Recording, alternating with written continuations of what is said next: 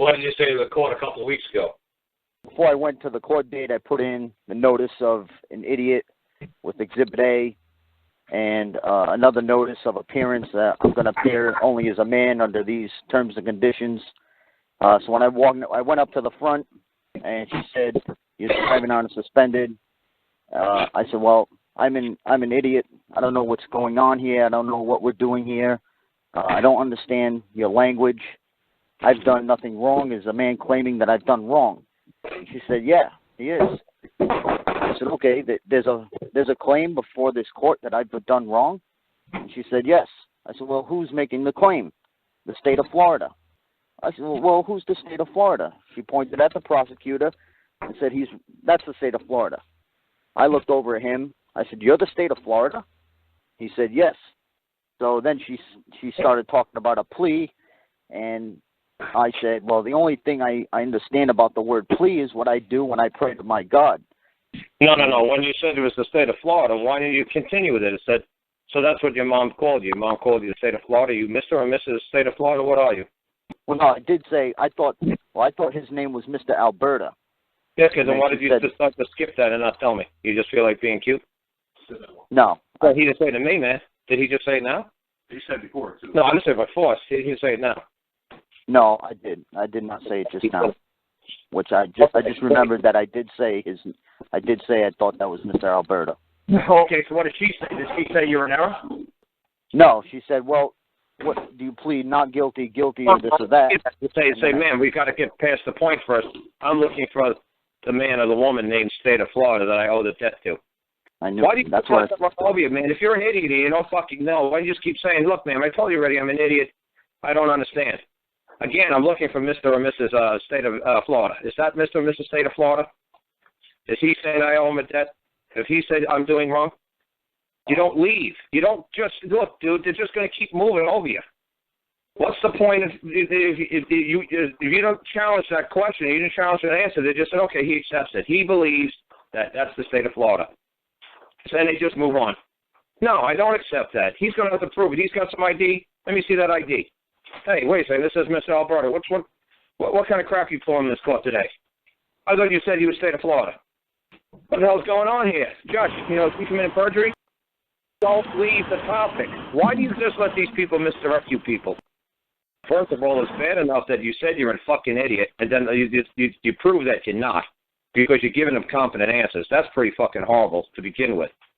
But if you want to play that you're competent, which you clearly did, and you clearly understand them, and you clearly appeared before them as somebody who was competent, not an idiot, well, that idiot notice just went out the window because you answered them competently.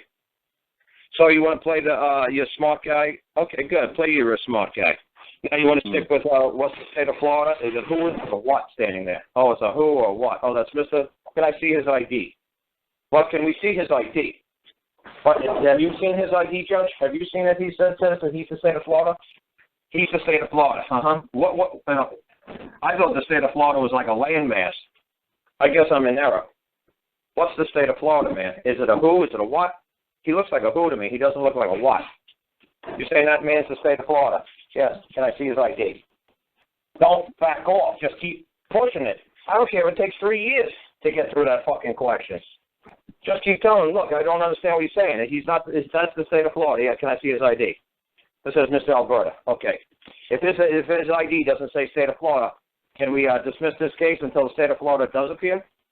Because I want to cross-examine the state of Florida. If his ID doesn't say state of Florida, can we dismiss this until Mr. State or Mrs. State of Florida appears?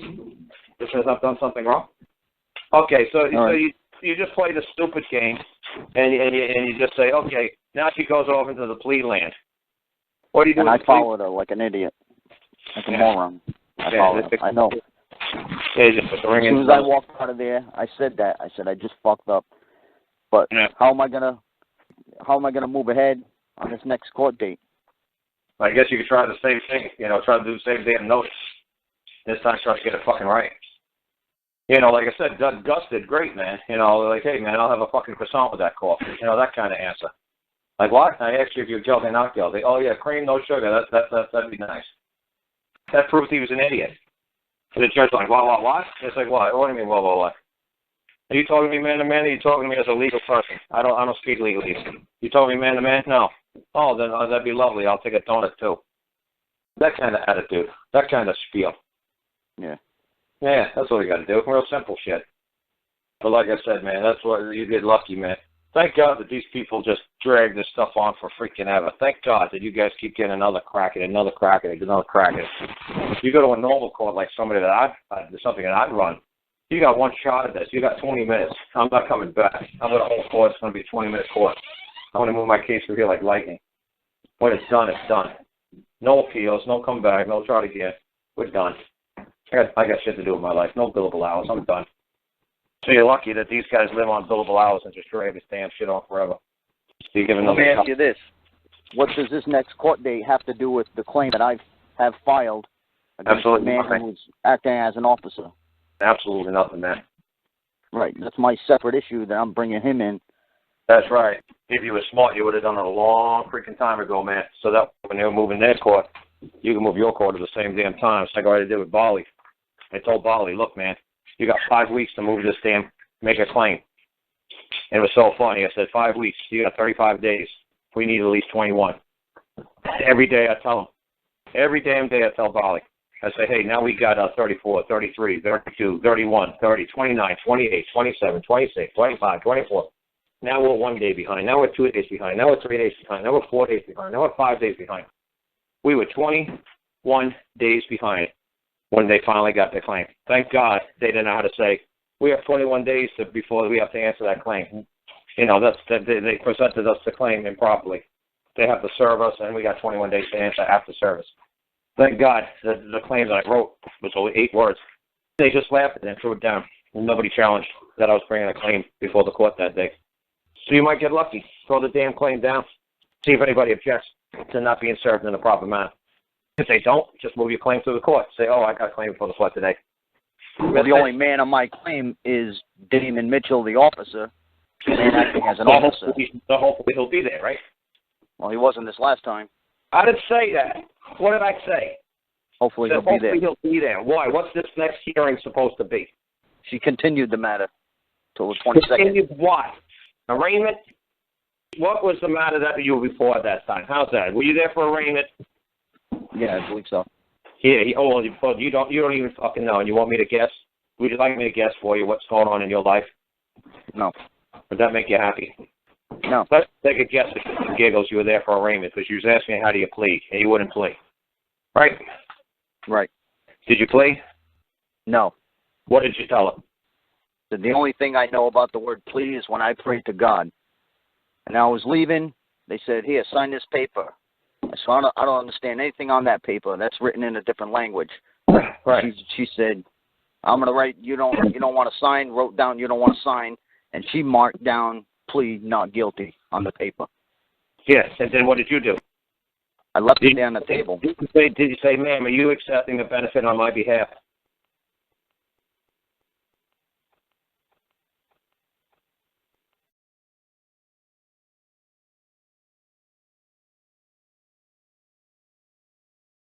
I figured out that I was going to write a letter to the man's boss.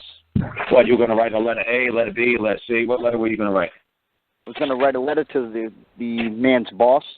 Okay, I'm just trying to get people to use words like I was going to write a document. You know, I'm just trying to get people to be a little bit tighter because I'm telling you that the legal people are just going to mess with you. Oh, so you wrote us a letter. What letter did you decide to write us? The letter Q, the letter Z, the letter W? See, I'm just trying to keep you guys from being correspondence. I was right. going to write a correspondence.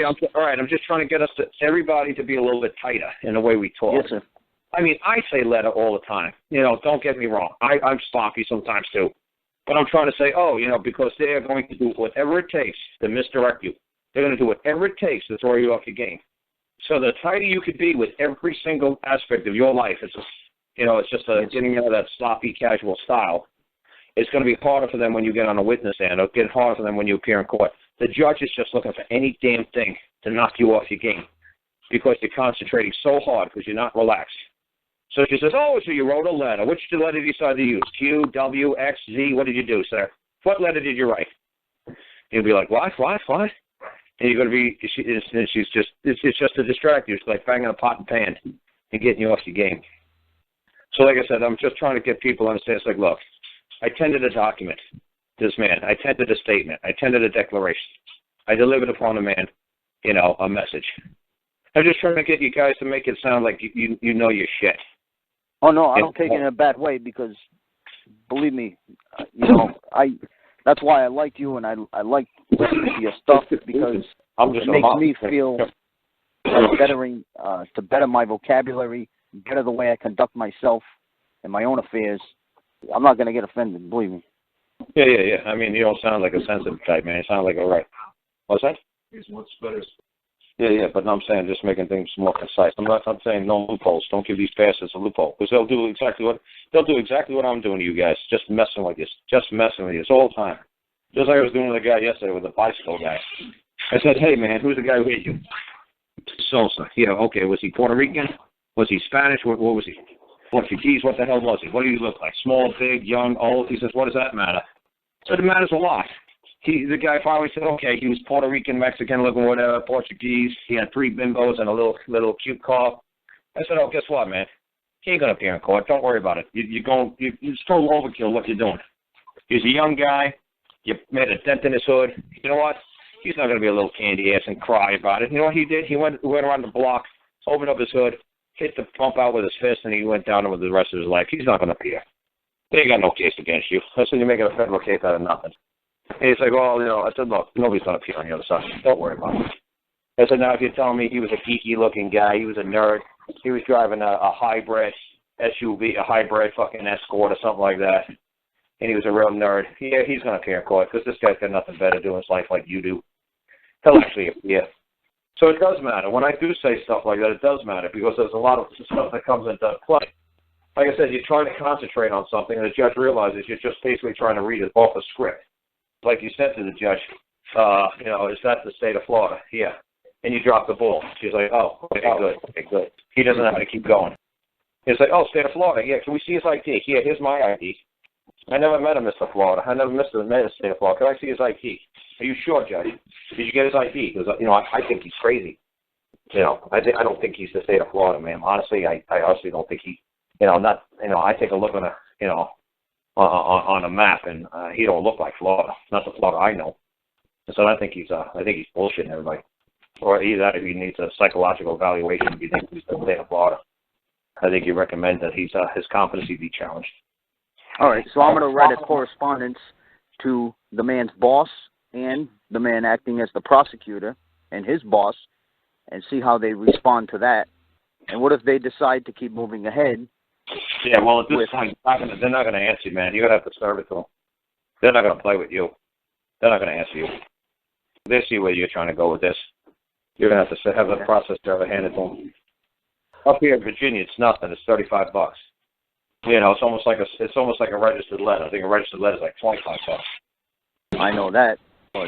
Yeah, so you get a process server. Process server will say, on this day, I handed it to this guy's boss, and I'll testify that it's true in any open court, as I'm an officer of this court, and I'll appear in any court in the United States to say that this man was handed this document or this package on this day.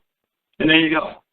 And then when you put him when you make a claim against him, you say, hey, look, I gave you fair warning, and you chose not to fucking, you decided to throw it in the crap or whatever the hell you decided to do.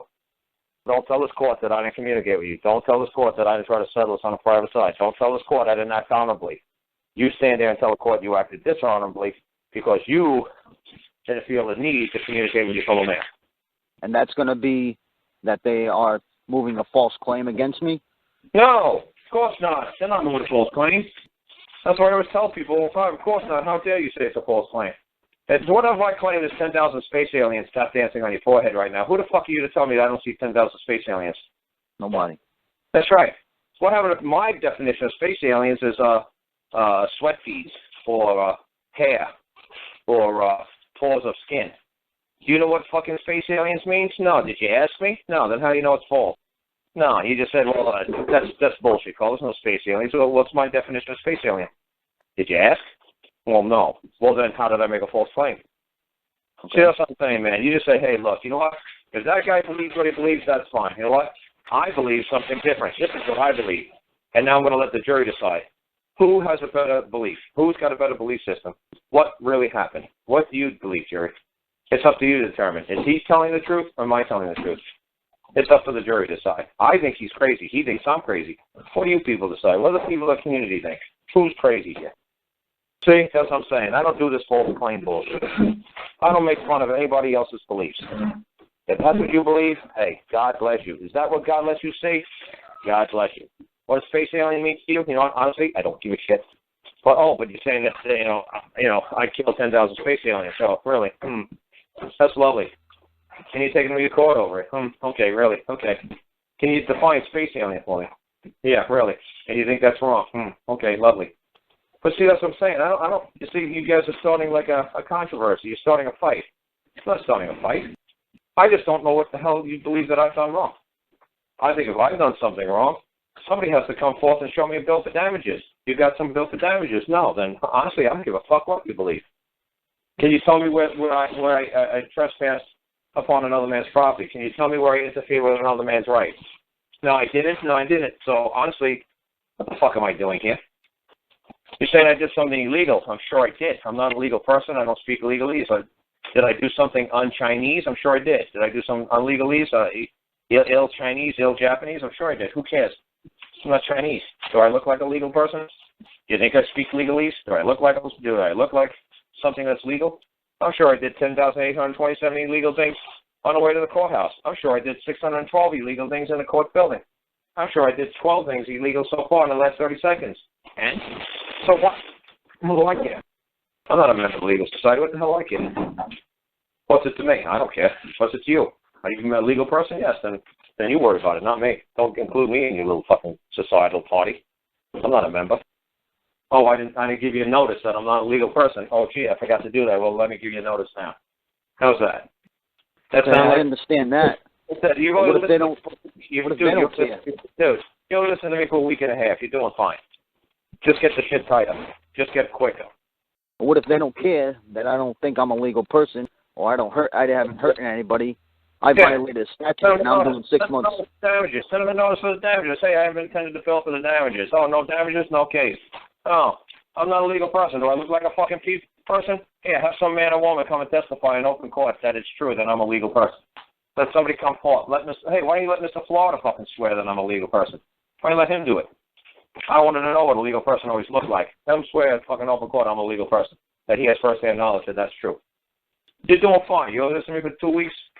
I'm sure you'll fucking kick the crap at him eventually. Well, yeah, eventually, but yeah, I got a family to support. Yeah, I can't take a chance. That's right. You better get quicker, better get faster, better study harder. Oh, well, you got into a fight. Hey, what did you do your whole life? You became the world's best orthodontist? What are you, the world's best plumber? You never bothered to study law? Like, that's my fucking problem? So you didn't spend your lifetime learning this stuff? Oh, well. It's just like, what do you do for a living? I was a contractor. I manage Dunkin' Donut stores now. There you go. You're the best Dunkin' Donut manager on planet Earth. So what? So that's great. That's fantastic. You know what? You tell me to run a Dunkin' Donut, it'd be bankrupt in 20 minutes.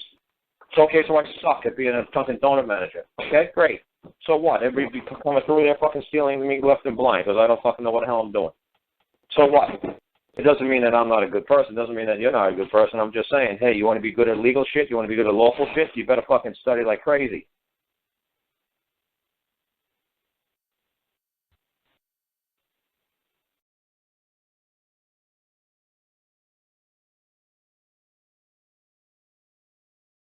I have a family court case that is going on in regards to my sons.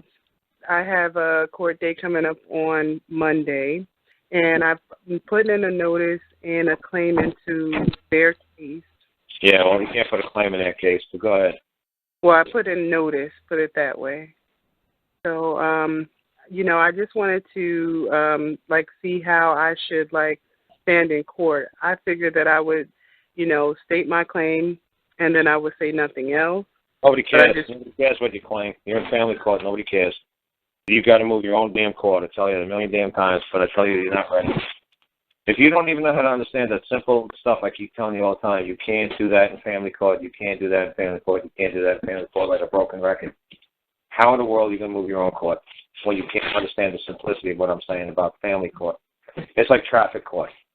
You're in traffic court and you start saying that somebody kidnapped your kid, somebody stole your kid. It's like, hey, lady, we're in traffic court. You're in family court. You say, hey, somebody kidnapped your kid. It's like, hey, lady, you're in family court. What the hell do you think you're talking about? Kid? What kid? What are you talking about? You're just considered a baby just like that baby is. You got the mommy judge in front of you. You're just an imbecile. You're just an idiot. You got no standing other than you're an incompetent. That's the only fucking role you get there, is that you're an incompetent idiot. You have no idea what's going on, and a judge is going to decide what's best for you. You got no standing there as a woman. Nobody cares what the hell you got to say. It's that simple. Go ahead and just keep saying shit to the judge and watch how fast you be held in contempt of court. Watch how fast your ass will go to jail. When I spoke to you before, you told me that I should put my notice in and say the 2 sentences. I already told you that. The only reason why you say those 2 sentences is somebody asks you to say it. Only if somebody asks you, man, do you have anything to say? Yeah, everything's there on that notice. What, would you like me to read the notice? Did you not understand the notice? Would you like me to read it? Did you not see the notice before? Yeah. It's 2 sentences here. Let me do it. I require the immediate return of that which is mine and is not yours. Seek, return, or compensate. There you go. That's my notice. Well, what does it mean? Well, what do you mean, what does it mean? What part of that didn't you understand? What part of that was too difficult? You want to take, leave a court judge and get competent counsel and try to decipher what I said? That'd be fine. That'd be lovely. How long do you wish to leave? How long is this going to take? Anything else you'd like to ask me? I guess not, no. Yeah, because we already talked on the phone before, and we just want to say anything. What you got to do? Just put that notice before the court and shut up. Don't say another thing. Wait for them to address you. If they don't address you, make your own damn court and file a claim against them. But you can't make a claim in their court. That's not a court of claims. You're wasting your time. That's simple. But what about the challenging of jurisdiction? Like, I basically challenged jurisdiction. I told them that I was an idiot. I was incompetent. No, it's like traffic court. It's like challenging jurisdiction in traffic court. Oh, well, the policeman wrote me out a citation. He wrote me out a ticket. Well, I challenged jurisdiction. This is the wrong. What? Lady, he wrote me out a traffic ticket. This is traffic court. This is a proper jurisdiction. We're talking about traffic here, right? Yeah. There you go. You're at family court. Yeah, this is what family court does. This is what we talk about. You challenge jurisdiction. It's like this because, wait a second, I got a bloody traffic ticket. What am I doing standing in family court? It's like, holy shit, you're right. We're in the wrong jurisdiction. We got no control over that. Have a nice day. Goodbye. You're right. Hey, can I ask you a question? What's venue? No. How about I answer the question? No. You like that answer? No.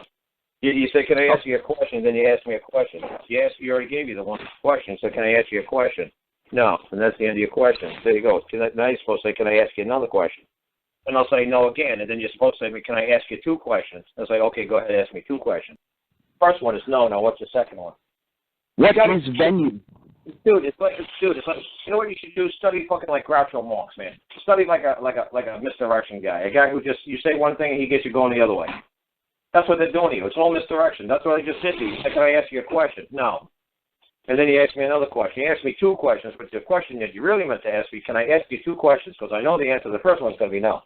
So can I ask you now? Can I follow it up with the second question? Yeah, go ahead, Dad. You got to get quick, guys. Your mind's got to work sharp, man. You got to realize this is like a comedy routine they're playing on you. And they love it, man. You got to go to court and entertain the son of a bitch. This is like Johnny Cochran, man. He was like a fucking ultimate fucking, entertainer, comedian. And he knew this shit. It's all bullshit, man. It's all fucking an act. It's all staged. Can you convince the jury that your shit is better than the other guy's shit? It's like a juggling act. Hey, look, that guy can juggle 2 balls. Look, I can do a hula hoop, a unicycle, and a fucking chainsaw. Don't you believe my act is better than theirs? Yes, and then you're gonna win. It's all bullshit, man. It's all fucking based on fraud. Only God knows what's true. It's how well you get bullshit in the fucking court. How bullshit you convince the jury. It's all bullshit, man. Nobody knows what's true. But yeah, go ahead. Ask me your second question. What is venue? It's just a location. It's like we're going to have court at McDonald's or under an oak tree or under an apple tree. Or in a public building. Say the courthouse burns down. You know what? We're going to start meeting up at the VFW hall. Hey, you know what? As a matter of fact, there's a little town, I don't remember, it was Carrollton? No, it was on the other side of Georgia. Sorry about that. There was a whole bunch of processing plant. And then when I had a traffic ticket, that's where we actually met at court, man. We met at court at a VFW place. It was funny as hell, watching the judge sitting in a folding chair in front of a folding table. It was hysterical. He was in there after a while, man, and when his court was all over, I pulled up a folding chair next to the guy, and we were just sitting around jibber-jabbering, bullshitting. It was a lot of fun. Just talking to a regular guy. Yeah, it wasn't a big fancy building. It was a VFW hall. If I get a map, I'll find out the name of the town, and you guys will laugh. You say, well, find out where this VFW hall is if you live in Georgia, and go down there and watch him do court one day. The guy whips out a folding chair, and he has a folding card table, and he holds court right in the VFW hall, and you do your traffic ticket. I got a traffic ticket for failing to yield enough at a yield sign. And the judge said, what the hell kind is that? What? He said to the cop, well, he didn't yield enough. He said, well, how much of a yield did he have to yield? He said, well, he just, he kind of just kept going. He kind of like, well, did he hit anybody? No. Did anybody get swerved? He's like, no, but he basically just blew through that yield sign. And I said, yeah, that's what I said to the cop, too. I said, how much yield is a yield? I said, nobody was in my path, so I don't understand how much I didn't yield. And I said, I think what it was, I got out-of-state tags, and he figured I'd just mail in the $35. And why would I drive all the way back here, this little hick town in the middle of nowhere, Georgia? But he didn't understand that I scheduled my fucking route, during the month that I'd wind up back here in this little itty-bitty town. So here I am to say, yeah, you know what? I yielded enough. There was enough yielding that day. So the judge just laughed. He said, yeah, case dismissed. But like I said, it's funny, man. It's a lot of fun. There's little tiny courthouses, little tiny towns, little tiny folding chairs and VFW halls. There wasn't like big courthouses. We didn't even hold it in the sheriff's department. It was funny, like Andy Griffin. No, he held it in the VFW halls, some folding chairs and some folding tables. It was cool. Seeing all the hillbillies in the parking lot, just pulling their pickup trucks and traffic that day, traffic court. Well, I was asking because I went in and took one of their papers this morning. They have everybody fill out their plea and sign this, and at the bottom it says, I agree that venue is before this court. Well, ask them the definition of venue. It can mean porcupine. It can mean orange juice. What's their definition of venue? If you don't know a term apart, if you don't understand their term, it's like I said, if somebody was like doing brain surgery, said, whip out the tire iron on this guy. I need a tire iron. Has anybody got the tire iron laying around? And I'm fucking consciously, what? You gonna hit me with a tire iron? No. It's kind of a heavy kind of J-shaped kind of piece of metal. It kind of resembles a tire iron. It's about the size of my pinky. No, we just call it the old tire iron. Oh, shit. I thought you were going to hit me in the head with a tire iron. So it's all a term of art. When you're an idiot, you're a layperson. You don't know their language. They know what it means, but you're clueless. It's like, shit, I thought you said hit me with my car. I nearly jumped off the operating table. The guy he says, hey, let me take a whack at that with an old tire iron. I think that'll get the job done. It scared the shit out of me. I almost fell off the fucking operating table. Then he showed it to me. It was the size of a toothpick. I said, oh, shit. He's dead with fucking venue. Oh, my God. Is that all it means? Huh. Yeah, ask. See, the problem is you're reading their crap, and you have absolutely no idea what these words mean. And you think you know what the words mean because they're talking like a normal Joe. They're not a normal Joe. They're a legal society. They speak legalese. Why are you trying to interpret their fucking culture, their beliefs, their religion? Why are you trying to interpret their fucking societal rules? Why? Why waste your time? It's just like saying what happened to the societal order of the Ku Klux Klan still fucking ruled the South like it did for 100 years. You're going to study all their rules before you walk in the court? Yeah, some of you guys probably would. It's like, hey, look, I'm not a member of the societal law of the Ku Klux Klan. Well, if you want to be a sheriff in this county, you better be a member of the Ku Klux Klan. If you want to be a deputy, you better be. If you want to be a court clerk, you better be a member of the societal law of the Ku Klux Klan. Nobody's going to vote for you if you're not. Nobody's going to vote for you if you're not a member of the legal society. Dude, I don't want to be. Well, you better want a job in this town. You better be. Dude, I don't want to be a member of your legal society. Or your societal law of the Ku Klux Klan. Your societal law of the Boy Scouts. I don't want to be a member of the Girl Scout Society. Well, if you don't, man, you're going to wish you did, because you know what? We're going to throw you in jail, and we're going to do all these horrible things to you if you don't plead to our societal order. Or if you don't give our legal society what we want to hear, you're going to have hell to pay. Oh, are you communicating a threat? You forcing me to voluntarily be in your society, and I don't wish to be in your society. Is this a legal matter before the court? Yes. Then what makes you think I'm a legal person? Do I look like a legal person? What does a legal person look like? Can you pull out the old dictionary? Is my picture going to be there? Ah. Holy shit, he looks just like me. You're right. Okay, legal person. I guess I am. Shit, I never knew.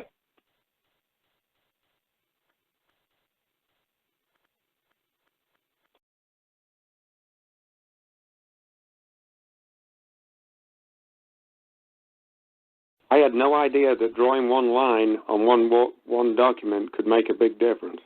Oh, yeah, boxing things out. Oh, yeah, because, see, I was explaining that to Paul earlier.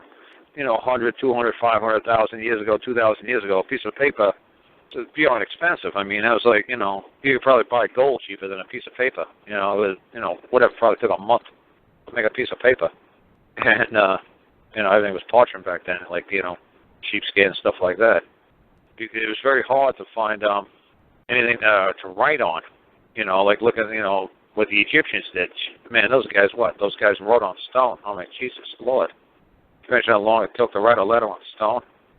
So you could have 57 different topics going on one piece of paper, but you just box it off. Say, okay, this pertains to this pertains to that pertains to that. It's like, well, you just write it on another piece of paper. Well, now we get paper, instantly. It's a penny a sheet, whatever. But when it was hundreds of dollars a sheet, you would box things off. Paper was beyond valuable. So that's why I explained to him the way he boxed off his name at the very top, where he boxed off his court. I said, man, don't box off the court. I said, let that become part of the document. Don't box it off. I said, because if they really want to, and they want to take it like literally, they'll say, why did this guy box off his court? Is it a separate document? Is he really, what's he doing? But we were going over the paperwork, I don't know, at least a week, sending back and forth, back and forth, back and forth. And like I said to John here, I said, you know what, I might just give up, and I might just do the damn thing for him. Just find me a computer and just, I'll be done in 2-3 minutes. Like for me to do a lawsuit, man, if it takes me 20 minutes, I'd be amazed. It's funny, I wrote like a habeas corpus for Frank in the front seat of my mom's car the other day. Man, I just flew. I just wrote it like really fast. And it might have taken me 2-3 minutes to do a habeas corpus. I said, just let Frank read this through the glass and tell him to write it down and mail it to me, and have him read it out loud. He reads it out loud. At least everybody in the prison system or the detention center heard him, and it's all videotaped and it's all audio taped. So that way, when he sends it out, they can't say, "Oh, that's not what Frank really wants to do. Carl's doing this. Frank don't want to do it. Carl's doing it." So I told my mom to have him sign it, write it as a notice, and send it out of the fucking detention center, and I'll fucking make sure that it gets before the court, and I'll get him I'll get him into a competent jurisdiction. That's basically what I wrote. I said, I require to place the case that is now Augusta County Juvenile Domestic Relations Court, case number to be placed before a competent jurisdiction in accordance to the common law. And say another battery guy. I can share this before Carl gets back. We found a nice courthouse that was away from all the big cities, where the people like to be pretty much like, and that's been useful because when I went down there, the people were very helpful and kind, and you're not part of a machine when you get there. And I recorded most of what I got. They bumped me from one clerk to another, and when I went up to see the second clerk, the clerk and master was actually a very helpful man, and the clerk tried to change my paperwork and actually struck a line through my first copy of my paperwork where it said court. And I looked at the clerk and master who I'd already spoken to, and I asked him, I said, it's very important that this reads this particular way. And he looked at the paperwork and he read it, and he said, and this is common law. I said, yeah, it is. I said, this is between the man who owes me the money, and it's between myself. I said, we need to keep the paperwork the way it is. And he just leant over the clerk's shoulder who was typing everything in the computer. And he said, leave the man's paperwork the way it is. It's his paperwork, leave it alone. He said, and he said this will be passed to the judge. It'll get case stamped, and then there'll be a case file. He said, and the judge will take a glance at it. And I told him, I said, I'm going to private serve the man right now. I said, because it's important. He's been ducking and diving, trying to stay away from him. Paul. Hey, Paul. Yeah, go ahead. Why don't you talk to them about the process server guy? How about that? Yeah, I can do the process server too, because I met him. Talk about the process server, man. Do that. Okay. That's fun. When I got back from the courthouse with the papers, I'd already called a couple of process servers, and the one guy who sparked my attention was the one guy on the phone. He said, well, I won't process serve unless I know a little bit more about it. He said, because I had somebody hurt who's worked for me a number of years ago. I said, I can respect that. I said, I'll meet you when I come back. I'll call you on the way back. And I called him on the way back from the courthouse, and I said, I'm on my way back. Do you have time to meet? He said, sure. So we met, and he sat down, and I kind of spilled the beans a little bit. I was very apprehensive. And I said, I'm trying to serve somebody who works for the government. I said, but I'm serving him as a man. And very interesting words he chose. He said, you need to know. He said, I will only do process serve on something that is right or wrong. He said, you need to understand. He said, I want to be on the side who is right. And it sparked my attention so much. Let's call this guy's name John. I said, John, I said, a very unusual choice of words you have there. And he said, well, he said, in my line of work, we see a lot of things. He said, and I never ever, in my lifetime, ever want to be on the side of wrong. He said, people get hurt and harmed in wrong. He said, and I want to be on the side that is right. And I said, well, as far as I'm concerned, I've hired you right now. I said, but I will, being as you've shared those details with me, let me open the case file and kind of walk you through where I'm at, because this one process serving that I'm asking you to do is only the first one of 3 more to come. And I said, this first one is obviously against a man whose job every day of the week is to go work for the government. And he asked me, he said, what division of the government? And I showed him the letters. And he said, how important is this man? I said, he's a group coordinator. He's in charge of a number of men. And he said, do you think he's an honorable man? Do you think he is a man who recognizes a right and a wrong? I said, I do believe that. And he said, let me ask you about these other men. And he went down the list, and I said, that's the man you've got to be cautious of right there. I said, he is the one who will get what he wants at any cost. I said, one day they're going to read about him in the newspaper, doing bad things to other people, just to get what he wants. And he said, well, let me tell you. He said, I've heard your story. He said, why is this man so important? I said, well, if you understood what they did to my son, you'll understand why I've decided to fight this from the ground up. And I told him the story about them sending 2 armed agents to my son's school to pull him from his school so they could serve him a grand jury subpoena. And the man's eyes got so big. And he said, if I could do it for free, I would. He said, but I'm going to charge you just the bare minimum it's going to take to get it to happen. He said, but I give you my word, I'm going to serve this one for you. And he had such a great heart, this man. And it was quite refreshing to hear somebody who used the term right and wrong just like Karl does. And I asked him, I said, do you have any experience with common law? And he said, well, I understand that common law is real law. He said, and we're so bamboozled with stuff that gets thrown to us. He said, nobody knows what's right and wrong anymore. And I said, John, I can't even tell you what those words mean to me. And one of the other things he brought up, he said, if you give me a full overview, he said, and I am sure that any man who I give this job to who works for me or myself, he said, I'm going to personally serve this one for you. He said, but the other 3, I may hand them off to one of the guys who works for me because we do a lot of other work, not just process serving. He said, but I need to know if they're dangerous men or not dangerous men, and I kind of gave a profile of each man we're dealing with. And he said, Paul, I haven't heard a story like yours in a lot of years. He said, there are divisions of the government that don't do what's right. He said, and you're obviously on the receiving end of one that's not doing right. He said, and hand on heart, I'm going to do everything I can to help you. He said, and I'll call you first thing in the morning. He said, don't even pay me any money today. He said, I'll meet you tomorrow. I'll show you the file of what I've already pulled up on the information on this man that you want to serve. And you can either confirm or deny it's the right man, and then I'll go after him and I'll serve him. And he even asked me, what day do you want him served? So there are great people out there. And if you shop your process servers, you'll even find process servers who have a heart and a conscience to do what's right and what's wrong. And they want to be a part of the solution, not the problem. So there are great people out there. We've just got to find them. And it's not the first phone call you make. It may be the second or third, just for those guys who are listening. I don't know where you went through this, Gus, at all up at your end when you did all your stuff, but there's some process servers will just take your money and say they'll do it. This process server even asked me, he said, is there is there any special words other than "you're served" that I need to use?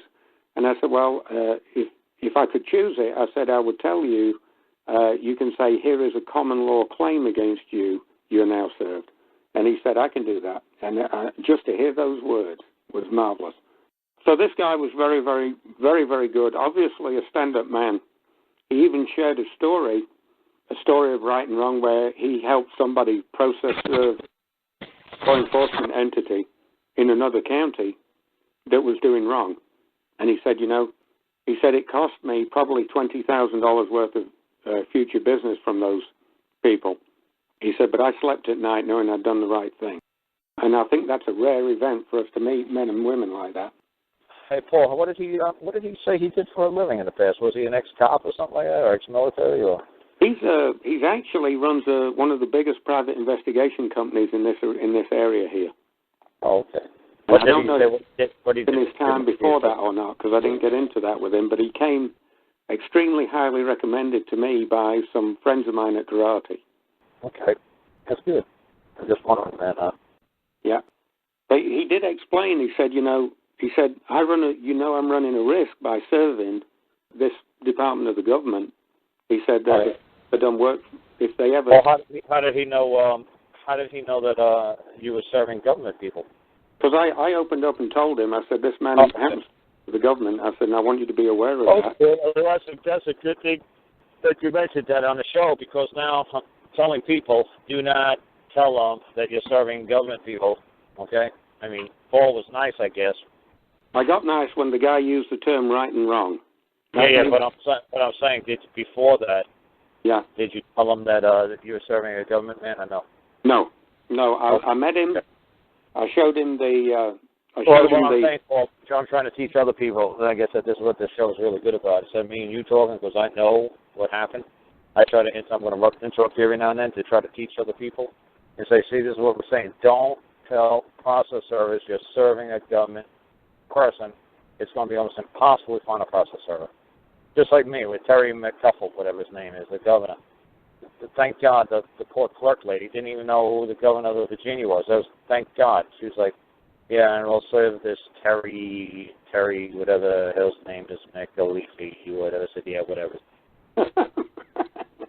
So thank God she didn't know, there's no Terry McCuffle. Thank God she didn't know, She said, okay, I'll serve Anita Harris up here at the county center. So obviously she must have known. She must, be some sort of government employee, because I said, I know she works up here at the county center at 68, Dick Huff Lane. I said, so she's like, okay. So then she probably says to herself, okay, Anita Harris is a county worker, okay. And then we'll have serve whoever this person is, Terry McCuffle, McGapple. So yeah, believe me, I say, oh, I'm suing the governor. I was like, oh, Jesus, I mean, can you imagine if I was that stupid? It's like, I'm so stoked. I am going to so sue this effing governor. So I wrote Terry McGuffle, the grand governor of the Commonwealth of Virginia. No, I didn't put that on the paperwork. I said, wrongdoer, Terry McGuffle. Man, wrongdoer. I have not given anybody any heads up, Where can we find this guy? I don't know, man. I'll get his address some other day. It's like, oh, the governor's mansion. Yeah, oh, yeah, right. You want us to ring the door of the governor's mansion? Man, this guy. Oh, yeah. Really? Let me read this lawsuit a little bit before I piss the governor off of, the 25th Circuit Court. They let this out of the courthouse. They let this clown file this thing. Can you imagine the grief that those people would get? Then if it clearly said on there, governor's mansion, Terry McGuffle, governor. It should be. They'd say, "Oh no, wait, we are not sending that out from here. Oh no, we did not need the governor's people down here, balking at us, saying, how the hell did you let this piece of paper get filed? How the hell?" I definitely tell people, do not put down their damn titles on these pieces of paper. Do not say he's the governor. Do not say he's the president of the United States. Do not do any of that nonsense. Like I said, you say the Barack Obama, what's his real name? Barry Sanders or something like that. I don't know. So I'm suing Barry Sanders. Oh, where are you suing? I don't know, man. Can you just file it and I'll get you his address tomorrow? Oh, okay. And they filed it. Then the next day you come by and it's like, oh, did you get his address? I was like, oh, yeah, 1600 Pennsylvania Avenue. Oh, okay. what Pennsylvania Avenue where? I don't know. I think it's near Maryland. I don't know. That's what you're saying. The zip code is right there. I don't know. I think that's near Washington or something. I'm not sure. Baltimore area. Just let the sheriff's department do their job. Don't get into damn detail. Yeah. Don't get into damn detail. So, like I said, Paul got into detail because he talked to the man a little bit. And what did you say? He said, when the man, go ahead, explain right and wrong. Go ahead. That's why you kind of opened up to him a little bit. But I don't recommend opening up to these people. You're scared of Jesus out of them. Yeah. He was just right straightforward. He said, before I serve anybody, I just want to know, am I on the side of right or wrong? And I said, strange choice of words. I said, can you help me with that?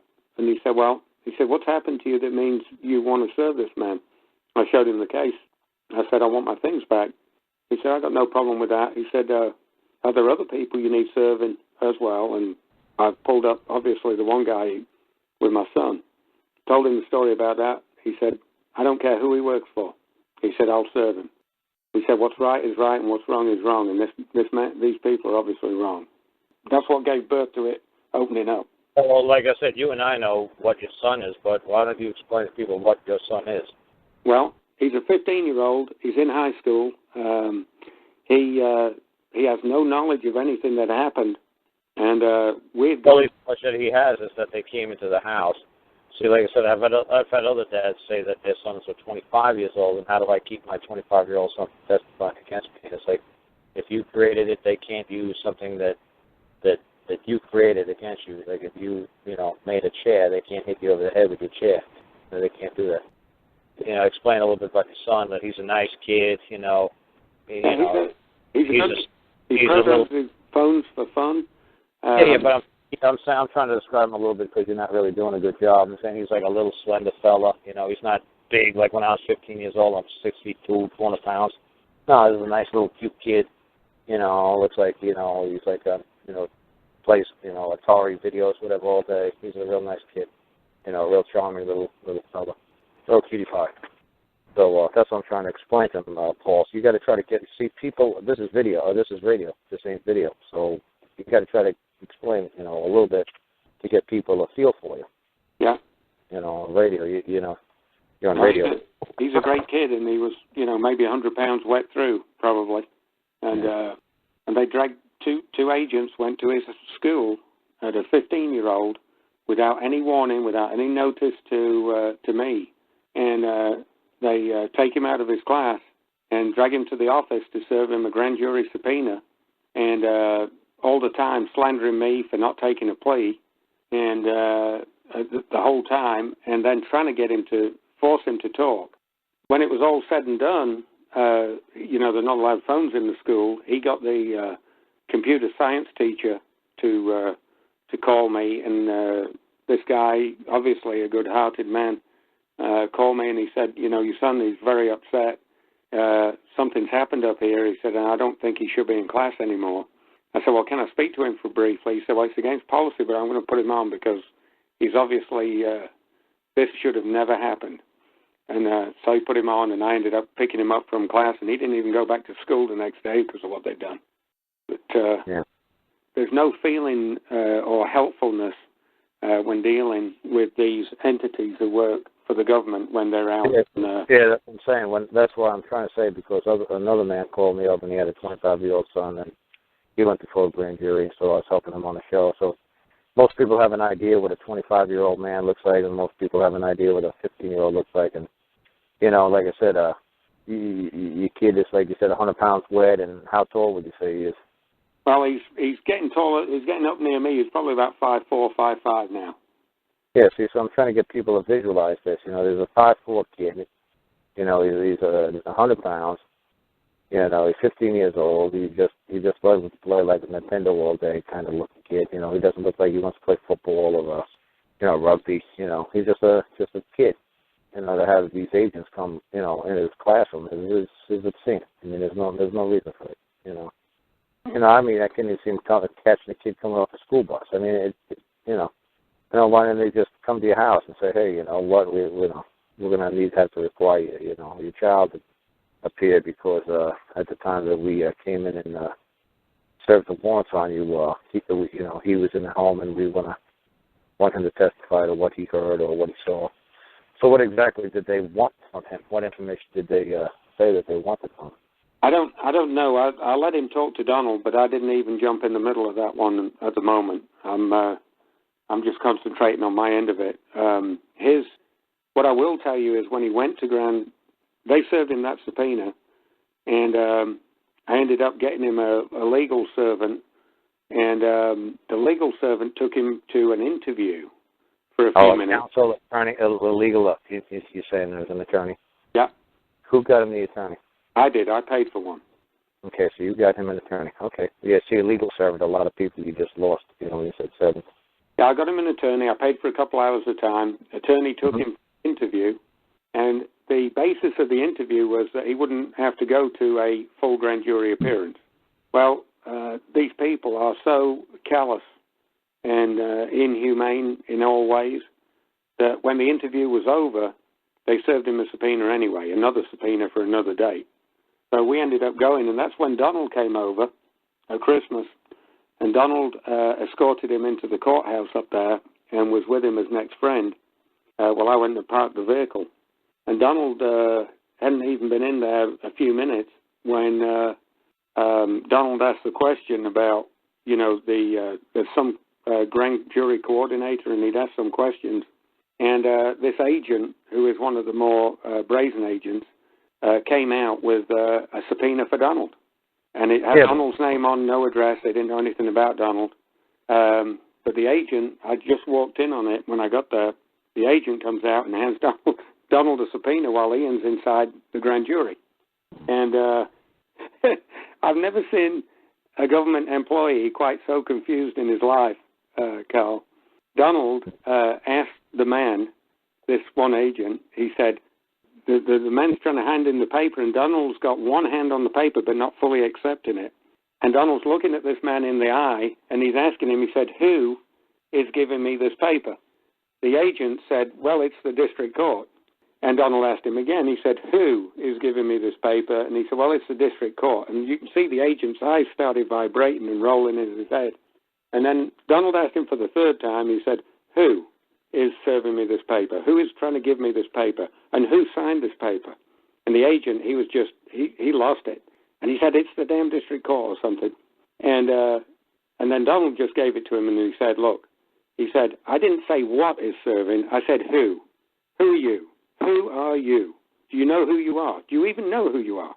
And the agent, he couldn't. He ran in the back room like a scolded dog and went and got the district attorney out. What did the district attorney do? Well, the district attorney then he came out and he said, do you understand what this piece of paper is? And Donald says, I understand, and I believe that this piece of paper is addressed to a person who goes by the name of Donald Watson. And he said, really? He said, yes. He said, who is the man who gives me this paper? Who is the man who signed this? He said, well, that was me. He said, well, what is your name? And he said, well, my name is whatever it was. And he said, well, I'm a man. He said, do you want me to make a special appearance for this? He said, well, you've been served. You better be here or we'll arrest you. He was pretty aggressive. Yeah. And Donald, and I leaned over to the agent. I said, you do understand this man doesn't live in America. He lives in England. Because they then told me. Yeah, what's kind of good is what Donald should have said is, are you communicating to me a threat? Are you threatening me? It's like, no, it's a damn promise. I was like, oh, okay, so you are committing extortion. You just threatened your fellow man. I'm man, you're man, and you just threatened me. Yeah. Say, is there a prosecutor nearby that I could, ask him if he'd be willing to investigate to see whether there's probable cause to take you up on charges for extortion? Can you say, I am the bloody fucking prosecutor? That'd be funny. That'd be cool. He's like, I guess I won't have to self-prosecute. You're going to have to do one of those, who's that free man guy? He's going to do the PAG, the private attorney general guy. What's his name? Rod Class. Yeah, you're going to have to do a Rod Class. Do a private attorney general. Well, then I'm going to prosecute you as a private attorney general. That would have been too funny. You started going down that chippy lane. That would have been funny. So anyway, he said that he started barking out all flavors of hell, saying if you don't get here, you'll be under arrest. Okay, then what happened from there? Well, I leant over and I looked at the agent in the eye. I said, you do understand that Donald, this man here, I said, you do understand he doesn't live in America. I said, $40 isn't going to get him to your special appearance. Yeah. And he said, what do you mean? I said, he lives in England. And he said, it was like he didn't want to hear that information, therefore he switched his brain off. And I told him 3 times, Donald heard it, I heard it, he ignored it. Well, apparently, about, I don't know if it was a week ago, a few days ago. He probably realized you don't have jurisdiction. Well, he doesn't have jurisdiction over somebody who's a foreigner. Yeah. Well, somebody who is what would be called like an illegal alien, because you see, he's not a legal person, and he's alien to us. He has no comprehension of what's going on in our legal system. correct. So see, when you say illegal alien, that's a wonderful thing to be. I mean, I'd love it if when I walked in the courtroom, said, "Are you an illegal alien?" They said, "You damn bet, you better believe I am." I'm not a legal person, and I am alien to I do. You cannot lien me. Like A means not, and lien. You cannot lien me. Like I don't say I am a man. I said, when you see me, you see man. You're man, I'm man. That's what you see. I mean, a lien, an alien. I said, that's right. You can't lien me. Right, I'm an illegal. That's right. I'm not legal. An alien. You're damn right. I'm not lienable. You can't push a charge on me. You can't pass judgment on me. I'm an illegal alien. Damn right. So anyway, so he understood that, man, that he can't serve, something for somebody who's not within his control, his jurisdiction. He can't order somebody to do that, because he'd have to have authority over him. And I've been trying to concentrate all week about authority and authoritarian. Authoritarian means I can impose my orders upon you. I don't have to compensate you. I can impose orders on you, and you just like mommy. Mommy imposes orders on you. Say vacuum the damn thing, do this, do that, do that. You can't handle a bill for $500. Say I vacuumed and I did all stuff. No, she can impose orders upon you because she's an authoritarian figure over you. So go ahead, Paul. A few days ago, I guess probably about a week ago, I'd just give you some background. When we knew Donald was coming back because of this mess, I gave him a SIM card that works worldwide for the business, and we haven't used it for a while. So he goes to England, slides a SIM card in, and the district attorney calls him in England, and Donald will tell you more accurately. But the basis of the information is they call him to ask him questions on the phone, and the very aggressive agent is the witness at the district attorney's office who's sitting in on the call. And Donald asked him just some basic questions, and he said, well, you do understand we're only going to pay you $40 for your appearance, and I understand you tried to let people know your expenses ahead of time and this and that. And Donald just said, $40 isn't going to cover it. I've already booked my flight so I can be there on the 13th. The district attorney did a double take. And he said, but I'm calling a number in America. He said, yeah, that's correct. He said, but I'm stood right now on the hills of Yorkshire. Yeah. He said, well, we can finish the interview right here. You don't have to come. And he said, no, it's too late. I have the flight booked, and I will see you on the 13th. Yeah. See, and that's what's funny, because I was pushing you guys like a million times, and you better get the itinerary routed through the Department of Justice or whoever's serving you, with the district court, and make them fully aware, of what's going on. So, like I said, this is going to be interesting, because I have to see where, like I said, that's what I always tell people, always make sure it's in the form of writing, any kind of proof that they're going to acknowledge that you made them aware that he was not, within the territorial borders of the United States, that he was outside of their jurisdiction, and yet he was summoned to appear, and did you folks let them know? I mean, did you send him an email? Did you send him a text message? Is there any kind of written proof, or is it just hearsay? It was in front of 2 court officers at the district court, and myself and Donald, but I think Donald followed it up with emails, calls, and a letter. That's good.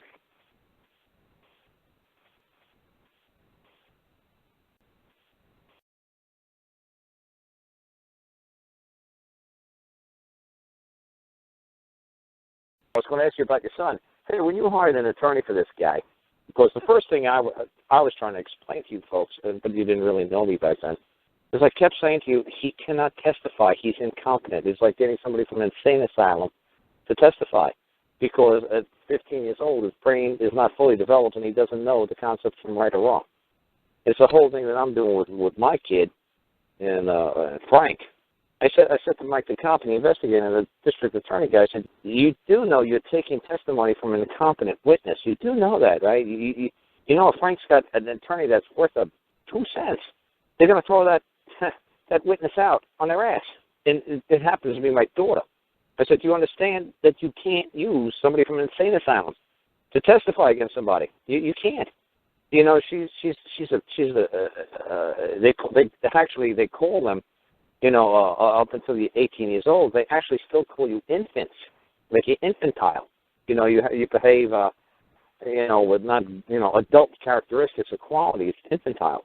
It doesn't mean that you know, she wets her pants and she needs a diaper. It's infantile. You know, she's incompetent. You know, she can't care for herself. You can't let her loose into the world and think that, well, she knows how to get a debit card, she knows how to go get a cell phone, she knows how to go rent a car, she knows how to go get a hotel room. No, she doesn't have to do any of that stuff. You know, you still need mom and dad to lead her, you know, from one end of town to the other end of town. Like, oh, this is how you survive, this is how you make money, this is how you get job skills. She's incompetent. So that's the question I wanted to ask you. How in all that holy hell didn't you explain? I don't know if I might not have known you at that time, but I go bananas when anybody tries to use somebody who's incompetent as a witness.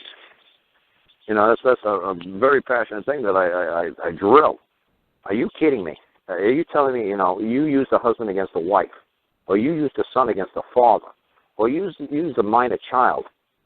They're not competent. There's a trust relationship there, or there's, you know, they can't testify. You know, they're not, you know, it's private information. It happened, and so it's okay. Let me put it this way: you got prisoners of war. There's the Geneva Convention. There's only certain things that you're allowed to ask a prisoner of war: your name, rank, serial number, and that's all they have to give you: name, rank, serial number. What's your kid's name? You know, what's his social security number, and what's his rank? I'm his son. My name is Ian. This is my social security number. I'm his son. What? Geneva Convention, man. Terms of war. I just have to give you a name, rank, and serial number. I don't have to give you anything else. That's all I'm going to give you. Well, don't you know? You want me to be treasonous against my people, against my nation. So you can't force somebody to disclose troop movements, who's the name of your commander, where is the troops last stationed, where's the troops going to go next. Can you tell us what they're thinking about doing next October? Do you have any information what you guys are going to be doing next week? Next week, I believe you're going to do something like called a Tet Offensive. You got to disclose to us. You have to tell us, or we're going to waterboard you. We're going to pull your nails out. We're going to torture your family back home.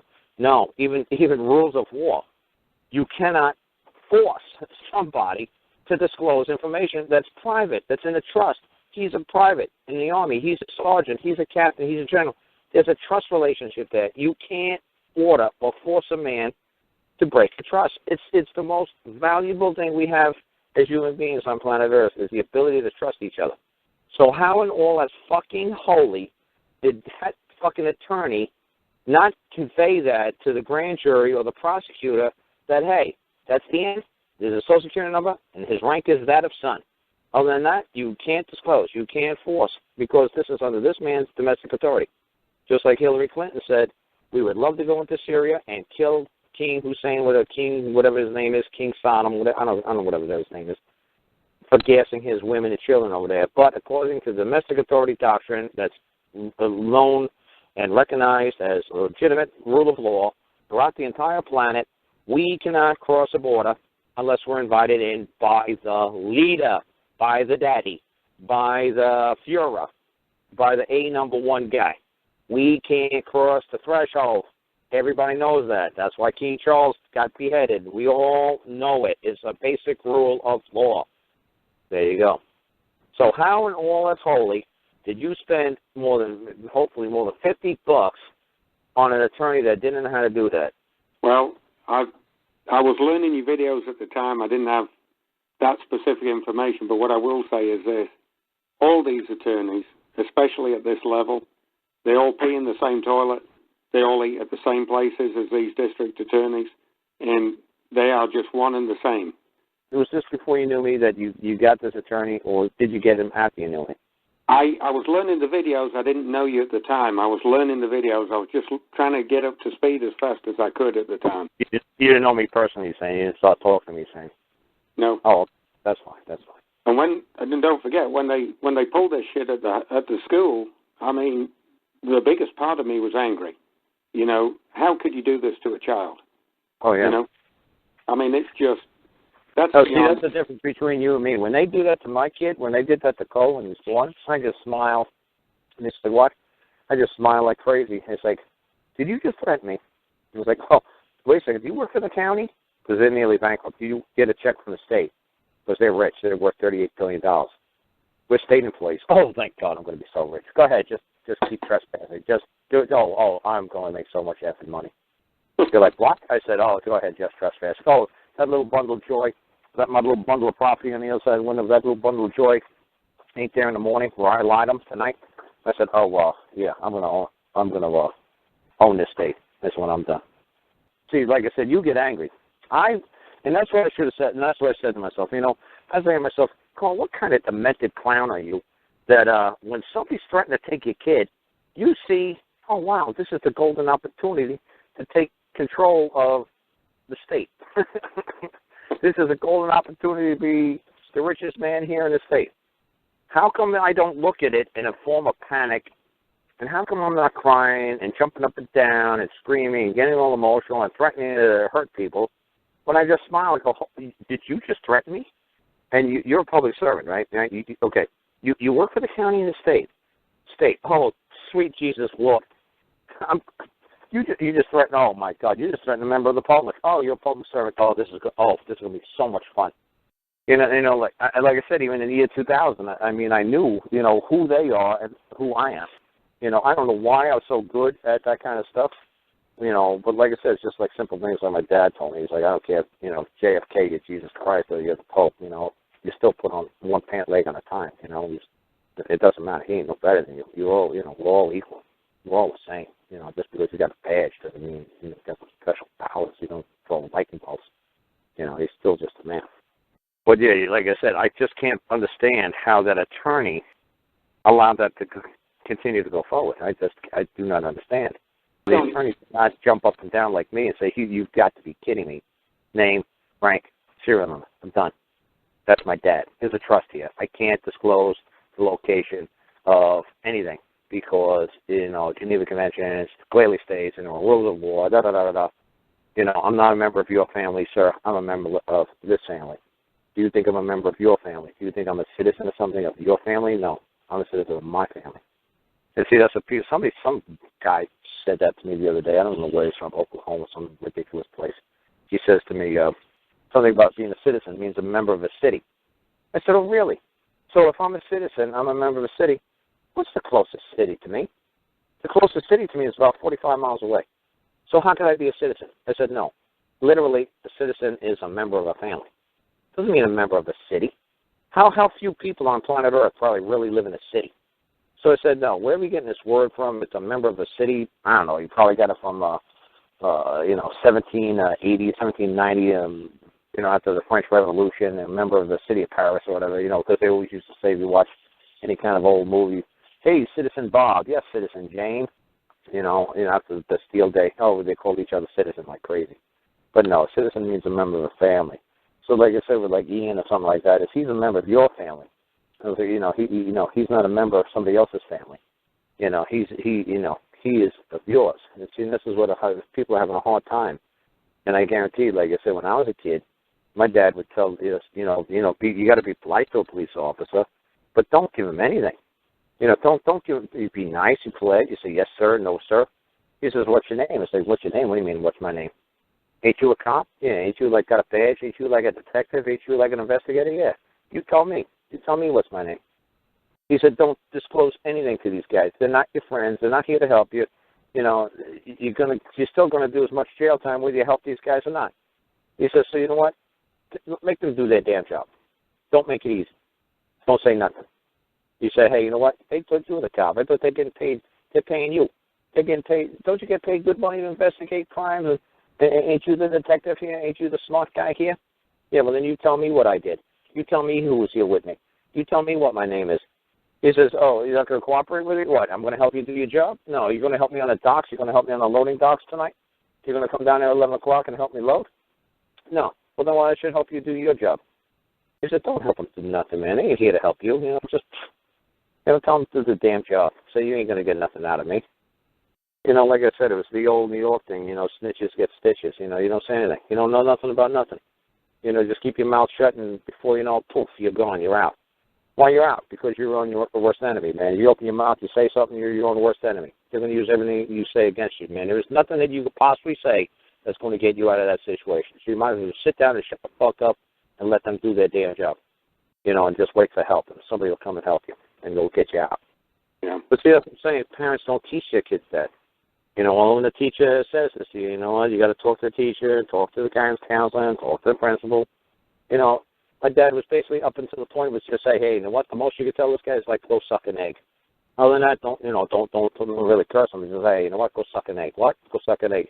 How much are you going to get out of an egg if you suck it? Nothing. Yeah, well, that's what you're going to get out of me, nothing. So go suck an egg. You know, so that was like online in New York, hey, go suck an egg. Why? Go ahead and suck an egg. How much are you going to get out of an egg when you're sucking it? Nothing. Well, that's what you're going to get out of me, nothing. So go suck an egg. You know, but that's what I'm saying. It's just, that's the way we were raised. That's the way we were raised. Yeah. So, like, it's good. I tell you, I've learned a great deal, but the most of what I've learned is what the time that you've spent and Gus has spent talking to me and helping me, for want of a better description, understand the workings on their side, and also how defective their thinking is about harm and wrong and right, because they can't plug into any of that stuff. They just don't get it. Yeah, they don't care. They got a job to do. It's like me. I got a job to do. And it's funny. Anybody who works with me, they can say, hey, Carl, wait a second, the operator's manual says this, the directions say this. I say, oh, yeah, let me see that. Yeah, and I rip it up and I throw it, and I, you know, say, yeah, great, I'm going to use it for bird cage, for bird droppings. I say, well, Carl, this is a safety manual. Yeah, whatever. You know, rip that chain guard off that thing. I ain't got time for this. Oh, but Carl, no, look, I got a job to do. I don't give a damn how it gets done. Just do it. And what's funny is this is what you were afraid of, too, that they were just so zealous in what they were doing.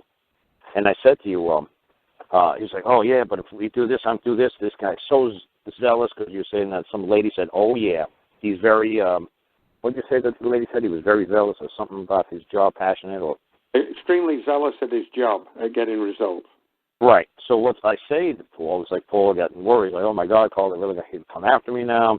I'm going to put this in. They're really going to tighten up the news. They're really going to start kicking ass. I said, no. What they do is they love these zealous guys. They cheer these zealous guys on. Rah, rah, rah. Go get him, Tiger. Go get him, Tiger. Go get him, Tiger.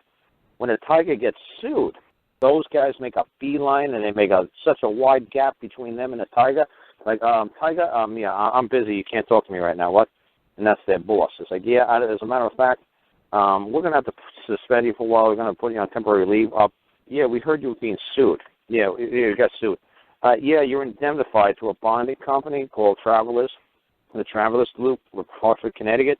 Yeah, and they found out that you were sued, and they pulled your bond. What? They pulled your bond. Oh, I didn't know you. Oh, I operated under a bond. Yeah, operating under a bond.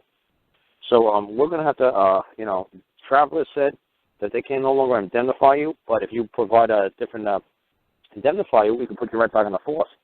It's like, oh, really? Why, how much does it cost? Oh, well, and the Travelers Group, they only used to charge us $2.16 a year for you. Oh, really? Oh, that's cool. So I just got to get another indemnifier? Yeah, but the next indemnifier you get, they want a $100,000 deposit. What? They want a $100,000 deposit. Why? Because you're being sued. So see, this is what I'm trying to say. Once those people get sued, their rah-rah fucking bosses and their rah-rah agency, you know, heads tell, go get them, Tiger, go kick ass. Yeah, but then once they get sued, they leave them out to dry. And that's why I tell people, go read Raley versus Raines. And that's an Alabama case where a cop did the same exact thing, you know, be very aggressive, stop all these car drivers, blah, blah, write up tickets, blah, blah, all this nonsense. He was a good little trooper, good whatever, you know, cop, whatever. He shoots and kills a guy, then they leave him out to dry. They don't even give him an attorney for his trial. You know, they don't care. And he had to sue the state for, he's like, well, I was acting as a cop at the time of the time I shot the guy. He's like, no, because you shot the guy in the back, You know, that's not what a policeman does. And the guy's like, oh, you got to be kidding me. I thought he was going for a gun. Yeah, well, you were also outside of your jurisdiction when you did it. Oh, that's because I was on a high-speed pursuit. He's like, yeah, you know what? We're still not going to pay for your attorney. We're still not going to cover your court costs. And, you know, the widow is going to sue you, and she's going to take away everything you've got. And then there was, I think, C6. This is one of the 6 ways that you could actually sue the state government. And that's why I was studying Raley versus Raines. And then, like, with Alabama, there was like 4 out of 6 things that the state of Alabama did and the agents of Alabama did that gave me the capacity to sue them as a government entity, you know, because it's very hard to sue a government entity. So I really was studying as many cases as I could. Raley versus Raines was one of them. And this is what Paul was worried about, that he was really going to come after. And I said, as a matter of fact, Paul, since I made a claim against Mike the cop, and this Anita Harris lady, it's gotten very quiet and mellow around here. You know, no more harassment, no more nonsense from these people. My mom went to court last Tuesday. She said, man, no more jokes, nobody smiling, nobody high-fiving, nobody laughing about what you're doing. She said, man, they were all deadly serious, you know, because they were sued. And then, you know, like I said, the next guy gets sued, I can sue the next guy, sue the next guy. And how are they going to answer? I'd love to hear him say that, I failed to state a claim in which relief could be granted. As I failed to state a claim, well, I made a claim that you took my property, Exhibit A, and relief could be granted. Return it. No, I think that's a pretty good claim. You took that which is mine, return it. See, Exhibit A, can you return it? Yes or no? Because you're the one who signed the paperwork. You're the one who petitioned the court to take her away in the first place. So, are you the one, do you have the capacity to withdraw your petition? I bet you do. So you were saying, you called me up all morning. I mean, we were going on and off for hours, back and forth, sending paperwork. Yeah. You finally finished it up, and it looked pretty damn good. Okay. And I liked it. I said, go ahead, dump it in their lap, see what happens. So explain to them, other people, a little bit what happened, because like, we were very, I was very animated at times, let's put it that way with you. To get the damn job done and just get the damn thing in. We need a good beating once in a while, Carl, because we got to march in line to common law, not to where our mind's been trained from a young age. Okay. But I drive out to the courthouse, and I called out there, and they told me the fee was going to be $150, $175 if you want them served. And I thought, well, I had 2 with me. You know, I had enough to do two suits with me, 2 claims. I got one of Ben's claims ready too. Yeah, but we just did the one. We did yeah, but I had Frank and Frank is the one we had. Okay.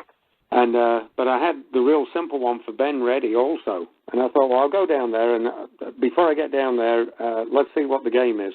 And I get down there, beautiful courthouse. I mean, just real nice, out the way, great people. You can tell the whole environment down there, they like to be left alone. They're the same kind of people that you see up in your neck of the woods. They're away from the city. They don't want to be bothered by anybody. They have a nice little thing going on, little, town square or whatever. I go in the courthouse, and they got the clerk's office as you go in, or one of the clerk's offices, and I said, I'm looking for this office, and they say, oh, you'll need to go to the end of the hall and down the stairs, and you need to ask for, and they gave me a name, and I went in there. And I go down there, and the lady said, well, we're inundated with cases in our end of it. You need to go up to the 3rd floor and file up there. And I said, but you do understand this is the court I want? And she said, yeah, go up there. I go up there, and I meet the clerk and master of the courthouse and the clerk for that court on that floor. And I said, I showed my documents to the clerk, and I said, I need to file this today. I brought 3 copies so you can stamp them all and just give me a couple of copies back, and I'll pay the filing fee. The woman who was the clerk struck out something on the top of the paper. She struck out my name from court. Oh, slow down. Okay. Because I jumped your shit when you called me up.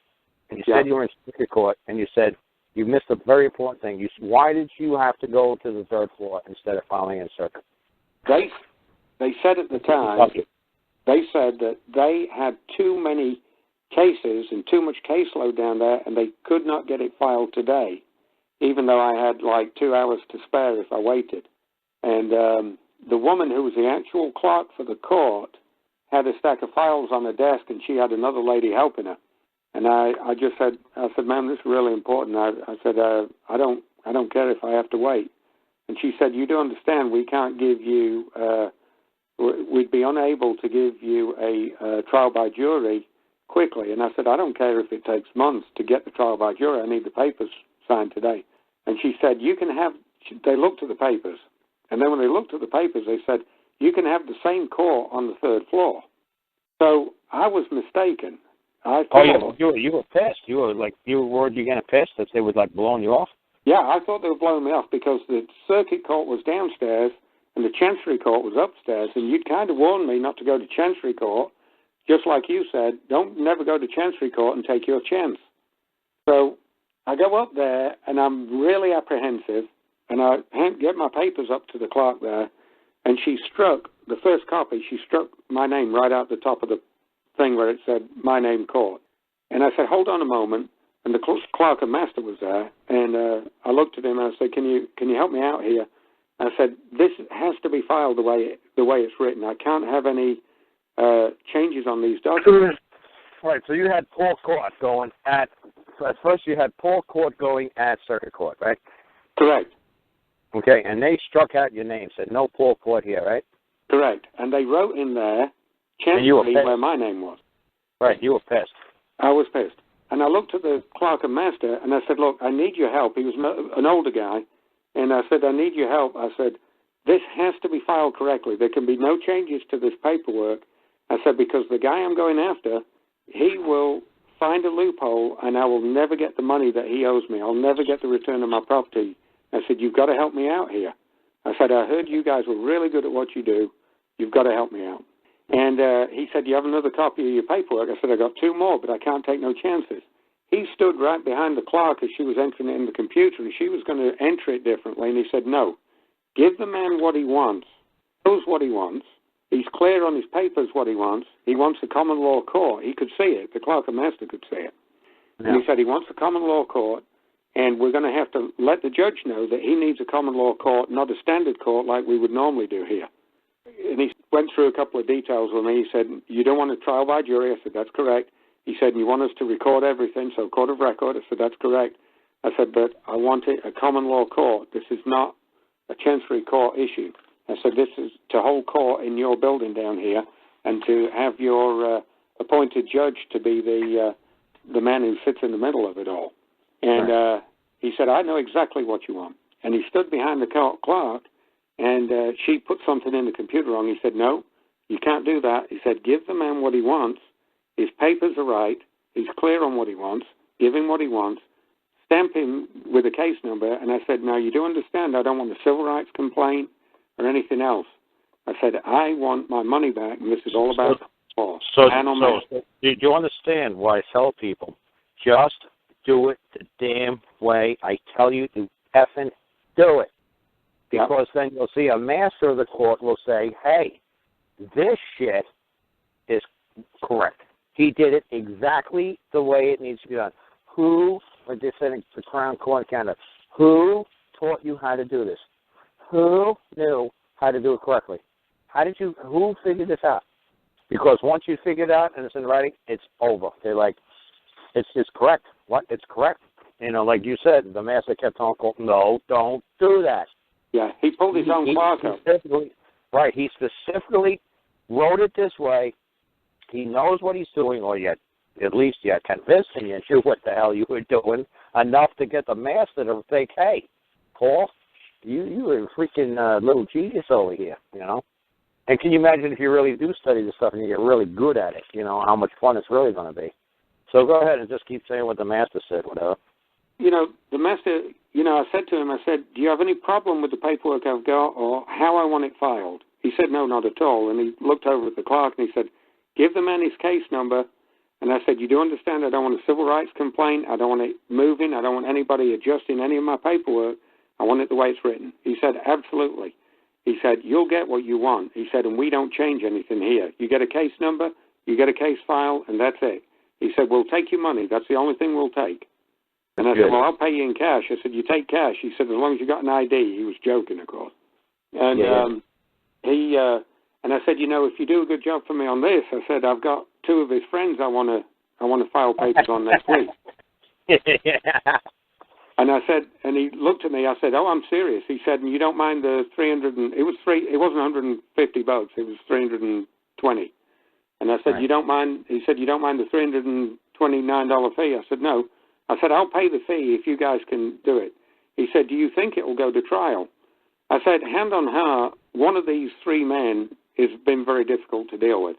I said, but hand on heart, one of them knows right from wrong. I said, I believe that he's going to do the right thing. And he said, however it turns out, it turns out. He said, if you need an audience with the judge to let him know what it is you want in your court, he said, just give me a call and we'll set it up. He said, and I'll have to ask the judge without you present because there can be no impropriety, between parties or anything. And I just want the judge to know that I haven't spoke to you, and not the other party. I said, that's fine. Right, it's an ex parte hearing. But that's what I was trying to say to you. When you were telling me this on the phone, I was livid, man. I was like going bananas on you. And I was like, no, you look, Paul, you're going to have to get something called a precipice day, a preliminary hearing, a preliminary trial. You're going to have something between you and the judge. You're going to have to send them a note, and you're going to have to send the judge, say, look, this is what I require. When I show up today, remember what I was telling you? Do you remember what I said to you? What you require to send to the judge, what that you want him to do? So it's crystal clear that when you actually attend into that, you're present in that courtroom. Do you remember what I told you, that you basically had the right to, and you told me to scribble something down and you'll make sure it gets to the judge, but can you kind of remember what I told you, that, needs to be sent to the judge? Something that the jurors would decide, and that the judge was, am I right in saying, an arbitrator? Well, he's just going to bear witness to what the jury rendered that day, the judgment that the jury rendered. He was just going to be there to bear witness, to swear, I saw Paul present his case. I saw the other man present his case. I saw the jury come back with their verdict. I was there that day. This is what actually happened on this day. The jury tendered this verdict on this day. What the actual verdict is none of the concern of the magistrate or the judge or the clerk. Anybody could basically just bear witness on behalf of the court that this is what happened on this day, and he'll swear it was true. What's funny is, if you watch some old cowboy movies, right? Watch some old cowboy movies, and you'll see this guy who is the judge. Okay, this is real common law stuff. If you watch the old cowboy movies from the 1940s, 1930s. 90% of the time, the judge was sleeping, because he was just there to bear witness. He didn't really give a damn what the testimony was. He didn't really give a damn what the hell was going on. He was just there to make sure you spoke, you were done, you finished, okay, good. Now, the other side speaks, okay, you done, you finished, okay, great. Jury, have at it. Go, sequester yourselves, go sit in the back room somewhere and come out with a verdict. So it was so funny. If you watch the old cowboy movies, it usually just had an old guy in there who's just there to bear witness. He doesn't give a damn what the hell's being said. He doesn't care. He just falls asleep, takes a nap. And if somebody starts laughing in the courtroom, he opens his eyes and says, "Oh, what's going on? Well, whose turn is it? Who's supposed to be speaking? Oh, you are? Oh, okay. Are you done? Where are we? Can somebody tell me?" And then I'll say the judge, the bailiff will say, "Oh, judge, he was saying this," and he said, "Oh," the judge will laugh. "Oh, that's funny. That's a good one. Yeah, but we got to take this serious, folks, and let's move on. Whose turn was it to speak? Okay, go ahead. Just keep talking," and then he'll go take a nap again. Down here in Virginia, when I ask the attorneys, this is when you hold like a court of record like that, and doesn't the judge sit to your left? And he says, "No, the judge sits behind us, and we present our case to the jury." I said, "Oh, okay. I thought most times the witness was over to the left." He says, "Well, that might be in some courthouses, but the federal courthouse down here, the United States courthouse down here, the federal courthouse down here, the judge is behind everybody when you require, like a court of record, where the magistrate is independent of the tribunal. He sits behind everybody. He'll just yell up, hey, it's not your turn to talk. Hey, just stop. The other side, hey, he'll be like the umpire or at a tennis match. He'll be outside of the court, outside of the net. He's not standing in the middle of the court, in the middle of the net. He's shooting tennis balls over the guy's head. No, he's to the side. He's just an impartial witness and saying, hey, that was out of bounds. Hey, your turn. He's just basically making sure everybody behaves. So that's great that the court master said that. So I'll write something for you, obviously, what you need to get before that judge. So when he sees it, he'll say, holy shit, this guy is like competent. This guy really knows what we're going to do here. He has an idea what he wants, and he's going to require this of me, and I better do it. You know, I bet this guy sounds like he's not somebody to mess with. He sounds like a super genius. When I told the clerk master, I said, look, you do me a good job on this. I got two of his friends I want to bring down here. He said, I'll take your money. Don't worry about that. and what did he say about the judge? What kind of demeanor does this judge have? Asked, I said, I don't know how many judges you got down here or anything else. And I said, tell me a little bit about the judge. I said, I don't want to know his name. I said, but just how do you do things down here? And he said, he's an old-time judge and he understands real law. And I said, you mean real law, not all this other stuff that they go on with these days. He said, no, we like to live old school down here. He said he likes real law. So he kind of said that he's going to like to see your case, or? Yeah, I think so. And don't forget, because you told me, you said the master said, he says, oh yeah, he loves hearing old-time law like yours. He likes going back and doing it the old-fashioned way. He doesn't like it, the new stuff. He actually likes doing the old law. He does. Yeah, he does. Is what I tell people. There are judges who enjoy doing this old stuff. Like when I went to England, when I put the notice in there with 2 sentences, the judge just looked at me, and he looked at the prosecutor and said, do you see this notice? No, you better not, because I don't either. He said, but there's a man over there that I don't recognize, and I'm sure he does. And you better go out in the hallway and settle this with this man, because it's over. And volume then would start jumping up and down and say, see, he doesn't say he see. I said, dude, it's over. Did you hear the judge say it's over? But it's over. The judge knows what I'm doing. I'm throwing the old school rules down, and since it's not outlawed, it's still in law. I'm using old law. And this guy's like, this guy just did the old 2 sentence, I'm done. Not Philip Lauers. I'm not going to go on and drag this on for 16 years. No. 2 sentences, I'm done. Watch when I make my claim. It's going to be 1 sentence, and I'm freaking done. I said it shouldn't have had to go to the claim. The Crown prosecutor should have came out in the hallway, which he did, and he did talk to me, which he did, but he had absolutely no clue what I was doing. He just looked at me, what the hell are you talking about? I don't have a clue. But like you said, at least the master that you're dealing with, you're going to have a lot of fun because you have a judge who actually knows what's going on. And now you just got to tighten up your game a whole bunch of notches because, like, at a scale of 1 to 10, you're probably a 2 or 3.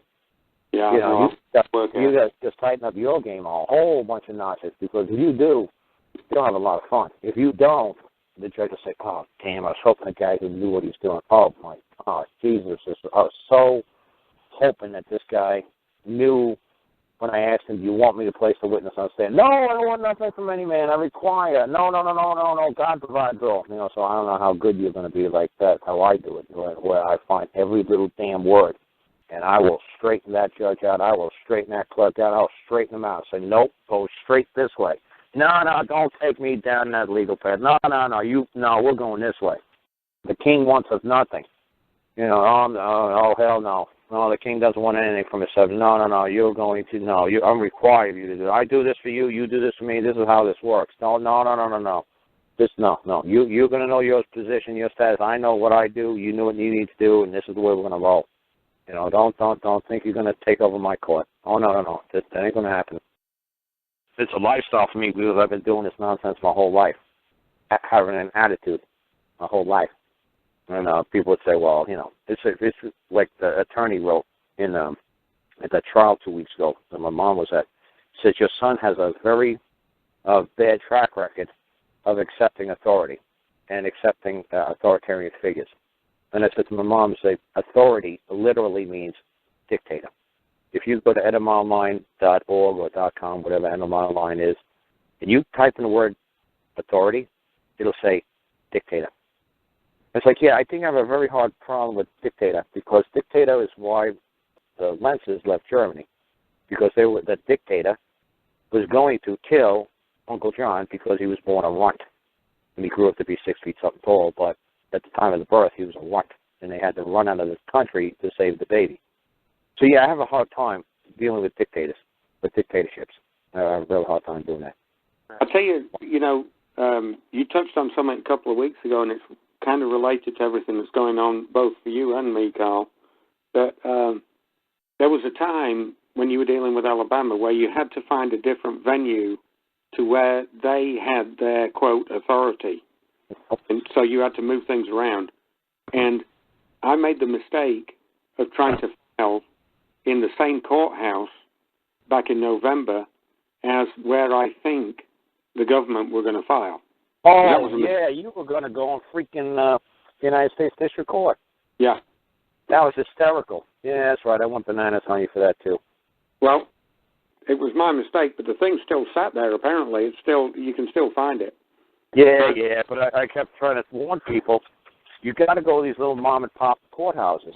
Stop going to this, what you think is these monolith, the end-all, the be-all United States District Courts. It's like, no. You're going to get a real court and real justice if you go to a mom-and-pop courthouse. Especially like me, if you go and find a town that needs the business and they like to be left alone. These people, they don't like to be messed with. They're kind of similar people to where you are. My town's like a hybrid town because we're closer to Nashville, and we have a courthouse here in town. But these guys who live out in the country, they want to be left alone. They're not interested in somebody dictating to them how they live their life. It's going to be the perfect jury for me. Yeah, but that's what I'm saying. I was trying to say with the United States District Courts, so many people are enamored just by the name and the symbolism and the big mighty eagle and the thunderbolts and the shields and oh, look at the size of this building. Oh my God, this is a real justice we're going to get here. Oh man, look at the power and the authority and the might of the United States government. Wow, we're going to throw thunderbolts at this guy. He's going to crack pickles. And I'm like, no. Go to mom and pop courthouses. They got just as much power. They got as much authority as these United States District Courts. It's a commodity clause, a comedy clause, so the COMITY clause. Mm-hmm. It's the credit clause. They have just any competent jurisdiction, any competent, whatever ruling is made, it could be made in a town or county, whatever place that you go, in the country, man, they'll accept the full faith and credit clause, or like I said, the comity clause. When you have it's just like with this gay marriage thing. You can get married now and anywhere. You get married in California, and they have to recognize it in Maine. Whatever ruling you get, no matter where you go, if it's within the United States territory, it will be recognized as a legitimate court order, a legitimate judgment. It will be considered bona fide. It's good. You went before a competent tribunal? Yes. You went before a competent court? Yes. You got a ruling? Yes. You got a judgment? Good. It works no matter where you go. So why in the world would you want to go to the United States District Court when the United States government employees are the ones that are pursuing you? Why would you want to run into their backyard and say, help? What's the odds of that happening? Yeah, it's a stacked deck. It's like playing the casino house rules. Right, but at one time before you met me, you thought it was great because look at the might of the United States government.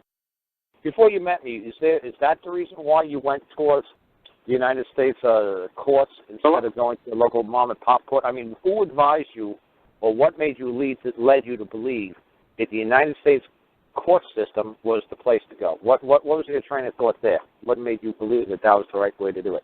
There was two parts to that. I didn't have enough background, and I'd looked at some of your papers online, but it was in talking to Donald. He said, go ahead and get the claim filed. Get the claim filed at the United States District Court? I'd made an assumption. Okay, well, yeah, that's what I'm saying. But that's what I'm saying. That's what Donald told you to do. I'm saying go to the United States District Court. Yeah, and obviously I went up there and paid the $400 and some and all the rest of that bogus stuff that went on up there because the chief judge went and crapped on the case, Yeah, but that's what I'm saying. What did you guys basically do? We filed a claim, but it never got served, and it may even be sat there right now. It was kind of a basic claim to get the property back. Had a couple of, I'm not going to go into the mistakes because the thing's still up there, I believe. But a couple of the mistakes that you knew about today. What did it basically look like? what did it basically, did I ever see anything that you wrote that basically looked like what you did at the United States District Court? Maybe not. I don't think so. I sent it by email, but I don't think you had a chance to look at it at the time. I'm almost sure I didn't, because just the way you described what you were doing, I was like, this is a total waste of time. Yeah. You know, as soon as I hear people say they went to the United States District Court, it's like, oh, these and them, but a big eagle and a big flag and a big marble building and a teak wood furniture and the mahogany walls, and yeah, he's just I got to get him out of this ridiculous place. I was like, look, go find mom and pop, go find a little old judge, go find an 80-year-old guy who just loves this old shit, and he'll fucking play with you. It's like, oh my God, finally we can go do some old school shit, man. I love it. Like, can you imagine me being a judge? And then people are coming with me with this legal crap. I was like, oh my God, another fucking attorney talking with another fucking attorney, and these two saps are just sitting there getting milk dry by these two stupid attorneys. How can these people be that stupid? They just let an attorney just milk the hell out of them. I look at both those saps, and they're three-piece suits and ties with an attorney. I say, man, these people are so stupid. Why can't they just fucking talk for themselves? Why can't they just act on their own behalf? And now you're coming in and say, oh boy, this guy's going to act on his own behalf. Hey, this is going to be fucking great. Finally, a man in my courtroom. It's just like what happened to Brian Bonner. The judge stopped the court and said, hey, to the bailiff, guess what we got? What? We got a man. What? We got a man in court today. Really? The judge said to the bailiff, when was the last time we had a man in court? 1989, 1991? He's like, yeah, something like that. Yeah, remember his old man Harold? Yeah, he was the last man to appear here. So like I said, for whatever that was, 15 years? 20 years, 25 years, whatever? There was no man appeared in his court. You see what a unique experience it is for a judge to actually have a man appear nowadays. 100 years ago, that's all that appeared. Like I said, watch those old Wild Wild West shows, that's all that appeared back then. Who's the man that brings the claim? I'm the man who brings the claim that this man's done wrong. Bring your claim forth before the court, have to read it before the court. I, man, claim, da-da-da, it's done wrong, da-da-da, trespass, he stole my cattle. Like, okay, he's, says I. Who says I did not or did do it? It's just amazing watching the old cowboy movies. And that's basically what I'm doing. I'm doing like the yippee-ki-yay old cowboy movies. I'll tell you the vision I got when I was sat, getting the papers sorted out, and the clerk and master leaning over the shoulder of the woman who was typing in the computer. And I got this vision, and it will give a little bit of thing, and I got thinking about your Trans Am that you have, about all these Toyota Prius that are on the road. And I thought, the 100,000 people driving the Prius, and here's Karl going to barrel down the fast lane and drive a real vehicle, and that's what the judge wants to do, is drive a real car. He doesn't want to be one of the sheep. He wants somebody in his room that's going to give him a bit of excitement. Right. It's going to be a little fun. I mean, it's like I said, even like on the Brian Bonner, the judge was giving him so much leeway. The judge was like saying, are you sure you don't want to prosecute the prosecutor? He's like, what? You mean I could do that? It's like, it says right here, that's what you want to do. It does. It does say that, Brian. Well, like I said, Brian only talked to me from 4 o'clock until 5 o'clock one afternoon on Sunday, and he had to be in court on Monday morning at 8:30. So he really didn't have much time to talk. So like I said, you got a lot more time to talk to me. So you're going to hopefully just, the judge will see, oh my God, I got a man here. This is going to be fun. Don't disappoint the guy. Yeah, exactly. He's going to be all thrilled. He's like, finally, I get maybe one more before I die, one more before I retire. Oh my God. Well, the way he sees it, he's got a ticket for an Elvis show now on his docket. Right, He wants to see Elvis perform. Right, or the last time the Beatles are going to perform. What? The last remaining Beatles are going to perform? Oh my God. And like Ringo, you better not die, buddy. Come on, Paul McCartney, you better not die. I know you're 80 years old. Don't die on me. 3 more months, and we get to see the last show of the Beatles. So yeah, that's what I'm saying. I don't want you to disappoint the guy. It's like when I went to England. Oh man, like I said, even the interpreter for the job, he said that. He says, I would have never believed it with my own eyes unless I seen it with my own eyes that somebody could actually beat the crown. He says, not only did somebody beat the crown, he said that somebody beat the crown in Crown Court, and he wasn't even an attorney. What's even worse, he's from the States. He said, there's no way anybody could have possibly told me that day could have ever happened He says, tell your friends in the United States I appreciate it to watch what happened. He says, it was a lot of fun. So like I said, when the judge gets to see this stuff, to them it is a lot of fun. When you can actually see somebody perform. Performing live. That's man on stage, man. Yeah, man's on stage. You're shitting me. No. Oh, wow, we're going to get like the real drama, the real blood and guts, the real fight, the real knock them down, we're all in.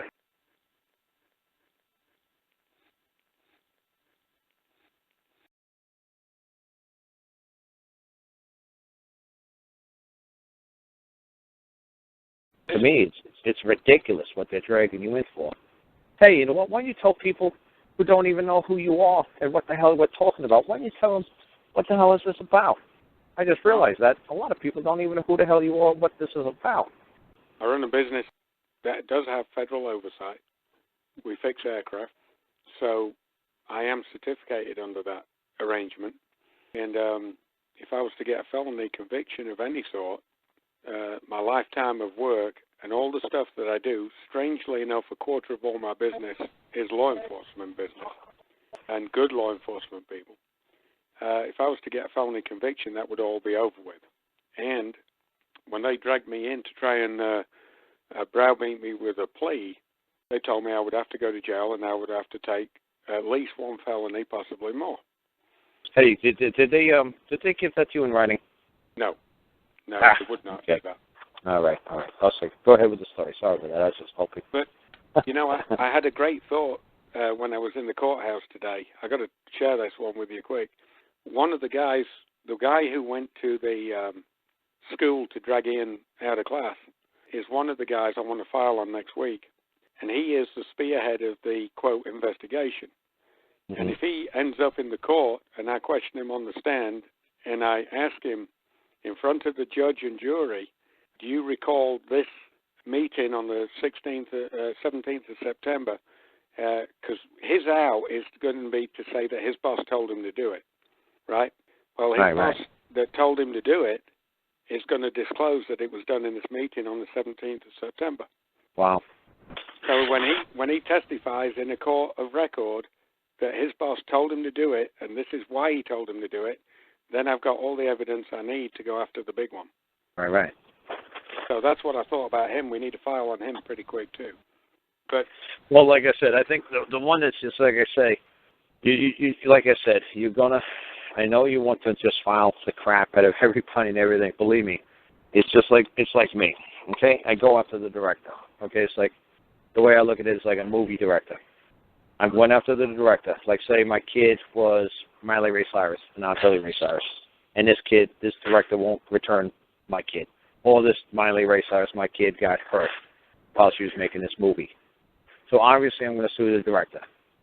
But then I'm going to say, wait a second. I sue the director, but the director is just a salaried studio employee. That's not worth a lot. I'm going to go after the executive producer as well, the guy who's got the money, the guy who puts up the money. Who is the person who puts up the money? It's like, oh, it'd be the governor. The man is acting against the governor. It's like, oh, okay. They're the ones that would actually have, that's what I'm going after, the director and the producer. So like I said, I know you want to go after everybody. But to me, your case is a little bit different. This is basically just, I should let you finish up. This had to do with modifiers. Yeah. What I'm saying is you're not trying to say that all of mankind has the right to carry a gun. Yours isn't like one of these cases like what I'm trying to do is like, is that my property or is that the government's property? So you don't have one of these cases that has to be, determined, for all of mankind to have peace of mind. This is for you to have peace of mind. Yeah. The part of me thinks is if you go after one of these people that did you wrong, Frank or Ben, and you shake them enough, they'll stop. They'll work with you. They'll figure something out. They'll stop. I don't think you have to go after the whole enchilada. I don't think you have to go after everybody. I don't think you have to go all the way to the Department of Justice. I don't think you have to go after Eric Holder. I don't think you have to go all the way. Yeah. You see what I'm saying? So this is what I'm saying. Try to master what you're doing now with Frank or Ben. Don't try to get too many things, juggling too many things in the air. You know what I'm saying? You're going to be discombobulated. You're going to drive yourself nuts. I got notification. You remember we wrote that nice little pretty letter to Ben's attorney. You remember that? Oh, yeah. I got the notification today that he didn't get delivery until the 5th of January. He should have got it on the 29th, but that's fine. All right. But, I mean, that letter was a sweetheart letter. Oh, yeah. I mean, I laugh when I read it because we have told his attorney more about what his client has done and is doing than what his client has told him, just in about 4 lines. Right. Well, like I said, it's funny. I mean, I have no idea. It's like I'm almost doing like a stand-up comedy routine or something when I write letters. You know, it's a lot of fun. You know, when you really get into the game. Mm-hmm. You know, it's almost like I said with the other guy. It's like, you know, apologize for putting his face in front of the policeman's fist and hurting the poor policeman's hand. You know, when he was, you know, throwing punches in the air, my face actually got in his way. You know, it was ridiculous. Well, my boot, you know, I'm sorry your boots got scuffed while I was stomping on my head. You know, how could, you know, can you give me the, you know, the bill for the shoe repair man, you know, for polishing up your boots again? I'm sorry my head got in the way of your boot while he was stomping me on the ground. You know, so can you imagine the other side reading this? Well, yeah, I mean, we didn't accuse him of performing legal services. No, that's right. We stopped. Right. We stopped just shy of that. But right. When he asks, what the hell is this guy going on about? And then the client tells him, it's like, you did not do that. Yeah. What was he talking about? This failed to perform a service. Well, can you expand a little bit on what? You know, it's kind of vague. You know, I'm getting a letter from this man here, and you know, so let his client tell him what he's doing. Right. Oh yeah. Let it pop out of this guy's own freaking mouth. When he opens his mouth and he tries to get out of that one, and then our next letter to him is going to be the trust agreement. His attorney's going to go take a crap for him, I think. Oh yeah, but let's finish what you do for a living. You know, because you know I cut you off, and what this is all about. Okay, I fix aircraft and I inspect them, and I do NDT work. A quarter of the business, strangely enough, is supporting law enforcement agencies. The run-of-the-mill, the ordinary everyday guys who are just trying to keep the peace, shall we say. You know, they're not bad guys. Nearly, I think 99% of everybody I've met in law enforcement has been a stand-up man in this. And strangely enough, one man, I was out on a job, he asked me why I'd been unable to take care of an issue that they had on one of the helicopters. And I said, look, I've got a legal problem going on that I really don't care to have or talk about. And he said, give me an inclination. And he actually gave me some very good advice. But what was the advice he gave you? Well, he said, Google call on YouTube? No. His first words were, he said, I don't know you and I don't know what happened. He said, but I'll tell you how the system works in this arena. He said, a guy gets into trouble. He said they pull him in. They tell him that he's going to go to jail for 12 months or whatever they choose. He said, and then they go and tell him that he's got to produce 3, 4, or 5 more felons like him in order to get him off the hook and reinstate his life the way it used to be. Right, you're saying that. I guess let's try to help you to say this. It's like the guy gets arrested for, say, selling drugs. Say somebody gets arrested for selling drugs or whatever, and then the cops will say, you got to snitch. You got to help find other people who sold you those drugs, or so we'll limit your sentence. We'll give you some credit for time served. If you help us do our job, we'll help you get out of this situation that you got yourself into. Instead of telling, like we were told, cops in New York, go suck an egg. These guys are like, oh my God, okay, I'll do it. They sell their soul. Yeah. Instead of just doing right, they'll try to pin their friends and their confidants and their people that trust them. They'll try to turn snitch. Well, and so somebody's tried to turn snitch with you, but I mean, you don't have to explain the whole entire detail. But like the officer told you, this man was told to help. He was told to get this man off the hook. He had to get 5 felons, and he had to get them into the courtroom. And however it took it, whether they were good or bad men, he had to entrap them or do whatever he had to do to get them in there. Right. And he'd worked. I gave him a job. He came from a trusted resource. I gave him a job washing helicopters, getting stuff ready for when we were going to repair them. And about 2 or 3 months into this, he begged me for a job up in the office, and that was where I made my big mistake. I let him up here. Well, you did. You said you did some sort of background check on him, and when you tried to get into the military base, like I used to work at all the time, we always get background check. Well, and you said he did not pass his background check. Correct. We were supposed to in, I want to say it was probably, I don't have the exact date, but beginning of May, we were supposed to go down to a base in Milton, Florida. So I had him fill out his paperwork, and we submitted it down there, and because I didn't know who would be available to help me on this particular job on this particular day, what I did was we submitted 4 names down there, and myself was one of them. And all 3 other names came back really quickly as approved. And I had to call down because the other 2 people were not available. I said, look, this one man, I said, is he not approved or did I just miss it on the email? And the lady in charge down there said, no, that application's on Mr. So-and-so's desk. He has to look at any application that is unusual. I said, oh. Wow. I said, can you define unusual? She said, I'm not at liberty to disclose that. She said that it needs his signature to override whatever it is that stopped his application in the system. Did you ever ask the man? Ask him? You did ask him? I did ask him, and I said, look, I said, I can't take you to Milton, Florida. I said, you want to tell me what's going on? He said, I got in some trouble about 3 years ago. Wow. What did he say he got in trouble for? He just stopped at that point. He kind of stopped, and I said, how much trouble did you get into? And he said, well, if my record's expunged, there shouldn't be an issue about me going to Milton, Florida for sure. Okay. And I said, you do understand that you never told me this on the front end. And he said, I understand that. He said, but there shouldn't be an issue. He said, if you were to call up the local PD or run a background check through Verify or one of those things, it'll come back clean. And did you do that or not? I ran E-Verify, but that's about as much use as a fart in the wind. Yeah, I don't know. I don't even know what E-Verify is, so. Yeah, I mean, that just says you can fog a spoon if you can find somebody on it. Okay. You know, I mean, that's just that's the biggest waste of time, because if you're quote an illegal alien, he'll probably flag you as future president or something. Yeah, okay. But yeah, so I mean, he didn't get into much detail, but he just said that he had been in trouble, but his record was expunged, and being that it was expunged, there shouldn't be any issues. Okay.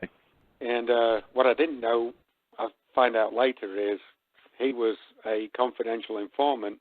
He was trying to entrap people, whether they worked for me, whether it was my son.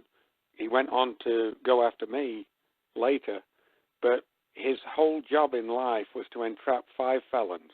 That was his purpose in life, was to get 5 good men or women into trouble. Right. Which is right. Whether they were good or bad, he didn't care. He just needed 5. Yeah. He just needed 5 anybody. Whether they were good or bad, he didn't care. Correct. Yeah. No conscience, no feelings, no nothing. Right. Just animal. Right.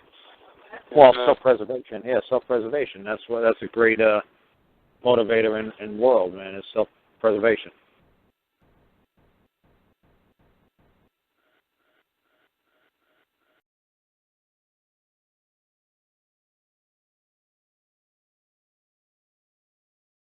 You want to know what I wrote about the deal with Ian, with this one guy with Ian? On the exhibit, I wrote, property damaged Ian, minor son, trespass of taking against will from school agenda, trespass upon trust agreement between father and son, to intimidate, terrorize, torture, and then I wrote some definitions down as I was getting the papers ready. Intimidate, to frighten, make afraid from medieval Latin. Torture, pain inflicted by judicial authority as a means of punishment or persuasion. Why don't you Google the word tortfeasor, too? Go ahead. Do you know what the word tortfeasor is? No. Okay. Once you do Gus, can you Google the word tortfeasor and read tortfeasor after Paul's done? Yeah, I can. Yeah. Appreciate it. Go ahead, Paul. Keep going, because I think you guys are really going to jump the word tortfeasor. Torture was pain inflicted by judicial authority as a means of punishment or persuasion from 12th century Latin. Terrorize, coerce, or deter by terror and terror, fear is so great as to overwhelm the mind. So, I'm pretty accurate, I think, on what I wrote, damage to my property. I'm just typing it in, tortfeasor. It just came up as a wrongdoer, an individual who commits a wrongful act, injures another, for which the law provides a legal right to seek relief, a defendant in a civil tort action.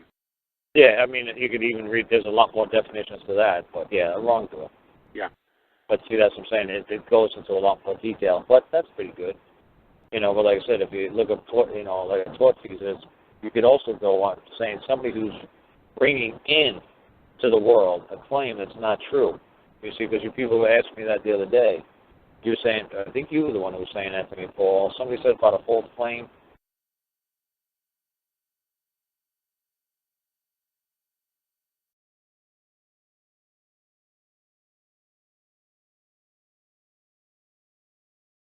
I went to court Friday, man, and I'll tell you what, that judge straightened that prosecutor, that lawyer was there. That lawyer won't answer me. I called him 8 times because I had a claim before the court, and that judge must have said, "Lady, you're the prosecutor," or Tom, that lawyer. He said, "You're lucky your name's not on this. He'll be prosecuting you." And buddy, they won't talk to me. I called my lawyer 10 times this weekend, man. He won't talk to me at all. Not my lawyer. The guy I tried to get rid of. I told him go. He won't go. So now I'm molesting him. Yeah, you got to talk slower there. You said what? No, you got to talk slower. You said what happened on Friday? You said you were talking to the judge was talking to the prosecutor.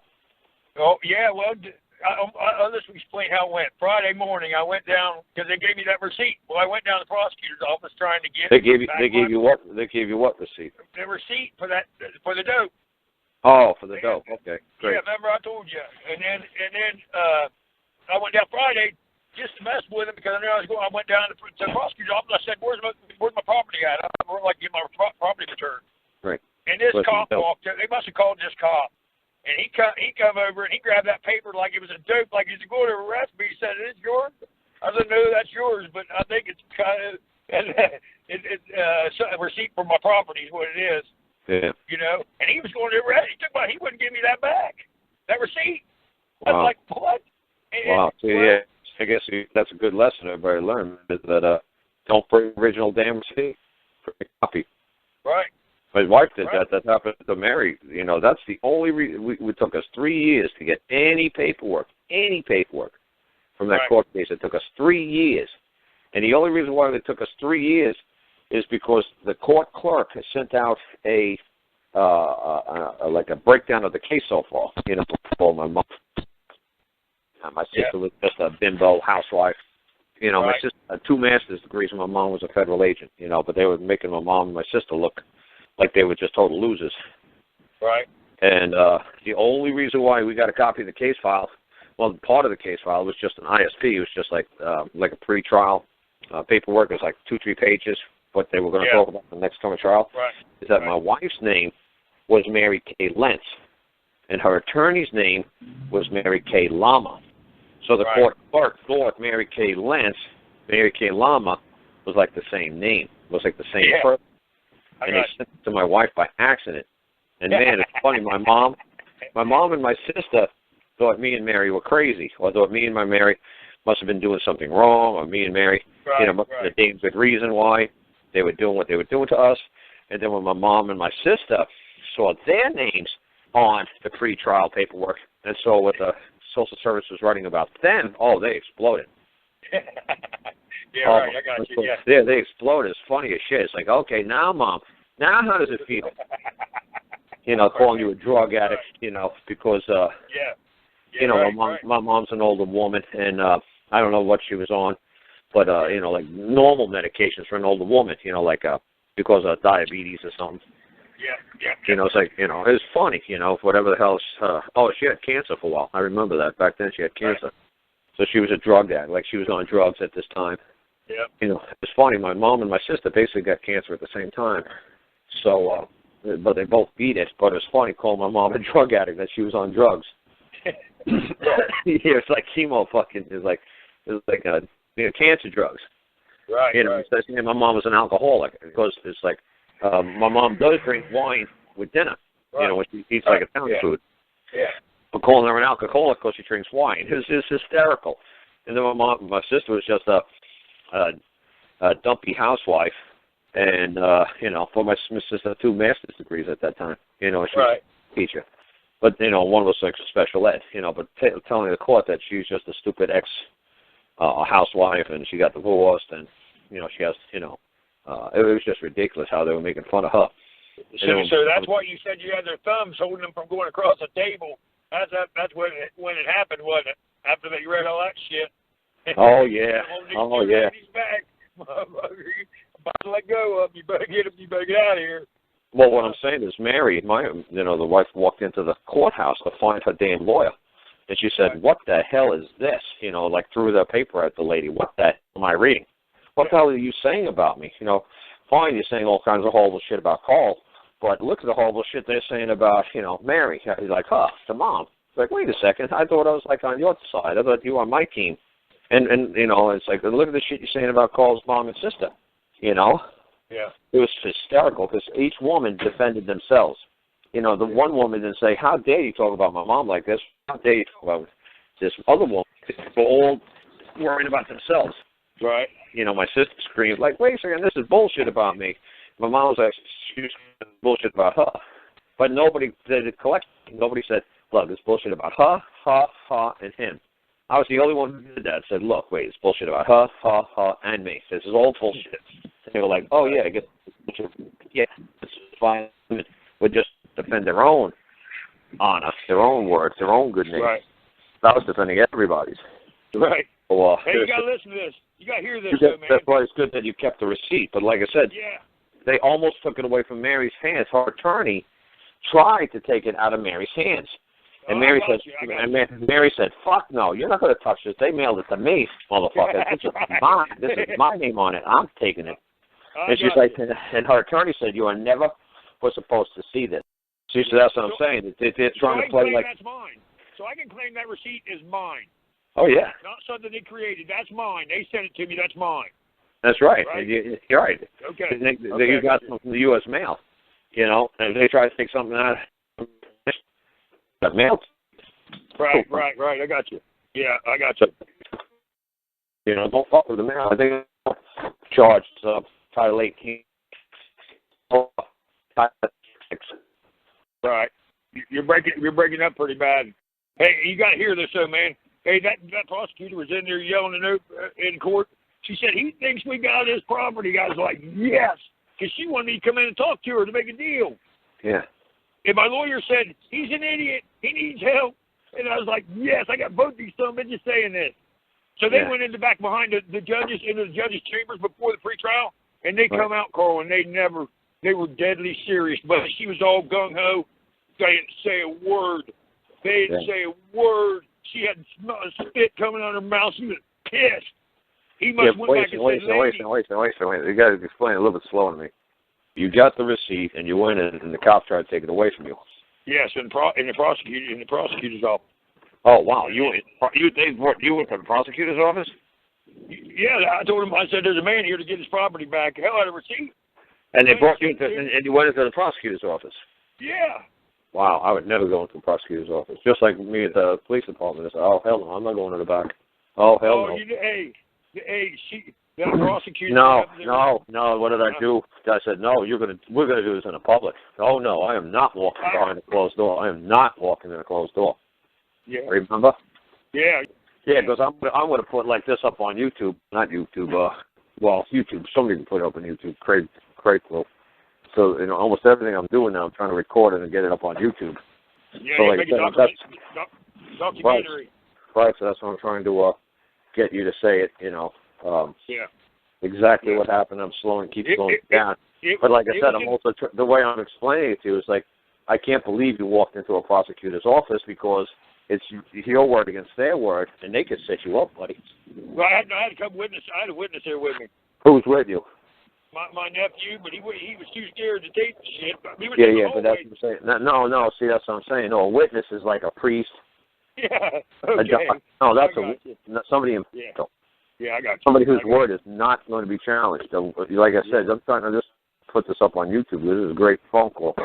You do not go behind closed doors. Remember how many times they asked me to come behind closed doors? I said, there ain't no fucking way you're going to get me in that building. There ain't no fucking way I'm going behind that door. I am doing this. Right. We're going to do this. You're going to talk in the public. It was in the hallway. They came out in the hallway, though.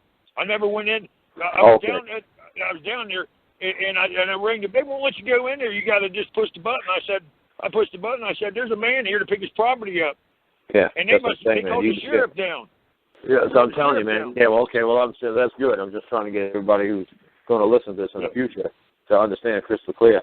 You do not walk into their buildings. You do not go open a door and cross that threshold and think that you're going to make it out of there.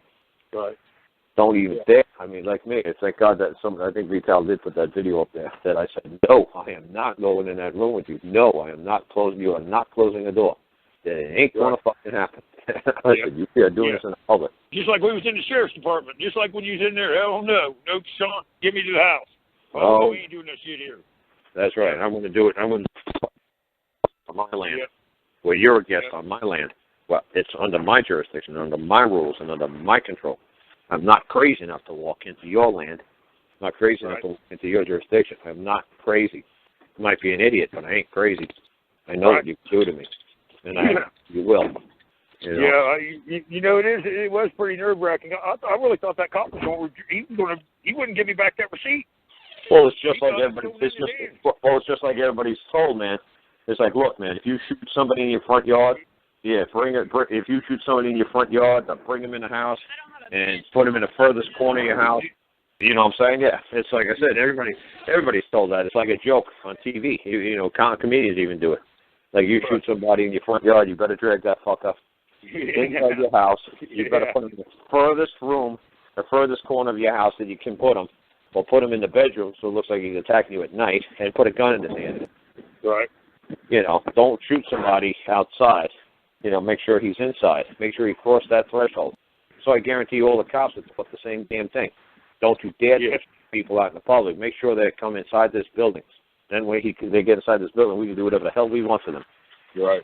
Then it's our word against their word, and they're fucking dead, so their word don't mean shit.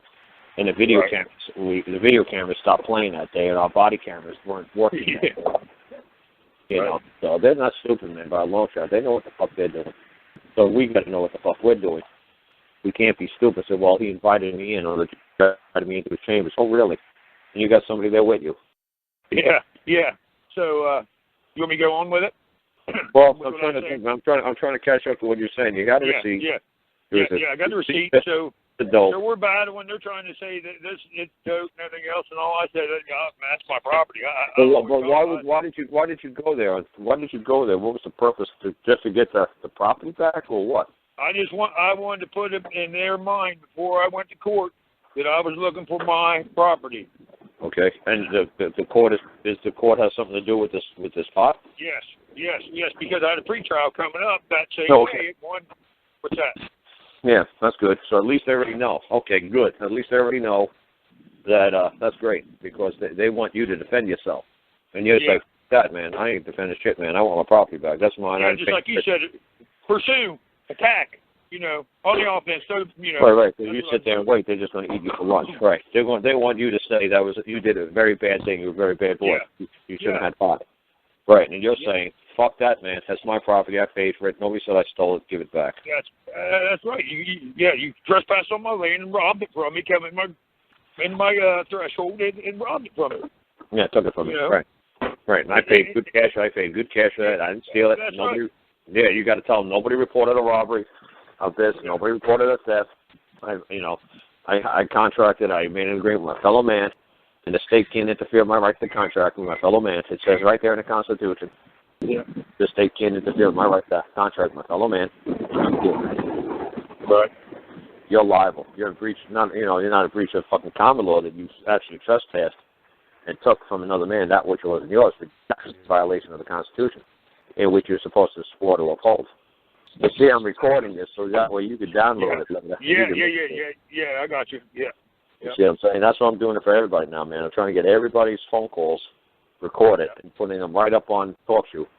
And then that way everybody can say, holy shit.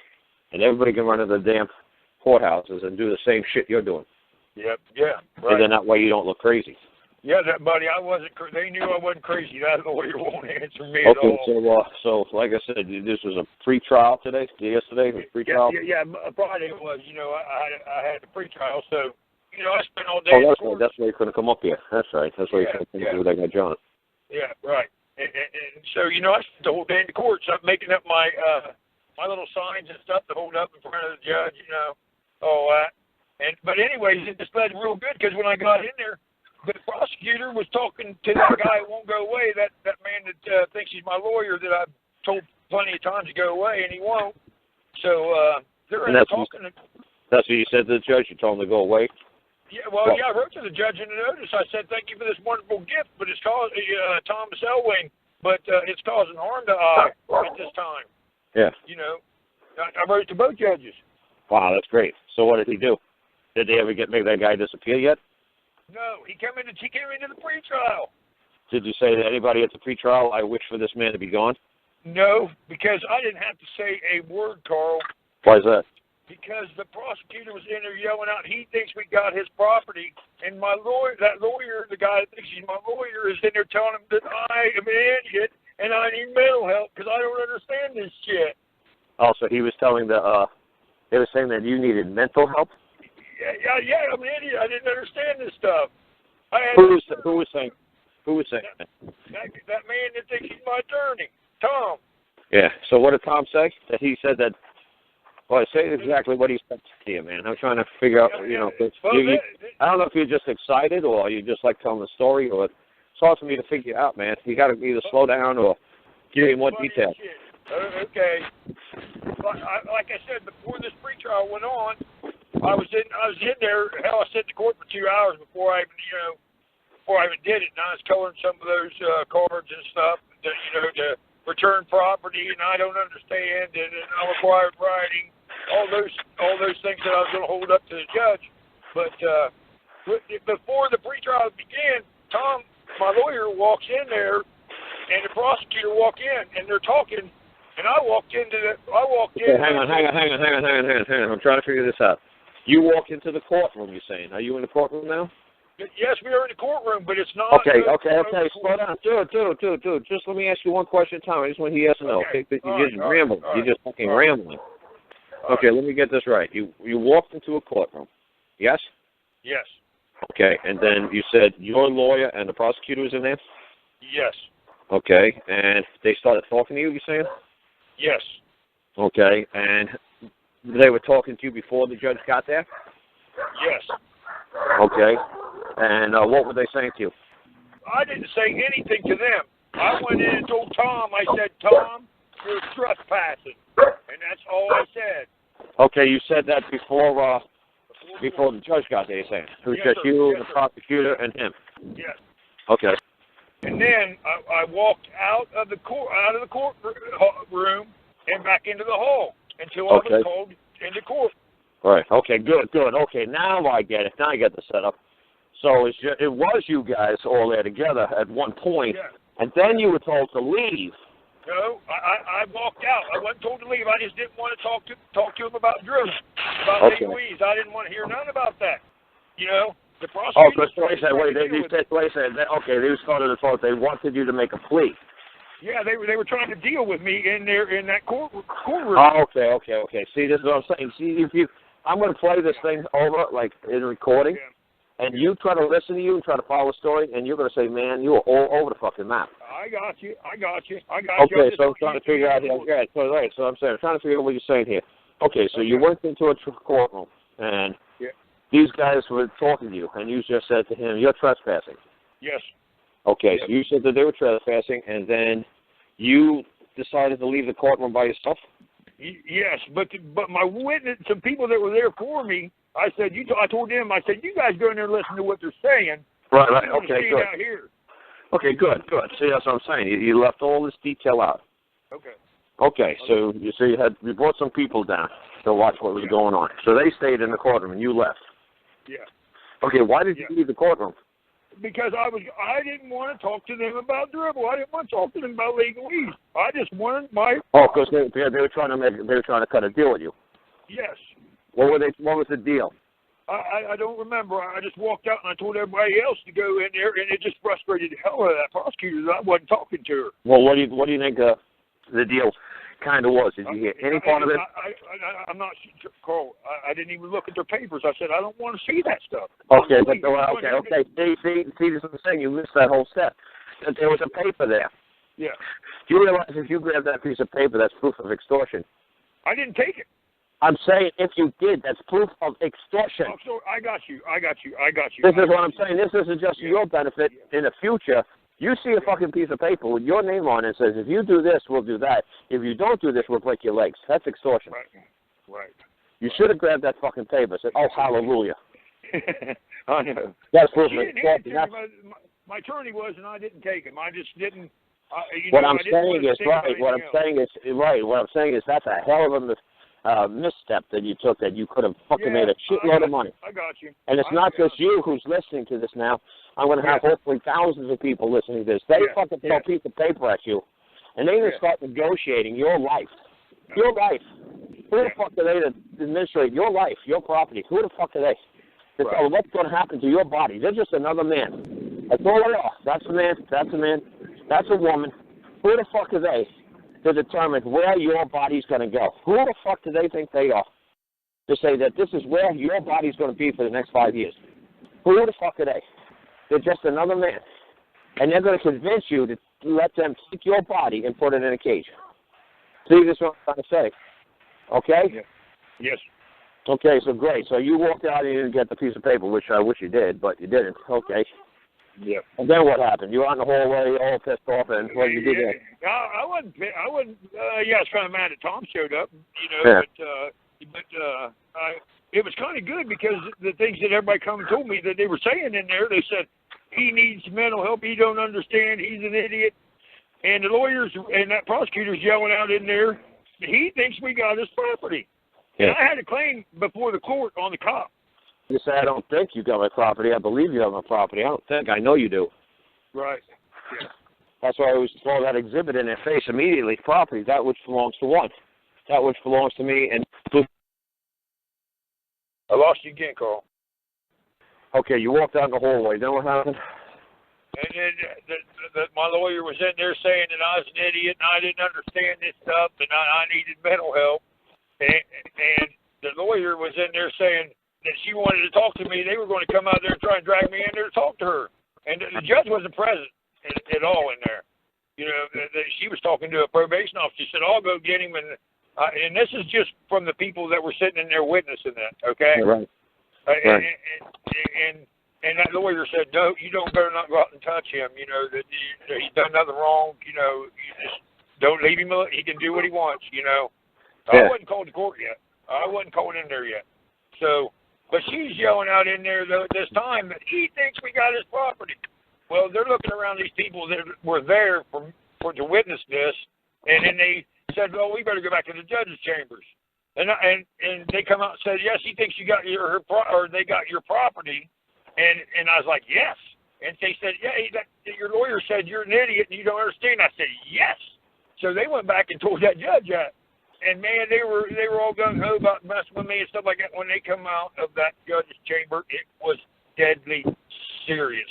Because what it is the judge has to report the crime now. He has to report the crime that some man claimed that his property has been taken from him and he wants it returned. And everybody's giving you the finger saying, fuck you, you're crazy, I ain't giving you back shit. Right. That's why I got deadly serious, because the judge knows the law. The attorneys don't. See, that's why why do you think the attorneys don't know? You know why? Because they won't do it. It's liability, right. It's called plausible deniability. Yeah. Because if they don't know the rules, they're idiots. They can't be blamed since they're an idiot. Right. But if they know the rules, then they're not an idiot, and then they can be held liable. Now the judge explained them the rules. Now they're fucking liable. Now that's why they got deadly serious. Now this is the first time the prosecutor and your attorney was beamed the real fucking deal. Yep. Now they can't prosecute you no more because now they know you're making a claim for stolen property to be returned. Now they're getting deadly serious about this. Right, that's why all the joking and picking and all sort of crap ends. Yeah. Right, now it's all over for them. Now they can't fucking say, well, I didn't know. Well, I didn't know. They can't say that. Yep. You fucking better pay before this guy's serious. He knows what the fuck is going on. You guys are all screwed. He's not a member of the legal society. He doesn't. A slave. So they're realizing, holy cow, we can't make people slaves? No. It's like when people ask me about your children or property. It's like, property, yes, they're property, but honestly, if you look up the definition of slave, what's a slave? Somebody who's not free to go where they wish. Somebody who's got to get permission. Somebody who's going to be told what to eat, what to wear, what not, when to go to bed, what school to go to, what work to perform. That's a slave. So honestly, children could be labeled in their world as have to go where the parents tell them to go, do what the parents tell them to do, eat what the parents tell them to eat, sleep when the parents tell them to sleep, go out when they can go out, not go out when they can go out, who they can associate with, what work they can and cannot do, where they can and cannot go to school. You know what? This sounds like children, and slave is the same word. So I choose to call them property instead of calling them slaves. Because if I gave the literal definition of the word slave, it would show exactly what parents throughout fucking all of history and to this day still believe. I could tell that little bundle of fucking joy what he could wear, what he could eat, when he could sleep, what he could drink, what he could smoke, when he goes to bed. I could tell that little bundle of joy what to do. So wouldn't that little bundle of joy be called a slave? You see what I'm saying? But, they would not like me to call my children slaves. They'd be like, oh, my God, you just called him a slave. Well, because your definition of the word slave.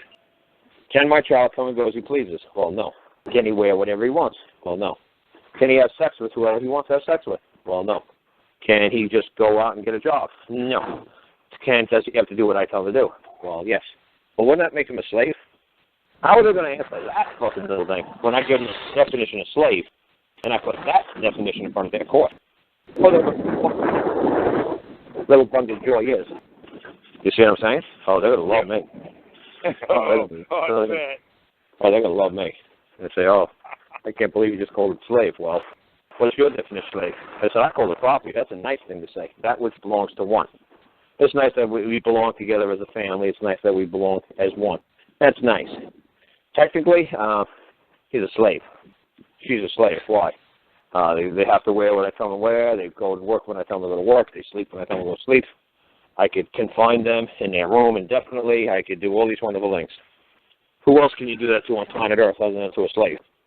Nobody. Unless you're a prisoner or something like that, then the government can do it to you. But then, like I said, it says men are created equal. Yeah, the guys sitting in jail, they're not equal anymore. Equality. They're not considered equals anymore. It's the same thing. It's the old. I'm going to put the answer that the court gave me yesterday for the lady, Anita Harris. Yeah. Her answer, oh my God, it was hysterical. Like I said, I'm going to put it up on my webpage so everybody can follow along. And it says, all men are created equal.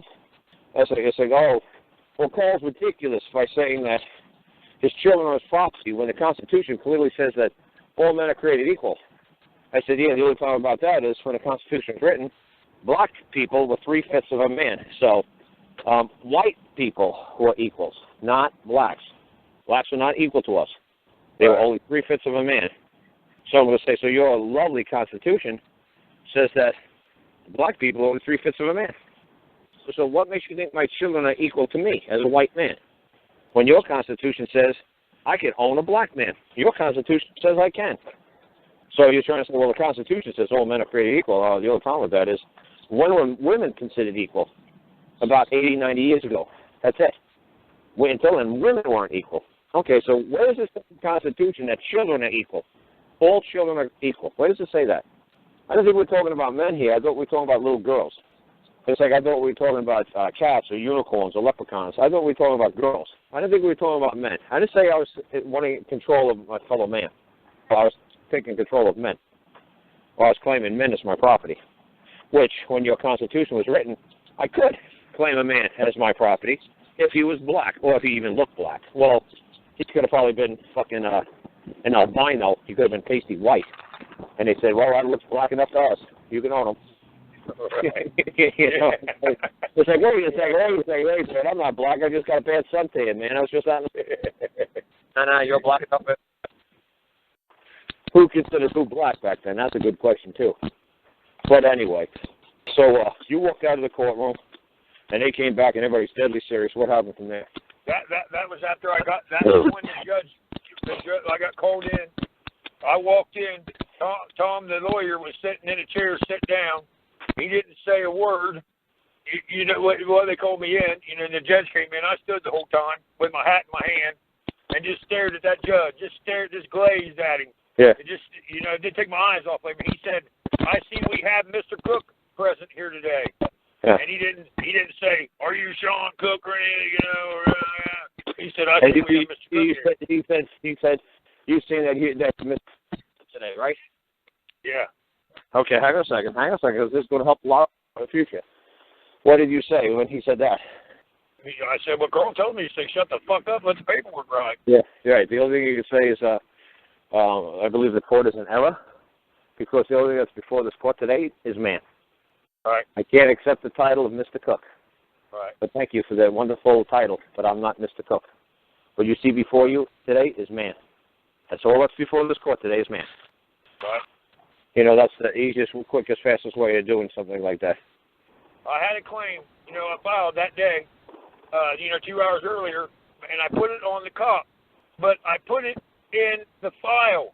Did I mess up by putting it in the file? I heard you say you can't file a claim into their... No, I mean, you can just let it... No, it's okay to show, you know, it's okay to put a claim in there. They could throw it out. You know, you could put a pair of dirty socks in there, and they could throw it out. Okay. You know, that's fine. You know, but it's not going to go anywhere. They're not going to do anything with it. You know, you can put a pair of dirty socks in there and let them know there's a claim coming, or that there is a claim in another court. That's fine to let the judge know there's another action going on someplace on planet Earth pertaining to the matter that's before his court. There's nothing wrong with that. I'm going to ask you, if I would have had a claim on the prosecutor, because I missed, you know, I shot over their bow, I guess, but how could I put that prosecutor on the stand at that time? You didn't call him out as a man. Okay. He was still a prosecutor. He was just an actor. Yeah, right. So how would I have gone about? You would have had to have either a notice before the court, okay, or you would have had to have your own court going. And what would I have said? I would like to put the prosecutor on the stand. No, of course not. That's why you put a pineapple on the stand. Yeah, I know. Okay, yeah. Okay, all right. Yeah, I got you. Yeah. Yeah. I wouldn't have said prosecutor. I would not have said prosecutor though. Yeah. Well, you kind of all pumped up and kind of all stoked, and you think you're going to go after a mighty pine cone, mighty prosecutor. You think you're going to take down. You're going to be the first one to take down a pine cone.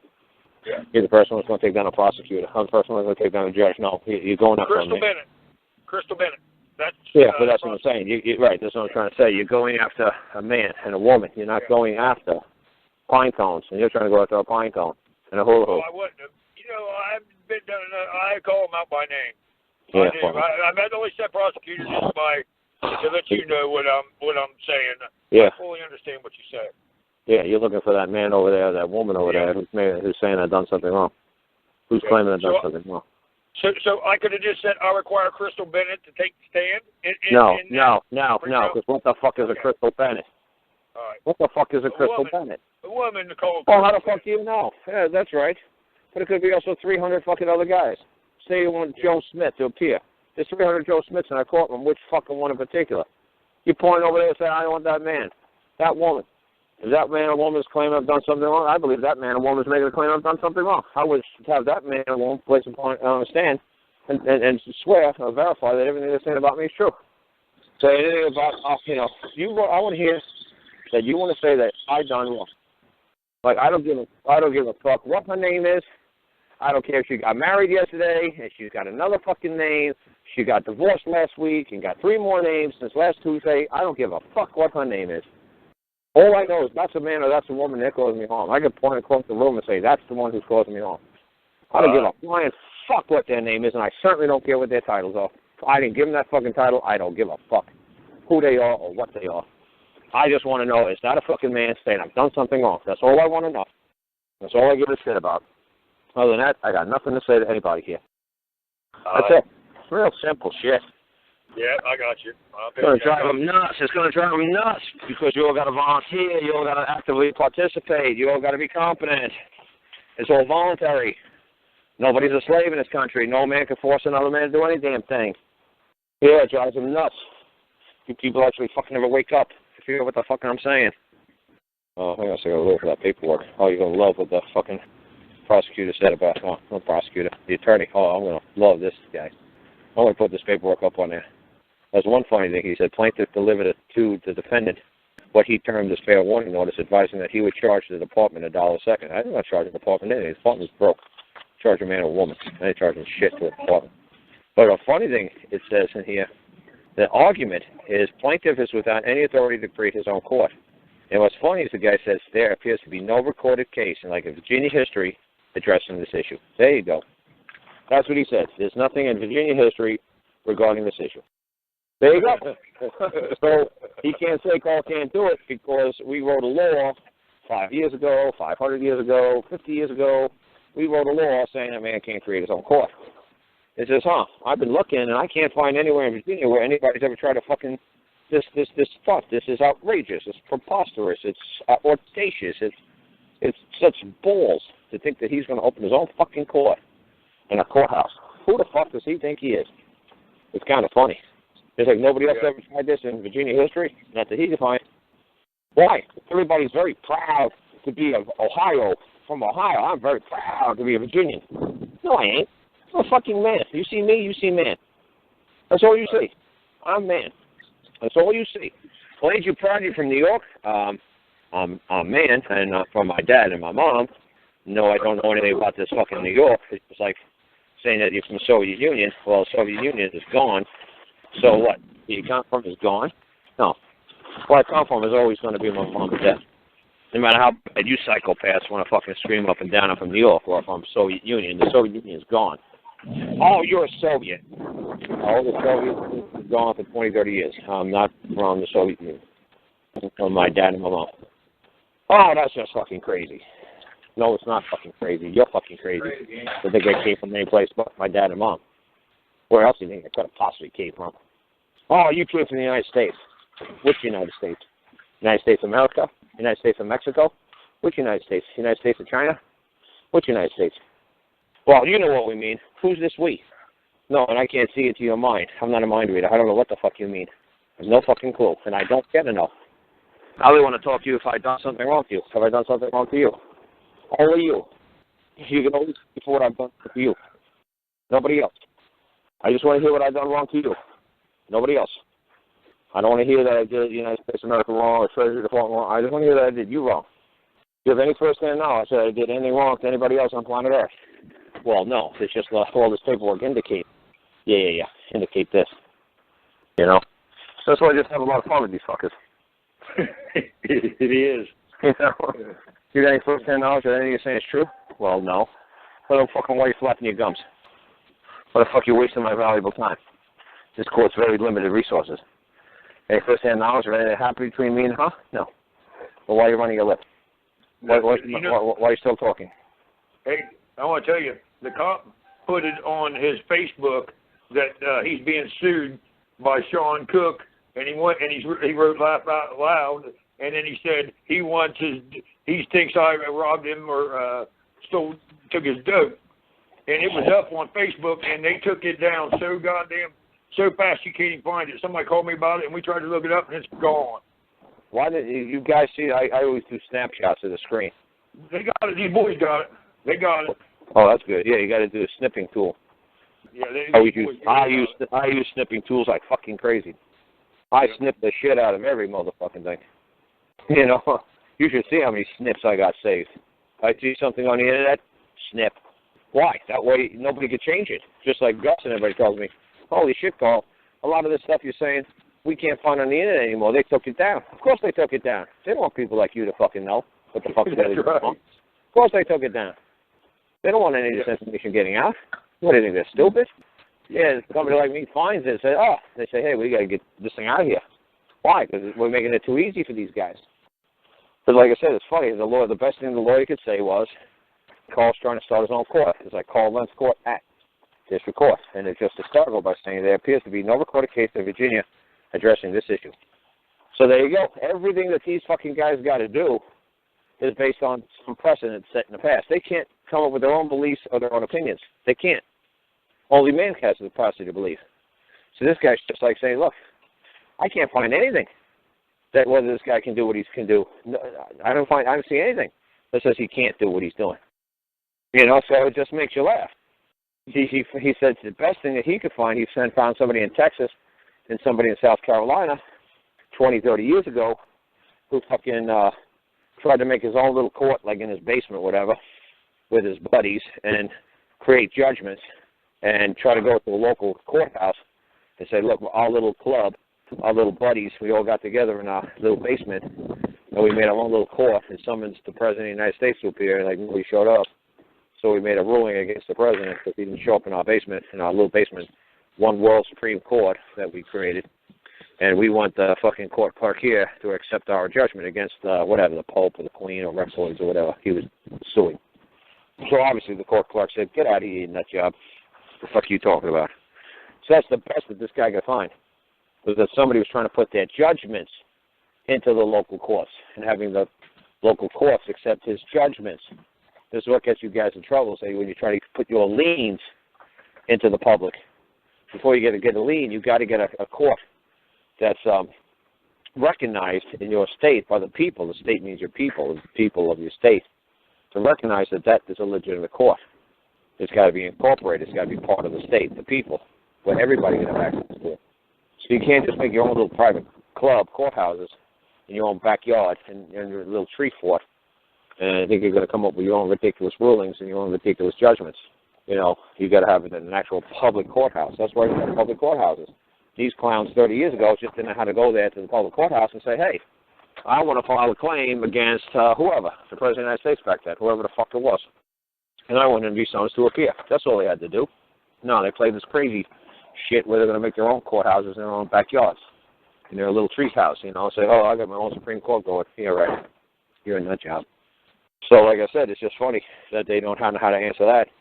And then it was funny, they said children are not property. And then, like, the next thing they brought up was children are not property. And do you know why they said that? Do you know why I totally agreed that children are not property? It says that in big, bold letters, children are not property. Do you know why they're right? Do you know why they're correct? Because it's a legally word. Because it's what? A legally word? I don't know. It's kind of close. You're kind of on the right track. Yeah. No, because children... No, because children is spelled C-H-I-L-D-R-E-N. Property is spelled P-R-O-P-E-R-T-Y. Of course it's not the same. A dog is a dog, a dog is a dog, a cat is a cat. Of course it's not the same. Of course a dog is not a cat. Of course children is not property. Of course, it's ridiculous. It's the most ridiculous thing I've heard. I totally agree. It's like buying a stolen gun. How do you buy a stolen gun, right? Yeah. Well, what I'm saying is, it's like, it says children are not property. It's like saying dogs are not cats. I totally agree. A cat is a cat, a dog is a dog. Children are children, property is property. That's right. Just because some things that children, it's like, wow, look at those children sitting on that island out there in the middle of the ocean. I wonder where those children came from. I don't know. I wonder who they belong to. I don't know. I guess they don't belong to anybody. I guess they're nobody's property. I guess we could just come and pick them up and take care of them and do what we want, which would be fine. If you found an island full of 3-4 kids walking around, you look around the island and say, hey, where the fuck are all the parents? Hey, where the fuck is the creators of all these little monsters? Who's the creator of all these little darlings? Where's the parents? We can't find them. So guess what? You better take those 3-year-olds, 4-year-olds into custody. You better fucking take care of them until you can find the damn parents. Because you're liable for your fucking fellow man. You're supposed to be, taking care of your fellow man's property until he shows up and claims it and wants it back. You got a duty to your fellow man. You can't just go past that island and say, oh, fuck those 3-year-olds, 4-year-olds. Fuck them. Maybe it's a vote of office that some nuns were bringing to some Philippine island somewhere, and the nuns died in a boat wreck, and only the kids survived. What are you going to do? You're going to leave those kids alone because, oh, well, they're equal to a man, so they're just as good as any man. No. You better claim them. You better take them on. You better say, I want to be custodian of these fucking kids. I'm going to claim them as mine until the rightful owner comes around. Why? Because they're going to die if I don't. They're only 3 years old, and they're walking around fucking stumbling around, crawling around on this island. I better go fucking pick them up and take good care of them until the rightful owners come for them. Because this is just nuts. They're just walking around out here.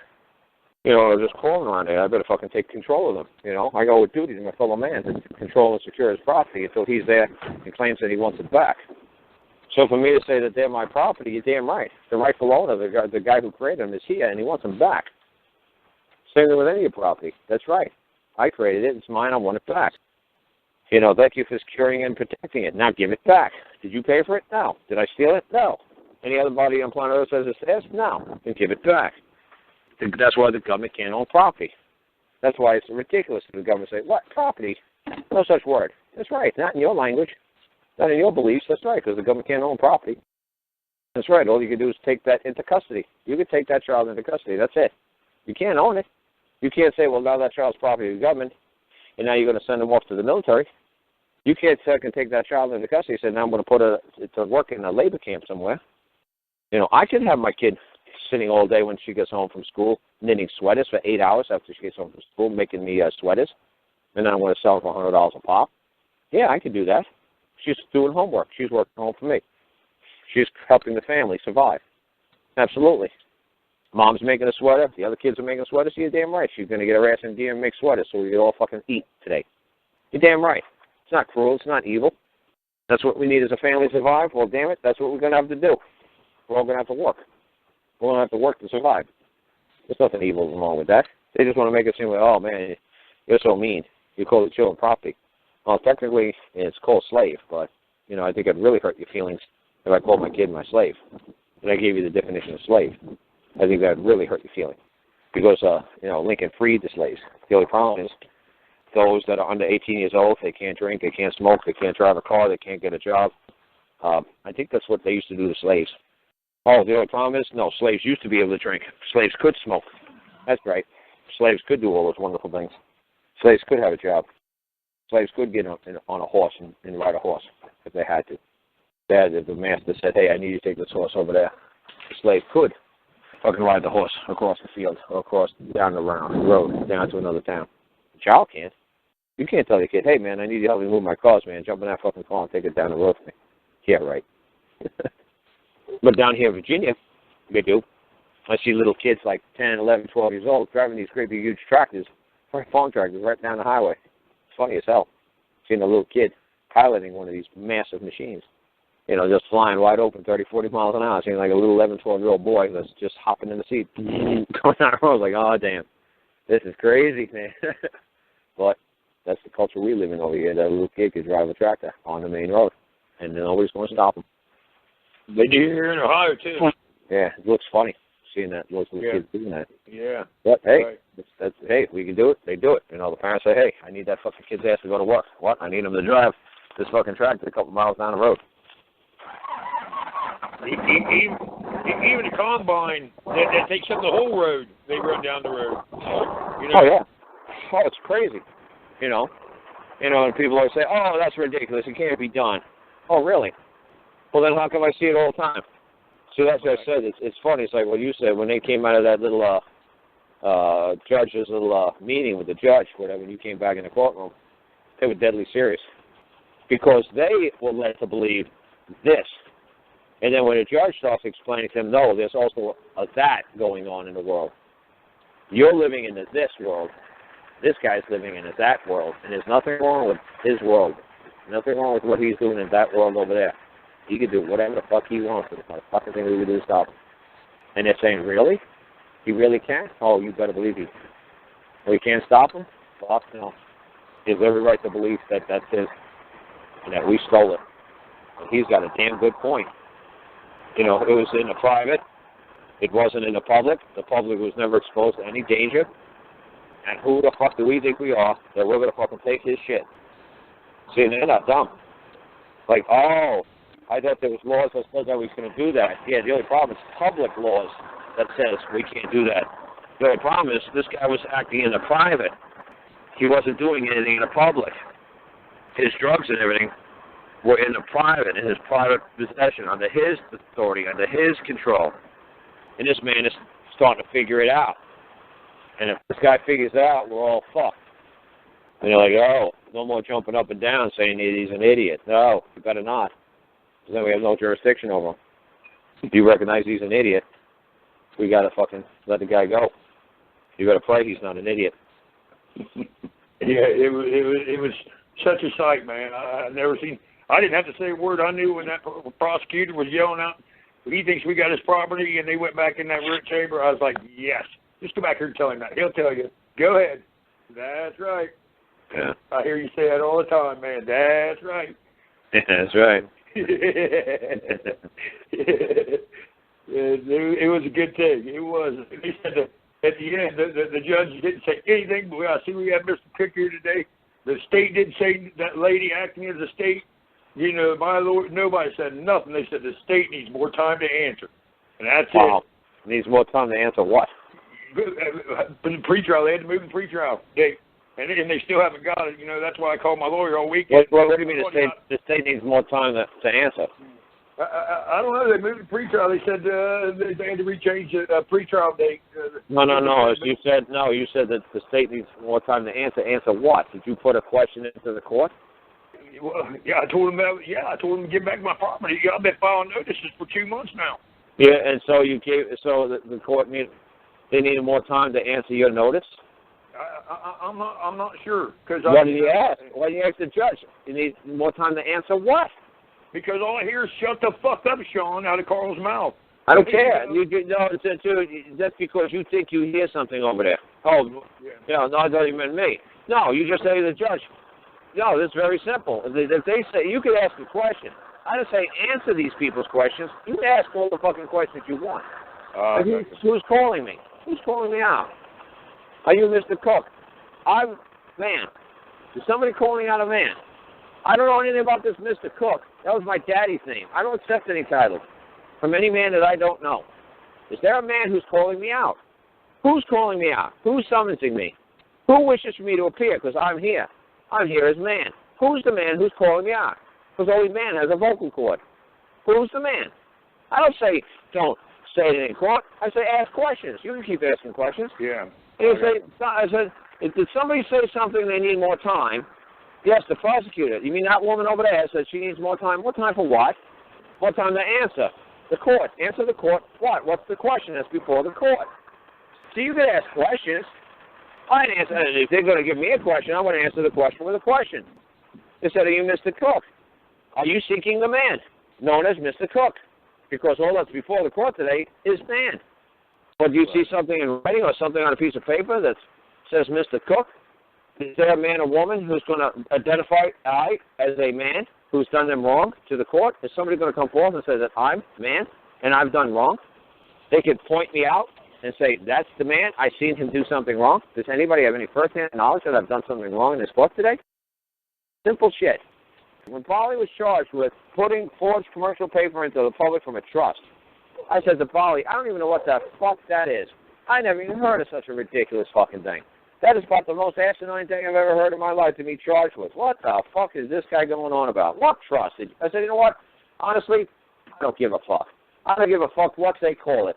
I'm not going to research it. I'm not going to study it. I don't give a fuck. You know what? I'm just going to wing it. I'm just going to fucking do it as it goes. You know what? I know how to fucking perform in court. I know what to ask. I know what to say. I know what not to say. I'm going to fucking sling this fucking, I'm just going to fucking just run right through this. This is going to be a joke. I don't give a fuck if you're charged with 5,000 fucking things. I don't give a shit. Oh, this is cute. I'm going to be charged with harassment. I studied up on harassment. Oh, no, all these other shit. Oh, terrorism. Oh, that's just fucking lovely. Oh, putting forged commercial paper into the public from a trust. Oh, don't tell me that either. Whatever the fuck you did. He tried to describe what he did. I said, look, dude, I don't give a fuck what you did. I'm just going to call out the man. They say, who the fuck said that this is wrong, what he did? Anybody? No, I didn't think so. So what the fuck are we talking about it for? That's simple. I don't give a fuck. I don't give a fuck if he's charged with 5,000 things. I'm going to say, yeah, you know what? Whoever's saying that, I'm sure they're fucking true. I'm sure they're guilty as shit. I'm sure they did everything that fucking man said they did wrong. Now, where's that fucking man? Oh, you don't have him? Well, then I guess it's not true. Have a nice fucking day. There's no man to appear to testify any of that shit's true? No. Well, then have a nice fucking day. You're wasting my fucking time. That's simple. It's that simple. Ask him. You need time to answer what? What's the question that's before this court? Oh, the question is that your property and we have to return it? What do you mean, is that my property? You got to return it. What kind of question is that? They need more time for what? Look, you either fucking return my property immediately, or I'm going to start charging you $1 a second until I get it, or $1 a minute, or $1 a day. That's really valuable property. It's going to spoil. It's going to go bad.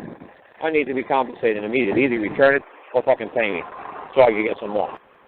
That's simple. But like I said, that's when you know how to act like a man. It's just like talking to anybody. It's not fucking just court. Say you were meeting two guys in the street and they took your shit. They took your car. They took your pot. They took your fucking hammer. They said, hey, that's mine, buddy. Oh, well, I'm going to need a couple of months to answer. Answer what? That's not my fucking hammer? Well, you're going to have to give me a couple of months so I can come up with a good reason why I got your fucking hammer. Dude, that's my fucking purple fucking hammer. It's got the yellow handle. Don't give me no shit. It has my name right the fuck on it. Give me back my motherfucking hammer. Oh, we need a couple more months to answer. What? Are you out of your fucking mind? And see, when you can fucking talk like that to court, what? Are you out of your fucking mind? A couple more months to answer. What? Is that my pot? You swore on the document that was my pot. Is it or is it not my pot? You said it was my pot. You're prosecuting me. It is my fucking pot. There's no fucking doubt about it. Now return it or compensate me. It's that simple. This ain't rocket science. And once you guys start figuring it out, it's just like somebody coming to your truck, pulling a fucking hammer off of it, and saying, well, I need a couple of months to answer you. What? I need a couple of months to answer you to whether figure out how I'm going to avoid giving you back your fucking hammer. How I could actually say that you having a hammer is actually wrong or illegal or improper or unlawful or dangerous. Oh, really? So you're going to come up with a fucking bullshit reason that one day I might have hit somebody in the head with the hammer, that's why you took it from me, huh? You're going to come up with some bullshit excuse, and I'm supposed to give a rat's ass why the fuck I shouldn't have my hammer, and that you're my mommy and daddy, and you're going to tell me what I can and cannot do with my hammer, what I can and cannot do with my pot? You're going to fucking tell me what I can and cannot do with my fucking heroin? You're really going to tell me? Who the fuck do you think you are? You're just another man like me. What makes you think you're smarter than me? What makes you think you got control of me? Who the fucking died left you, boss? My daddy didn't fucking die. He's my boss. Who the fuck are you talking about? Just like I did when I was a little kid, man. Little 19-year-old kid. That cop fucking gave me some shit in front of my house. Oh, I was on my land. Oh, he was, like God, he was still standing in the public. He wouldn't cross that fucking curb. He wouldn't cross into my land. He wasn't stupid. Because the other cop jumped the phone and said, hey, man, he's just trying to trap you, man. Carl's just trying to trick you. He's trying to get you to cross that line. What? Don't be a bitch. You drop your gun, your belt, and utility too, you sissy, kitty-ass motherfucker. If you're half a fucking man, you'll come across that fucking line and you'll be my daddy and you'll teach me a lesson too. I'm a 19-year-old kid going, Daddy? Daddy? Is that you? Daddy? I mean, I looked him face to face and I kept turning my head left, right. Daddy? Is that you, Daddy? You get a fucking plastic surgery? Daddy? Daddy? Oh, you're a lot uglier than I thought you were. Daddy? You my fucking daddy? What? He says, no, I'm a cop. Well, then who the fuck do you think you ought to roll up onto my face, to my place, and fucking talk to me like you think you're my daddy, and you're going to fucking tell me what the fuck to do? Who the fuck do you think you are? I'm a cop. Oh, well, great. So you're a fucking cop. Like, I'm supposed to give a fucking shit that somebody fucking is stupid enough to be a servant to the public. So you're a servant. Hooray. Ain't that just fucking lovely? Who the fuck are you to talk to me like that? You want to fucking talk to me, you talk to me man to man. You think you're going to jump in my face and bark orders at me like I'm some bitch boy? You're out of your fucking mind. I'm a man, you're a man. You want to talk to me man to man, we'll talk all day. You think you're going to fucking come in my face and yell at me? The fuck you think you are? And that's it. You know, but like I said, you know, it took like 3 or 4 months until we met up in court, me and the guy, and we met out in the parking lot. I said, holy shit, that was really cool what you did for me in court today, kid. He's like, yeah. You know what? I'm not stupid. You got 5,000 cops behind you, man. You guys will fucking throw a bag of dope on my front seat to put a bullet in my head and say I was reaching for a 22. I'm not stupid. I know I got to fucking be nice to you fuckers. I got a clue. I know what you people are going to do. This judge ain't got a clue what's going on in the streets out here. The judge thinks you're all fucking decent and honest and don't fucking lie. Yeah, because that judge ain't never got a ticket. That judge ain't never been set up. I know what the fuck's going on. I know I got to be nice to you motherfuckers. I said, but that day, hey, you know what? You rolled up into my fucking land, near my property, disrespecting me in front of my family. You think I'm going to stand there and take it like a bitch? Fuck no. Because then my family would think I was a bitch that I stood there and took it from you. So you ain't going to roll up into my land or my property to talk to me and my family like that. That's what I tell people all the time. I can't talk to you in front of your wife. Like I say, I was at your house. I said, no, we got to take a fucking ride. Just like I did the other guy in Indiana for 3 days. I said, no, we got to get in this SUV that I rented out. We got to take a ride. We took a ride for 700 miles. He says, why? Why can't we just do it right here? I said, because I'm going to bark at you, I'm going to yell at you, I'm going to curse at you in front of your wife and children. What do you think, I'm out of my fucking mind? Your kids will never respect you again. Your wife will never respect you again if you have a fucking other man jumping in your face and yelling at you, calling you a dumb fuck. I got all that. Yeah, so that's what I'm saying. Yeah, you don't need. Yeah, but the kids don't need to hear another man doing that to you. Yeah, you're exactly right. Yeah. Right. So I knew that since I was a little kid. I knew that since I was 19. You don't come rolling up into my face thinking you're going to yell at me and treat me like a bitch in front of all my people. I got a safe face. It's just the law of the fucking jungle. That's just the way it's been since time began. If you don't understand that concept, cop, well, sorry, I just beamed it to you. I got no choice. You jumped in my face, called me out. What are they going to do? Put my tail between my legs and take a good fucking tongue lashing because you fucking are a cop? I don't give a fuck if you're the Pope. I don't care if you're Jesus Christ. I don't care if you're fucking God. I'm going to stand up and fucking kick you in the nuts. Then you can strike me down and kill me and vaporize me. I don't give a fuck. But I'm not going to stand there and be talk like a bitch. So he's like, oh, okay, I kind of see what was going on that day. I said, yeah, there's a cutie pie Puerto Rican girl, too, man. I tried to try to fucking look good in front of her. Said, I was trying to get with her, man. They said, you think you're going to disrespect me in front of her? You're out of your fucking mind. So stand up. Show, hey, man, I ain't taking no shit from no man. She's going to want me. She's going to think, hey, I'm fucking real tough. That's right. Kill or be killed. Fight for the fucking best woman. You know, survival of the fittest. Yeah. Jungle shit.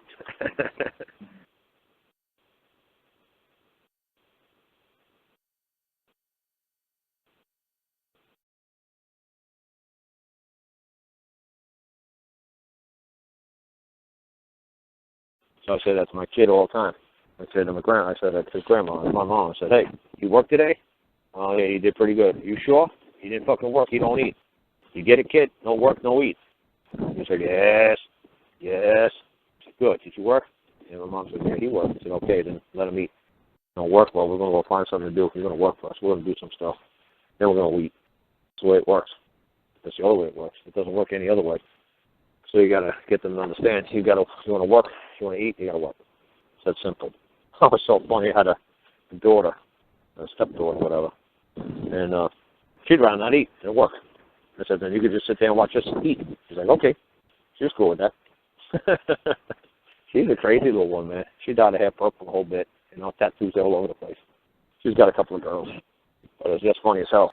What a stubborn little bitch she was. She was funny as hell. She was the one that I said I had off from work one day, and I started eating ice cream at like 3 o'clock in the afternoon. So she's like, hey, can I have some ice cream? I said, no, not until you're done cleaning up and until you eat dinner. So she says, hey, it's not fair here. You get to eat ice cream and I don't. I said, yeah, well, that's because I run this place. I'm the dad. I'm the big cheese. I'm the boss here. You're damn right. You don't like my rules? Get out. Leave. Find someplace better. She said, okay, I will. So she left. And she was 1993. Okay, yeah, she's about 8 years old. And she leaves at 3 o'clock in the afternoon. 4 o'clock in the afternoon, my neighbor guy comes up to me. He says to me, hey, Carl, man, I saw your kid walking across the bridge, walking over the mainland side of the international, the international bridge. I said, huh, yeah, she was about an hour ago. Yeah. She's motoring it. She's getting down. She's making some good time. He said, she's over there? I said, well, I don't know where the hell she goes. She told her, hey, she don't like it here. Find someplace else that you like. And so some man comes by and offers you fucking candy. Say, oh, boy, I love candy. I said, He's like, you kidding me? I said, nope. I said, look, man. I said, God's got fucking plans for her. No matter what I want to do, whatever she wants to do, God will provide for her. God will protect her. Or she'll wind up in a body bag. Or she'll take off with a guy who's got a bag of candy. Whatever God's got for her, in store for her, there's nothing I can do with that. I'm not going to get into it. She's going to make it in alone. She's going to figure it out. And she was freaking 8 years old. This is my whole belief since I've been a kid. Whole belief my whole life. God will provide. Just go out there, God will provide. It was funny, he said, oh, well, I'll just let you know where she is.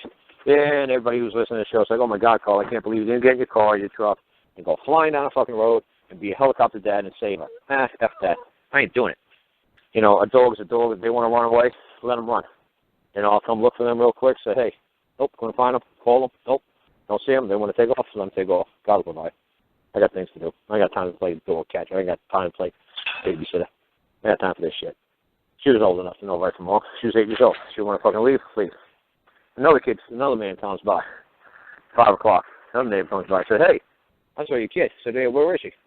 She said she was on US 1. Hey, which way is she going, north or south? Oh, she's going north. Huh. She's making some damn good time. Those little fucking legs just must be pumping away. He says, you want to go get her? I said, oh, fuck no. Either some guy with a bag of candy will pick her up, the cops will pick her up, or she'll come back home in a body bag. What? I ain't got time for this shit. Because I ain't playing fucking chase the kid. If this kid thinks that I'm a sucker, and I'm going to chase her down every time she fucking leaves, she's going to play me like a bitch. I'm going to be her bitch for the rest of her life. I ain't no bitch. If she wants to leave, let her fucking leave. She said, you kidding me? I said, no. I said, you don't understand how kids' brains work. If they see that you're going to chase them down, drag them back, it's like a woman, like dealing with a woman. Woman says, I'm going to leave. If you don't put that damn toilet seat fucking down, I'm going to fucking leave. Hey, you know what, honey? Leave. Oh, yeah, I'm serious about it. Well, fucking leave. Then they fucking leave. They want to see you chasing them down, saying, oh, well, I'm sorry, honey, here's some sweets and some candies and some chocolates and some flowers. Hey, F that. If she's going to leave for the toilet seat, she's going to leave for something else. That kid's going to leave because she didn't get a bowl of ice cream, she's going to leave for something else. I ain't playing this bitch game. I ain't nobody's bitch. You're going to tell me what to do. You're going to muscle me. You're going to give me extortion. You ain't going to threaten me. Who do you think you fucking are? Oh, next thing she's going to say, what, if you don't do this, I'm going to break your legs? If you don't give me ice cream, I'm going to shoot you, Daddy? Yeah, right. F you, kid. Nobody threatens me. You want to leave? Leave. You don't like it? Go. So then another guy came by at 6 o'clock and said, hey, and it was funny, the kid's name happened to be Holly. And she said, hey, man, your kid is up, I seen your kid up on US 1. I said, oh, yeah, where is she? She said she's up in Holly Hills. We used to call it Holly Hill because that's like where the white hillbillies trash live. Oh, she's in Holly Hill? Huh. Oh, well, good place for her. Maybe she'll find a family that'll take her and adopt her. She'll be happy living in a mobile home somewhere up there. So like, you going to go get her? I said, well, you effing kidding me? I ain't her bitch. She's going to make me her bitch. Fuck no. I ain't no bitch. I said, she'll come home of her own volition. She'll wind up in a body bag. She'll jump in a car with a guy with a bag of candy, or the cops will bring her home. Nothing I can fucking do about it. You know, don't threaten me. That's what I tell people all the time. I said, this is the way I always look at life. This is the way I always look at everything, every situation. Did that fucking prosecutor just threaten you? What? Did he tell you you're going to take 5 years in jail, or you're going to get 20? Yeah. You understand that's extortion, right? Oh, no. They do this every day to us people. And you people tolerate this. What the fuck is wrong with you? Well, the IRS said, we don't fucking give them this. They're going to take everything away from us and put me in a cage. Did they just threaten you? Yeah. Do you understand that's extortion? Well, do they do this all the time? Yeah, they do it all the time. Are you fucking kidding me? You don't know how to deal with that? No. Why not? I don't know. We just never taught how to deal with extortion. Shakedowns and threats. Really? Where the fuck you people live? Oh, I'm from New York. I learned all this shit in New York City. Oh, shakedowns, extortions, threats, paybacks, kickbacks, bribes. Oh, that's right. That's part of my fucking everyday vocabulary up there. Oh, that's right. You guys lived in lollipop fucking land. How the fuck would you guys know this shit? That's right. Red mommies and daddies and all this fucking balloon rides and all this other happy shit when you were a kid. Oh, I get it. You chase red balloons in a park all day. Oh, I get it. A bunch of candy asses. Oh, I get it. You don't understand what a shakedown and threats are, do you? No, they're communicating a threat. They're committing acts of extortion. Oh, is that what that is? Yeah, that's what it is. Oh, you mean they can't talk to us like that? Fuck no. Fuck no, they can't talk to you like that. But you're letting them get away with it. You can't let them get away with it. You know why? Because you're a good bitch. So then at 6 o'clock, the guy said he was up in Holly Hills. Oh, Holly Hill? Oh, that's special. Huh.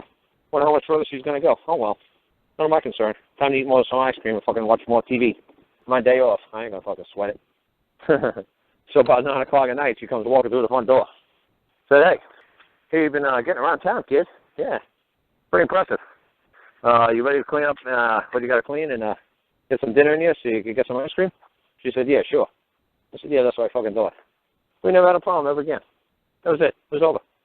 But she was going to test me. Oh, she was going to test me. She was going to say, hey, are you a man or are you my bitch? It's that simple. Now let's say, oh, Carl, man, that's abuse and neglect. Oh, Carl, that was a horrible thing. Hey, that was an invaluable fucking life experience for her. She understood, hey, when I need something, Carl will be there. Carl's not a bitch. Carl's a man. Carl's going to stand by his word. Carl's not going to chase me down like he's my little bitch. No.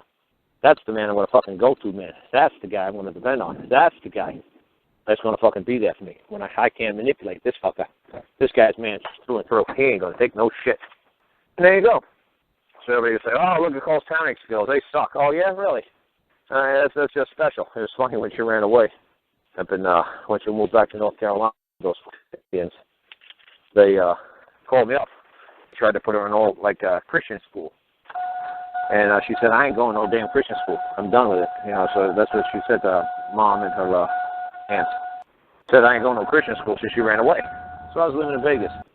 That was when the big storm came through, 2000. That was the last time I saw the Indian light. So they said, hey, can you come up here and help find a kid? You know, we think she took off with some, like, biker dudes, you know, who just tattooed the crap out of young girls in exchange for sex. So I said, yeah, that's right up my alley. I'll find her in 2 minutes. So it was pretty funny. I got there, and I just started talking to people that obviously looked like me. And I said to them, hey, you see the kid about this big, this. And they're like, yeah. And I said, the kid with purple hair? I said, purple hair. When I saw her, she had a blonde afro. I said, but purple hair? She went up. No, the blonde afro was natural. She was half black, half white. I said, no. So she had a blonde afro. Good-looking kid, man. Blue eyes on blonde afro. It was kind of goofy looking, but she was a good-looking kid. She could dance just like Madonna. She had brain injury, so she couldn't read or write. But, man, she could watch us move on TV or YouTube video. I don't know, YouTube wasn't around back then. I mean, MTV video. Holy shit, she could pick up those moves and lay them down. We went to my brother's Greek wedding because he married a Greek. Man, she was the hit of the fucking wedding. Any Greek move that they were doing, she could copy it. And it's funny, she still got a hole in her skull where she was supposed to take the payment when she was 18 years old that she got from the insurance company settlement. She was supposed to get her skull fixed. Instead of getting her skull fixed, she just blew it on drugs and shit. So it's pretty funny. She still got that hole right there in her forehead too. I think it's still the left side of her forehead where she hit the dashboard. I wasn't driving, the wife was driving, and went underneath the tractor trailer. Yeah, they both got fucked up pretty bad. But it was a metal dashboard. The kid hit her head in it. But anyway, you know, good kid. But a kid, you know, a little wild one. So yeah, I found her in some fucking beat up motel, not a motel, beat up mobile home in the middle of the woods somewhere, and there's a bunch of drunk fucking bikers there, and I just walk in like I own a fucking place. And I just fucking walk around. I said, hey, you see a purple fucking headed kid laying around here somewhere? And he's like, yeah, she's laying up in the back room with another girl. So yeah, she was getting it on with another girl. I said, hey, your mom's real fucking pissed. I drove all the way from Vegas. I said, I ain't got time for this shit. What the fuck's the story, kid? You're only 17 years old. What the fuck's going on? You better make, oh, she was only 16. Sorry about that. 84, 2000, yeah, she was 16. That's right. I got her emancipated the next day. I said, hey, kid, what the fuck's going on? Tell me what the fuck's going on. He was like, oh, daddy call. Yeah, daddy call. Yeah, great, lovely. Yeah, got a couple tattoos? Yeah, she's like, I'm a little sore laying back here with this other girl. Yeah, that's just fucking lovely. I got time for this shit. I got to go back to Vegas. I got to go to work. What the hell's the story, kid? You know, you want to fucking, you're done listening to mommy? You're done listening to your aunts? You done? She was like, yeah. I said, okay, well, tell me what's going on. Now they want to put me in a Christian school. Oh, yeah, those heathens? Okay, great. You know, I guess I think that you don't want to go. No. You want to stay here with these clowns, right? Yeah, okay, fine. You know what, kid? We got to do it legally. What? Just come with me. Your mom and your aunts are outside. They're going to be kind of pissed. I'm going to tell them to go fuck themselves, that I got this under control. Just hang out with me tonight. Tomorrow I'm going to take you down to court, and you're going to be a free woman. They're like, oh, really? Yeah, oh, fucking really. So, come on, I ain't got time for this shit. So she's like, okay. So she didn't give me no crap. She didn't, like, scream to the guys, hey, man, this guy, I don't want to leave with this guy. No, she just fucking left me. And then obviously the mom and the aunts are outside doing a ration of shit. And I took her down to the courthouse the next day, and I emancipated her. And they just walked into the court and said, hey, she's a free fucking woman, and she does no longer want to be under the control of her mom or her dad. And she wants to fucking, she could get employment, and she could get stable income. And I'm a contractor, and she can work for me if she wants to. And she calls me Daddy Call because I'm married to her fucking mom. So we went with the court to recognize her as a free fucking woman and not to be bound by any fucking man or any other woman. And the court clerk said, not a problem. And he just signed some paperwork, and there you go. So there you go, kid. There's your working papers. Any cop fucking gives you any shit, anybody gives you any crap, you're 16 years old, you're free and clear, you do whatever the fuck you want. No, you don't have to answer anybody on planet Earth for the rest of your life. So there you go, kid. Enjoy it. I hope you make the right decisions. If not, oh well, you always know where your family is. I said, so go out there and run wild if you want to. Hopefully God will fucking protect you. I said, the kid, you want to be on your own? I ain't chasing you. No more. I ain't doing it. I came one time. That's it. You need me? You come look for me. I ain't looking for you. So that's all I owe your mom. That's it. She was fucking bugging me. Wouldn't shut the fuck up. I said, so there you go. So, free and clear, think your whole life. You could not beat happiness out of that kid. That kid would be happy if you threw her in a mud puddle and you fucking, had lightning bolts in her. She would still smile. That kid, when she got brain damage, I don't know, man. When she hit her skull on that dashboard, she was changed. She could pick up any move in a book. She couldn't read it right. She couldn't read, like, anything. It was funny. I spent 27 hours one weekend just trying to get her to read the word, like, cat. That's what we were working on. We were working on the word cat, C-A-T. 27 hours. They said, nope, kid, you're bona fide. There ain't no motherfucking way. You something just your brain no more. I said, okay, that's cool. And I explained to the teachers, man, don't even bother. I said, I spent 27 hours. It just ain't clicking up there. Something happened to her brain, and it just ain't clicking. But what God took away from her reading and writing, God provided her with dancing and happiness. She was always fucking happy kid.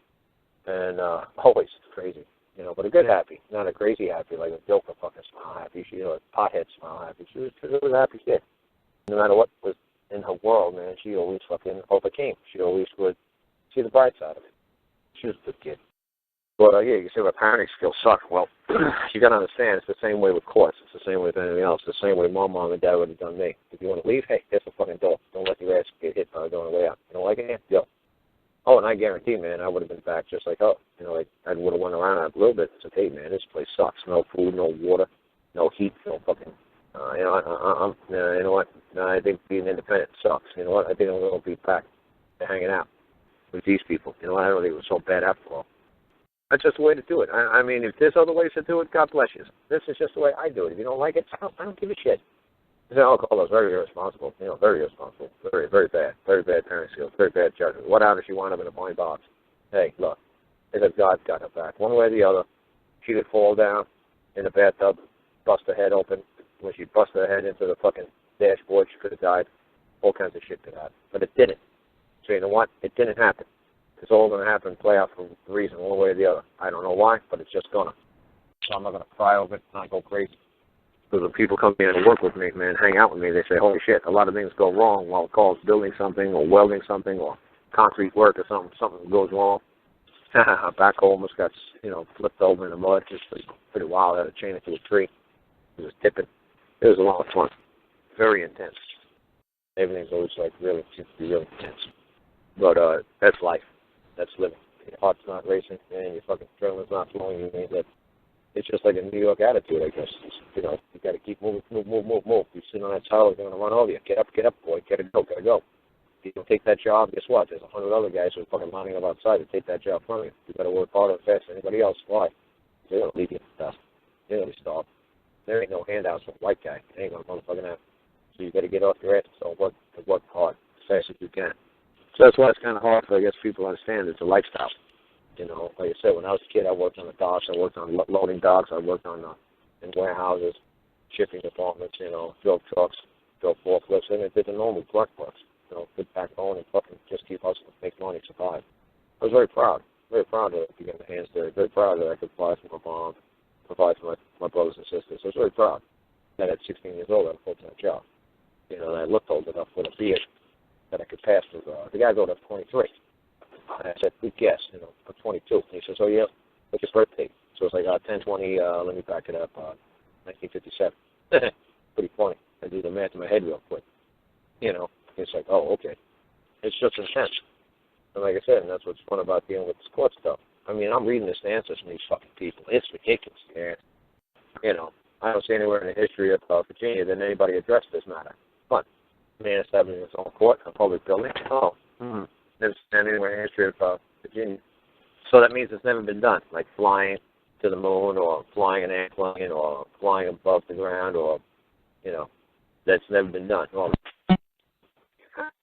it's just ridiculous. Oh, well, I live on the edge.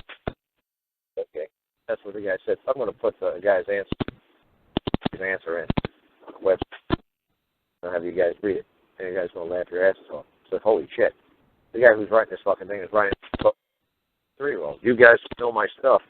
I'm going to say to yourself, shit. Even you, the people who are listening to my stuff, you ain't been listening for a very long time, I'm going to totally fucking laugh at this guy's answers. It's like, wow, is this the best that the legal society could come up with? Is this the best answers and excuses? Is this the best they could do? Is this the best they can muster against this guy? Even the guys, people who hate me, even the people on these shows that freaking hate me and want to destroy me, I would say, hey, you want to see what your legal society can do? You want to see the best that you people can do to answer against what I made a claim into the court? You want to see what they're doing? You see how ridiculous this shit is? We don't see anywhere in the history of Virginia where a man can establish his own court. Oh, he's trying to say plaintiff can establish his own court. The only problem is man's here. They don't understand the significance of man because they were never trained. They were never taught. Just like you guys, until I came on the scene, you had no clue what you were. Dude, you're an effing man. What? What does that mean? What do you mean, what the hell does that mean? It means everything. You're in the image of God. You're the creator of all you survey. Yeah, somebody called me up last night and said that to me. He's a detective guy at Tennessee, and he's a doctor guy down in Tennessee, come up to visit me.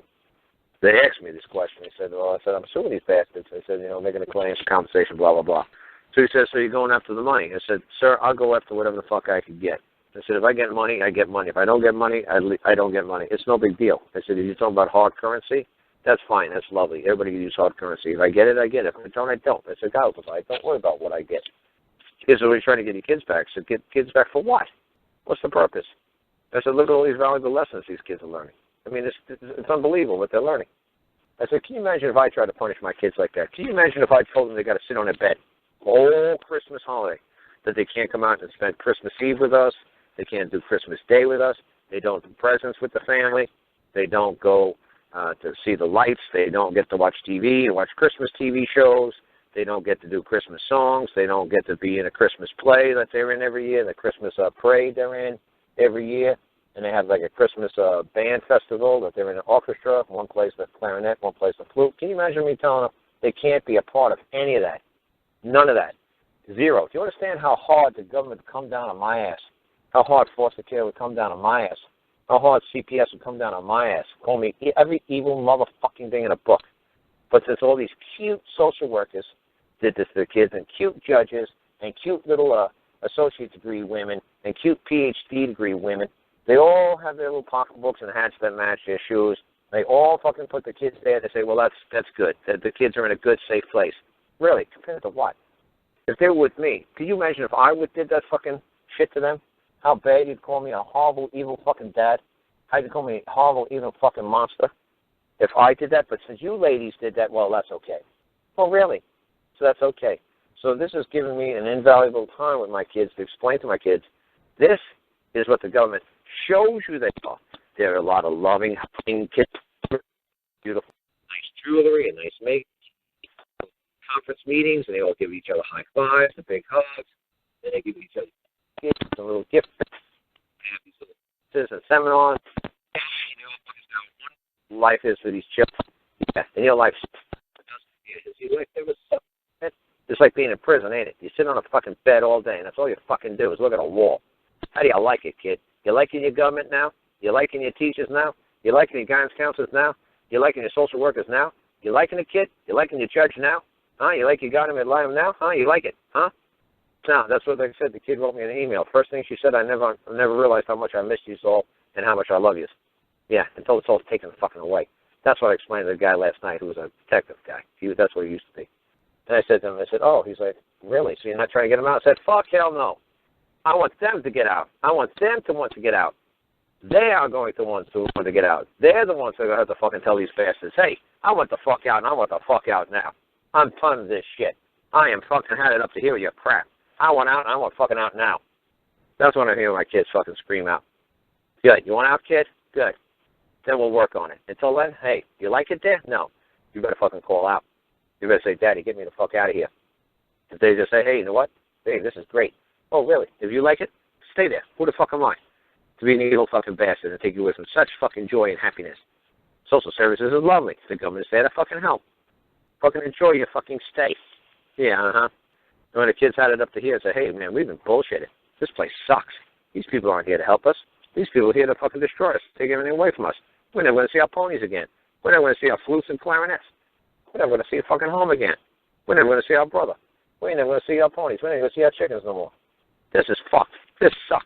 What did we do? Hey, there you go, kid. Welcome to fucking America. I'm glad you got off the boat, huh? Well, this is what you got. So until the kids get a fucking wide-eyed view of it, say, holy shit, Daddy, you're right. Now I understand what you're doing, Daddy. There you go. And when they come out, I can take the kids on a fucking tour with me to do seminars. I said, hey, kids, explain to these fucking people how wonderful life is in fucking foster care. Tell them just how wonderful in all the toys and trinkets and presents and clothes. Tell them how wonderful life was away from your family. Tell them how wonderful these people treat you. Instead of me telling fucking them how fucking life sucks dealing with social services and foster care, the kids will be able to fucking tell you people straight up, hey, this shit sucks. Daddy was 1,000 times fucking better, and these fucking quit 7 fucking what. There you go. You hear from me, you hear from them.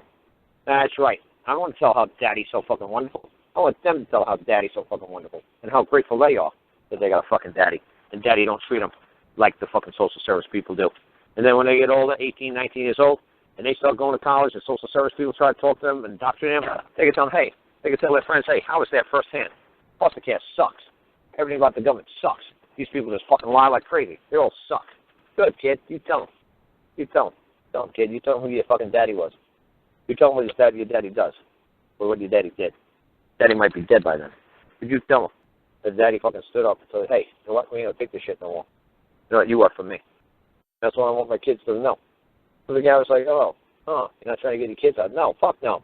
I want them to fucking want to come out. So at least the one girl wrote, I'll do whatever it fucking takes to get the fuck out. If you give up fighting for me, I ain't going to stop. If I got to fight alone, I'll fight alone. They're like, good kid. You know, at least she's willing to fight. So like I said, that's what you want to do. You want kids to fucking have it up to here. And you say, hey, you know what? Life at home wasn't so bad. No, it wasn't so bad, was it, kid? No, it wasn't. Oh, well. Now what do you think, kid? Like, yeah, you're right. Life was kind of okay. Yeah, it was. So what are you thinking now? Say, Like I said, man, it's a lot of fun dealing with these kids and dealing with social services. I wanted to teach them this. I wanted to teach them the horror of social services and CPS. I wanted to teach them this. But how many years would it have taken me to talk to them across purple in the face, explain to them, look, your family is that which is important. Your family will never treat you like this. Your family will never deprive you of this stuff. Your family will treat you fair and just. Family will make sure that you have a Christmas and you have a holiday. We'll do the best we can. We might not have much, but we'll all be together, and we won't be sitting in different bedrooms looking at a fucking wall. The government's going to isolate us and put us in different rooms and different walls in front of us. No.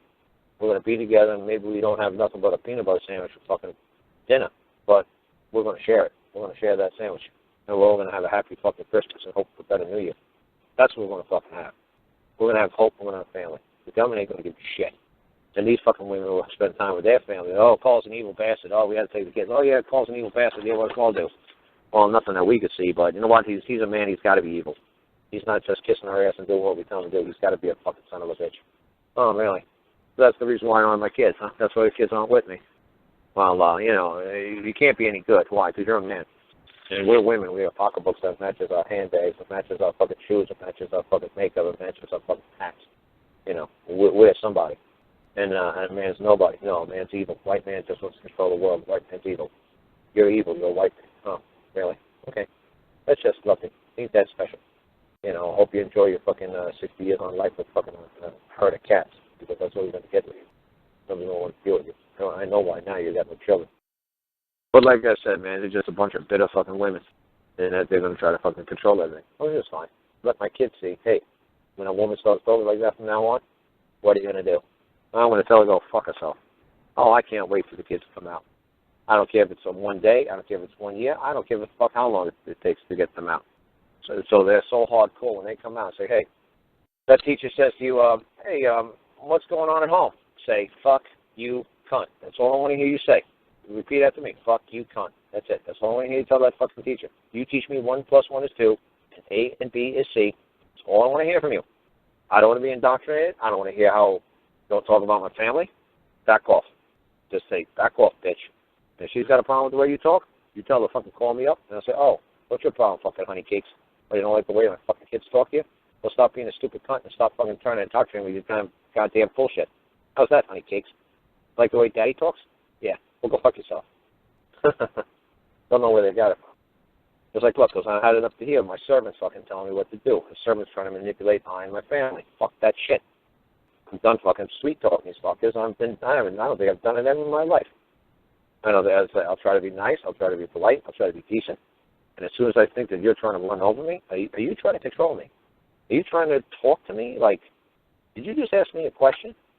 Like, I love it, man, when anybody's going to go and try to ask me a question. Are you trying to ask me a question? Is that what I think you just did? Well, I want to know why you didn't pay taxes.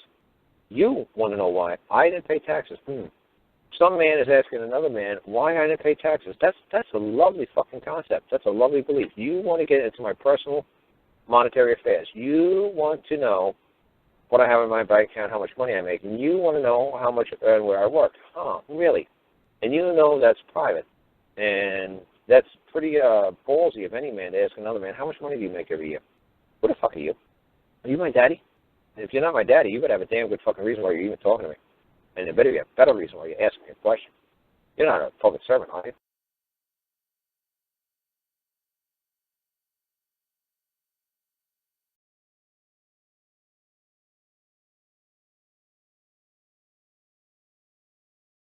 I'm just worried about the judge just saying, what are you smiling about, or why aren't you smiling, or why are you looking this way, or why are you looking that way. You're just holding me in contempt. So I'm just going to try to play it as calm as possible and just see if he's actually even willing to talk, or if he's just in the mood to just, like yesterday, I was introducing Frankie, and Vital, and me, and he didn't bother to listen to who I was introducing, because at 12 o'clock when Frankie went, he would have realized there is two Frank Russos on planet Earth, because I was trying to introduce my little brother, and he didn't care. He just started talking. He just started to say, this is a complaint today. We're here for pre-trial, pre-hearing, press repeat, talk about Karl Lentz, the plaintiff, and Anita Harris, Director of Social Services, as the defendant. And while he was talking, I was like, this is Frank Russo. This is Vital. I'm Karl Lentz. And he just didn't even want to deal with any pleasantries. He just was going right. He had an agenda. He was on a mission, and he was just going to dismiss it. So what happened was I said, first, let me remind the court that this is not a complaint. This is a claim. He says, no, this is a complaint. I said, no, it's actually spelled claim. I said, this is a claim. And I'm at the circuit court, not in the circuit court. He says, no, you're in the circuit court now, and you abide by the rules of the circuit court. I said, no, I wish to proceed in the court of record, which moves only under the common law. It does not move through statutes. He said, this is a court of record, is it not? He said, yes, it's a court of record. I said, then I wish to proceed under the common law. He says, you're in my courtroom now. I said, this is a public court. This is a public courtroom.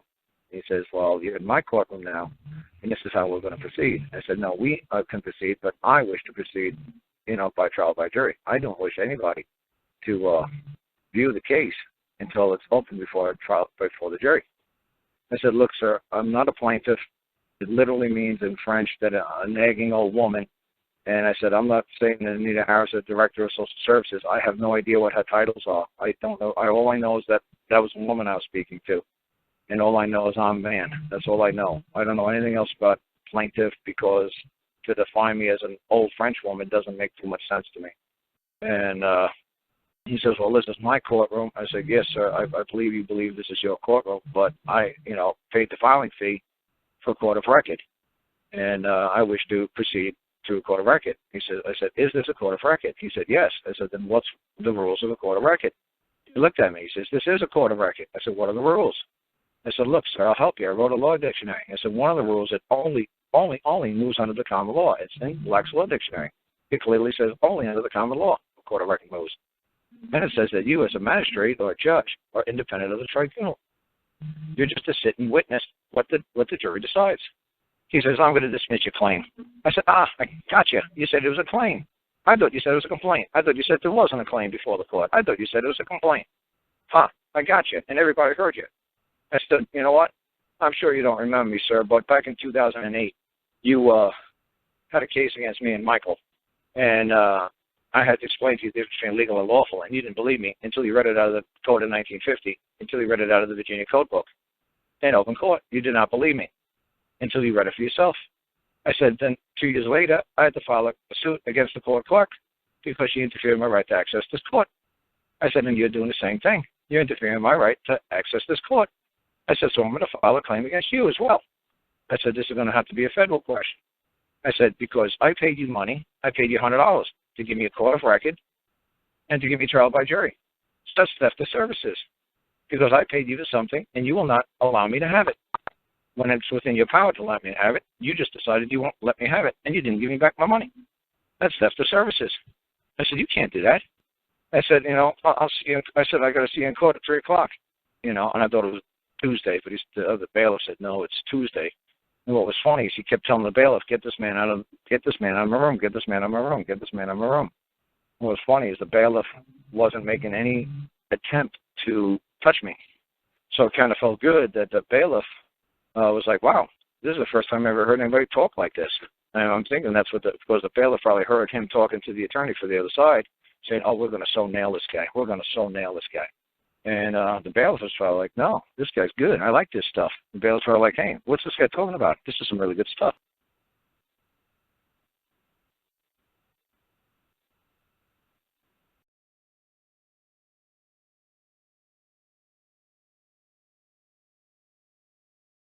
So this was the one that I was telling you when you're going down the highway to just make a money order because, instead of using did I say use a personal check? Yeah. That's the one. I did the personal check when I did it to the governor's name. Right. But that day I didn't have any checks with me, but I had a money order that I had made long ago for the same amount that I was going to use if I needed it, and that's all I had. So I ended up using that. Right. So you got no record of. So you're not. Well, you know what you're going to have to do? Who gave you the money order? Was it a postal money order? Yeah, postal money order, and after I filled it out, I took pictures of it. Yeah, but you're still going to have to get a copy from the post office for the canceled check. Right. Money order. You're going to have to wait for that. He's probably just going to endorse it over to the Commonwealth. It doesn't matter. Yeah, but he told you to write it out to him. Well, he's going to say he just accepted payment on behalf of the Commonwealth, right? Right. What he's going to do. But here's the other thing. We wrote him letters, and one of the letters I said was, is it a true debt? And he answered back, and he said, yes, it's a true debt. And then I wrote back, and I said, okay, is that hearsay, or you have first-hand knowledge that it's a true debt? Every time you said something like that to him, you were supposed to say, is it a legal debt or a lawful debt? You see what I'm saying? A legal debt or lawful debt instead of verifying the debt? No, instead of saying, was it, you said, is it a true debt or whatever you said, You just say to him, right, I would just say to him, is it a legal debt or is it a lawful debt? You see what I'm saying? It's based upon some sort of legal, is this some sort of legal debt that you believe that is due? Do you believe it's a legal debt or a lawful debt?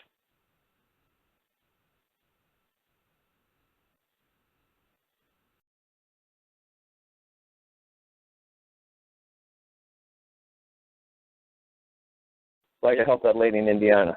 The lady said that she couldn't pay her credit card debt, and she said, Carl, I know there's a way that you teach people how to make payments on a credit card debt, blah, blah, blah. I said, well, tell me why you can't pay your bills. Tell me how you got behind. Tell me what's going on. Give me a little bit of background. And she said, well, I said, where's the kid's dad? Where's the girl, 13, 14-year-old girl? Where's the dad? Why he ain't paying? Oh, we can't find him. I don't know who the daddy is, whatever. And I said, okay. But I did have a husband, but he got arrested for raping my 13, 14-year-old girl, and he's sitting in prison now. I said, oh, wow, really? She's like, yeah. I said, oh, well, the money problems are solved. She's like, what? I said, because all you have to do is go to Indianapolis and call up risk management and tell them that you have a citizen of Indiana in custody, and he caused this much damage to your daughter and to you, and how much are they willing to compensate you for their property, their citizen doing this to you, like your dog or their cat or their car or their employee or their agent of the government. How much are they willing to compensate? I said, ma'am, they'll tell you in 2 seconds how much you're going to get. And I'm telling you, it's going to be between $40,000 and $60,000. And your daughter's going to be offered a 4-year in-state tuition, fully paid for scholarship. And she said, you're kidding. I said, no, ma'am. I said, read it. Read what risk management does. I said, if I studied risk management up, down, left, and right trying to get money out of their asses. I said, I know exactly what you're entitled to. So we were doing this at a donut shop in Fort Wayne, and that guy Denny was asking me, can I help a whole bunch of people that were asking him questions, and he never knew how to answer them. So he says, Paul, can you sit here, and I'll invite all the people who've been asking me questions throughout the years to come here and meet you. And it was owned by Vietnamese people, so they didn't care. It was a pretty quiet donut shop. It wasn't big like Dunkin' Donuts. It was a mom-and-pop shop. So the lady came back the next day, and she said, Carl, the state offered to give me $60,000 for compensation, and you're right, they're going to give her a 4-year in-state scholarship. I said, of course they are. because their citizen, their dog, their agent, their employee caused damage, and they have to pay. And while he's in prison, Indiana is making $1 million while that guy's ass is sitting in prison. They're making money, so you might as well get a cut too. So I said they're compensating. So what's funny is my mom doesn't realize this, but I realize this. A few days after Colette was taken and Frank was charged, you know what I got in the mail from my mom? Her letter from Risk Management asking us if we wanted to be compensated for the fucking damage that Frank did. Wow. Yep. And my mom was so distraught at that time, she didn't know what it meant. I knew exactly what it meant. That since one of their citizens, Frank Russo, has caused this damage, like hit his, like one of their employees or their citizen hit his car into us, that they are liable for the actions of their citizen. So see, they're claiming Frank to be theirs. So it's just like if my kid was named Frank Russo and he raped your daughter, I would immediately say to you, look, I heard that my son, Frank Russo, raped your daughter, took pictures of your daughter, and caused all this damage to your daughter. Just tell me how much I owe you. We'll work something out, and I'll compensate you for damages. So see, the Commonwealth or the state did the right thing immediately. Immediately wrote to us, immediately sent us documents saying that we'll compensate you for your injuries that was caused by Frank Russo. My mom didn't understand what that was. I could have filed, believe it or not, I could have filed a claim for damages for what he did to me and what he did to Colette. And I don't know what kind of check they would have given me. Maybe they would give me $10,000, $20,000. I don't know what they would, but they would have cut me a check for the damages, for the injuries and the harm that Frank did, and any loss that I might be accruing. So what was funny is I didn't file for a fucking dime. Fuck them. I don't want shit from them. But this is they're trying to offer you a benefit so that you took the benefit. Now you give up rights. No, it's not that, because if I take a benefit anytime it becomes a burden, I could leave it behind. I don't have to. No, I know what you're trying to say, but no. It's not iron that it's written in stone. If you just because you took a benefit, doesn't mean that you're bound now for the rest of your life that you're a slave. No. But what I'm going on is saying is, why would I sue Colette? Because I wouldn't be suing Colette. I'd be suing through Risk Management. Risk Management would have to pay me for the damages that one of their citizens, Colette, did to me. You see what I'm saying? Yeah. The citizen is liable for her actions because they're claiming her to be a citizen, and they're using her birth certificate and everything else to accrue credits on behalf of the state. You see what I'm saying?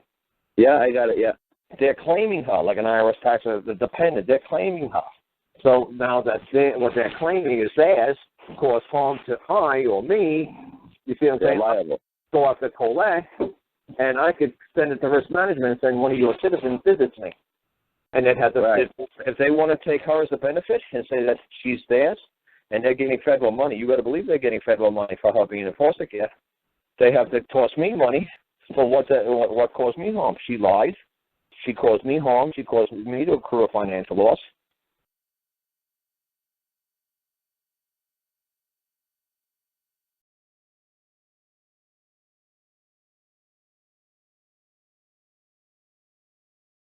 What happened with my hearing, that was a lot of fun.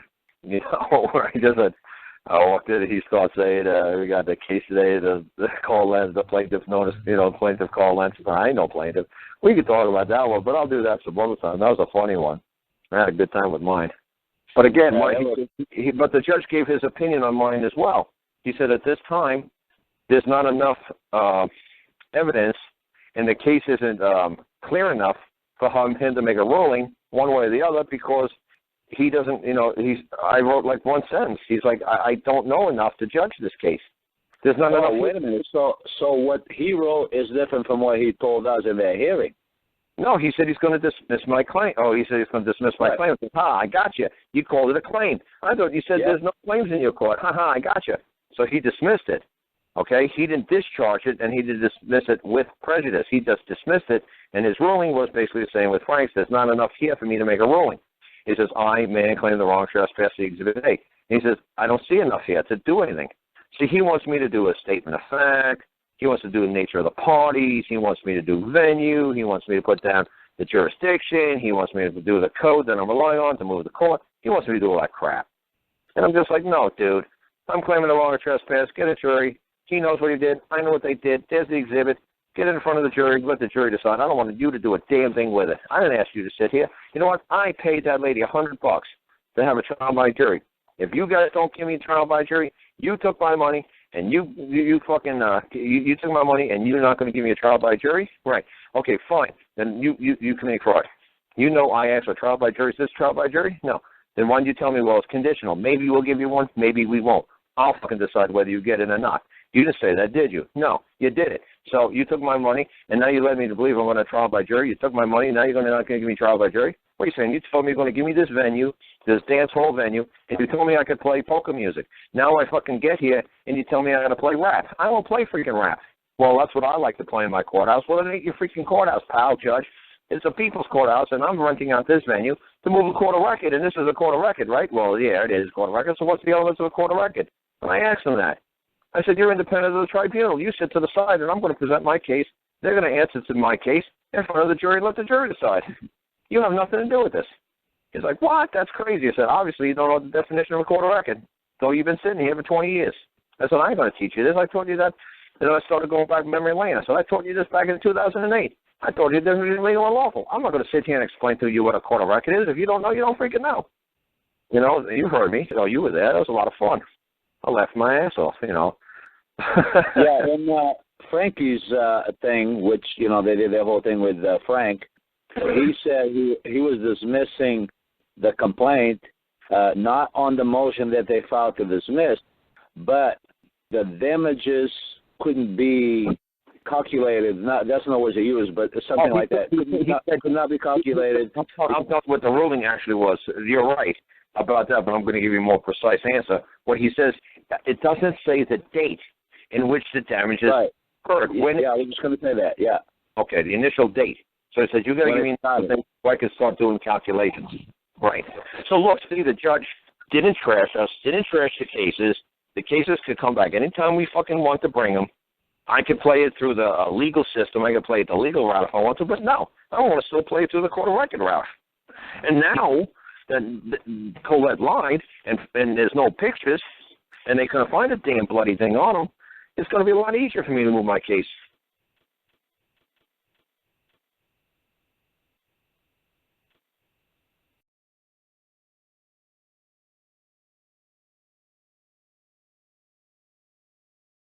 The problem with this stuff is if I tell too much information too quick, you guys go flying off the handle. Like, I truly believe that when you read from people in the past who created this thing called the Americas, when they said that the sovereign power lies with the people, the sovereign power of the government lies with the people. Now, if I start telling you people the sovereign power of the government lies or resides within the people, you guys don't understand exactly what lies and resides within the people means in the sovereign power. The sovereign power means God. God is within you. God is within all of us. And you guys are going to run off the freaking handle and say, I'm sovereign, and I can do this. That's not what it means. It's not what it means that the sovereign power of the government resides within the people. It means God is within us. It means God's in our hearts. It's God will guide the people. We don't need a piece of paper to guide us. We don't need a king. We've got it. We've got it figured out. We've got this. But if I said, look, the sovereign power of the government resides within the people, you people are going to say, see, we're sovereigns. No, I didn't say we're sovereigns. I said the sovereign power of the government resides within the people. It's in you. You feel, when you're doing, like I got all these freaking dogs, man, and cats. They know when they're doing wrong. They look at me, and I look at them, and they put their tail, you know what you're doing. You know what you're doing. You know it's wrong. I didn't have to read a book. And this is what I try to explain to people all the time about common law, basic law. I said, look, all these, when the judge or whatever gives us crap, he said, look, is this a statute law? Is this a code? Is this administrative policy? Yes, this isn't law. This isn't basic law. And I said, yes, it is. It's like, well, look, statutes and codes and administrative policies, they could be amended. They could be redacted. They could be modified. Orders could be overturned. But law can't change. The law stays the same for my generation, my children's generation, caveman's generation. It stays the same. The law applies to my dog, it applies to caveman. It's going to apply for all time. You can't modify it, change it, amend it, alter it, or overturn it. The law, the true law, isn't written. And this is what I try to say to people. When it's like, say, Black's law, or like when it's written in black, that's written by man. When God is supposed to be light and all white. It's unwritten. How could God's law be written? Because God would write in white, and on white paper. How are you going to see it? It's unwritten. You can't see the common law. You know it. It's inside of you. It's there. And this is what I'm saying. It just drives me nuts because you guys are saying, Carl, where can I read about the common law? Every single law book, every single legal law book tells you it's unwritten. They're telling you there's a sovereign power in you. They're saying the stuff you see written in black, that's man's law. That's not God's law. That's not real law. Man's law changes depending on who the man who's writing it, from what angle he sees it from, whatever his beliefs are. And everybody has a different angle, a different belief in what they're witnessing. So, like I said, man, it's just a lot of fun talking to you guys, but it's like, holy shit, you guys have got to either grow up a lot or something, or just feel it inside of you better than what you're doing. I mean, you're dropping a ball. You're reading too much or researching too much, and I was like, dude, just do what you know is the right thing to do, like what I did with Frank. Look, until I get all the evidence, until I get facts, until I can't do anything, people. And everybody was bugging me for months, and I said, I'm fucking done doing these shows, because all I'm going to do is get the same damn questions. What were you going to do for Frank? That's not a damn bloody fucking thing until I see what's going on. And they said, we're going to get kids out of foster care. So absolutely not. Because if this kid is freaking lying, let her sit in foster care a little bit and let her think about it. Let her think about the repercussions of opening of your mouth and talking about private issues about your family, or talk about the private stuff into the public, exposing the public to this nonsense. See the repercussions you're going to get. See if you're ever going to come home. Maybe you'll learn next time to keep your mouth shut and don't lie. Or maybe if you have an internal family problem, bring it to the family and let us handle it. Well, obviously, she didn't have a family problem. She didn't have any problems, thank God. But it would have been nice if she let us handle it, as a family instead of bringing it out to the public. And people say, oh, well, see, Carl, they're afraid to talk to the family. Well, what, lie? Yeah, because she got found out to be lying. Oh, thanks, thank God. Because this makes my job so much easier. Oh, good. She lied? Oh, thank God. Why? She's a minor infant child. That's what minor infant children do. They don't know right from wrong, and they just do whatever the hell they want to get what they want at that particular moment in time. I can't hold her liable. Why? Because she's a minor infant child. Anything under the age of 18 is considered an infant. So she's a minor infant child. I'm not going to hold her liable. She did what she did. Why? Because that's what God made her. God made her a minor infant child. God made a dog, a snake, a snake. She's a minor infant child. That's what minor infant childs do. And that's where you don't arrest somebody based on a word of a minor infant child.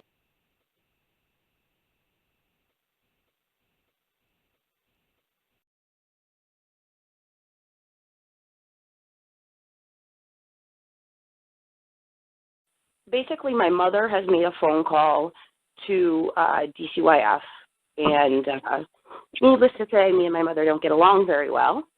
So we live in Rhode Island. We just moved to Providence, Rhode Island. My mother doesn't like Eli very much and called DCYF and made accusations against us. So they looked into it, and at the time that they took our son, I was actually at work, and so was Eli. So he has been with his godmother, where he was when DCYF came, and, basically put a 72-hour hold on him. And he's been there since the middle of December. So we've only had about, 3 hearings now. It was like I don't know what, basically one hearing to try to get us to sign things, and then Well, he's not with family. He is with family. He's with his godmother. All right. And the godmother happens to be a relative? No. Okay, good. So she can't actually make a claim. Fine. Not at this point. She can't. Fine. But for some reason, they gave it to her. Yeah. Why did they give it to her? He was there at the time that DCYF came, and she's probably the closest person. She was babysitting? Yeah. Good. You said she was there. There where? You mean at her home with my son babysitting, yes. Okay, so kid was not with a relative, was at the babysitter. And they went over to the babysitter's house, and they took the kid from the babysitter. No, they actually left him there in her custody. Okay, so they left her there, the baby there in her custody. Okay, great. Yeah. So why did they bother coming over? So my mother... Good question. Yeah. we're still trying to figure that out too. My mother. Just don't give me the full details. Do you have an idea? Was somebody reported abuse and neglect? Yes. It was alleged reported abuse and neglect? Yes. Okay, thank you. I don't need the details. So there was an alleged abuse and neglect. Okay, great, lovely. What did they allege? Either abuse or neglect? Which one? Or both? We're still trying to figure that out. Neglect. Okay, yeah, it's neglect. Okay, so you've been criminally charged? No. No. There's only two ways they could hold your child. Is based upon criminal proceedings against you, charges against you, or volunteer. That's it. All you had to do, okay, this is why this could be so simple and so quick. Is there some reason why you didn't tell those people you have 72 hours of criminal charges on us or return them? No. In 10 weeks, we've been listening to you. We haven't done any smart stuff yet. Okay. So, like I said, all you had to do is say, look, there's only two ways you can hold the child into custody. Two ways. Voluntarily, the parents have to surrender them, or there has to be criminal charges against you for either abuse or neglect. So since there's no criminal charges for you folks against abuse and neglect, then it has to be voluntary. There's only two ways to hold the child. Okay? Yeah. Beautiful. Does that make sense? There's not three ways, okay? It's only two ways.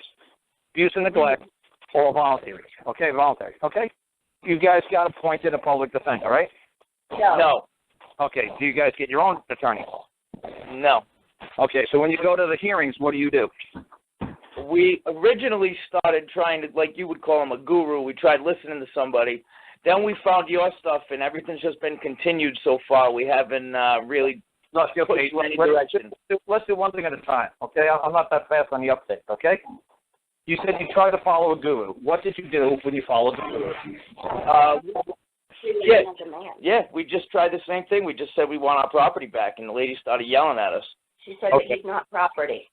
Okay. Then you said, what did you ask? Who's this lady who's talking to you? The associate judge, or whatever she is. Okay, so she said that he's not property, right? And what did you say? Well, she kind of used the bailiff to intimidate us, and we kind of backed down the first time. Okay, so when she said that that's not property, what did you say? I don't, to be honest, I don't remember. It was that long ago. That was in December. Gee, yeah. You don't remember something that important? Well, no. I mean, basically, when she said that, she yelled at me, and I backed down, and I just kind of cowered down and let her continue yelling at me. You just say, lady, you could believe what you could believe, and I believe what I believe. If I want to call him a ham sandwich, he's a ham sandwich, lady. All right, so let me get this straight. You talk to the judge says not property. You need to say to her, look, man, you believe what you believe, and I believe what I believe. I want to call him a ham sandwich. I believe he's a ham sandwich. He's a ham sandwich. Fine. You got your opinions. I got my beliefs. That's fine. And that's how you handle people. You sound like you got a New York accent, do you? No, that's straight Rhode Island. Too bad. I was hoping you were from New York, Staten Island, Queens, something, Bronx, someplace. I like you, I spent summers out there with my family on Long Island. Yeah, well, I'm saying if you were from New York City, you'd have a real freaking attitude like me and Donald Trump and Scalia. You'd have a real attitude, like me. That nobody's going to tell me what I'm going to call my kid. I'll call him a cupcake. And if you don't like me calling him cupcake, you go have a kid and you call him what you want to call him. But until then, I'm calling him cupcake.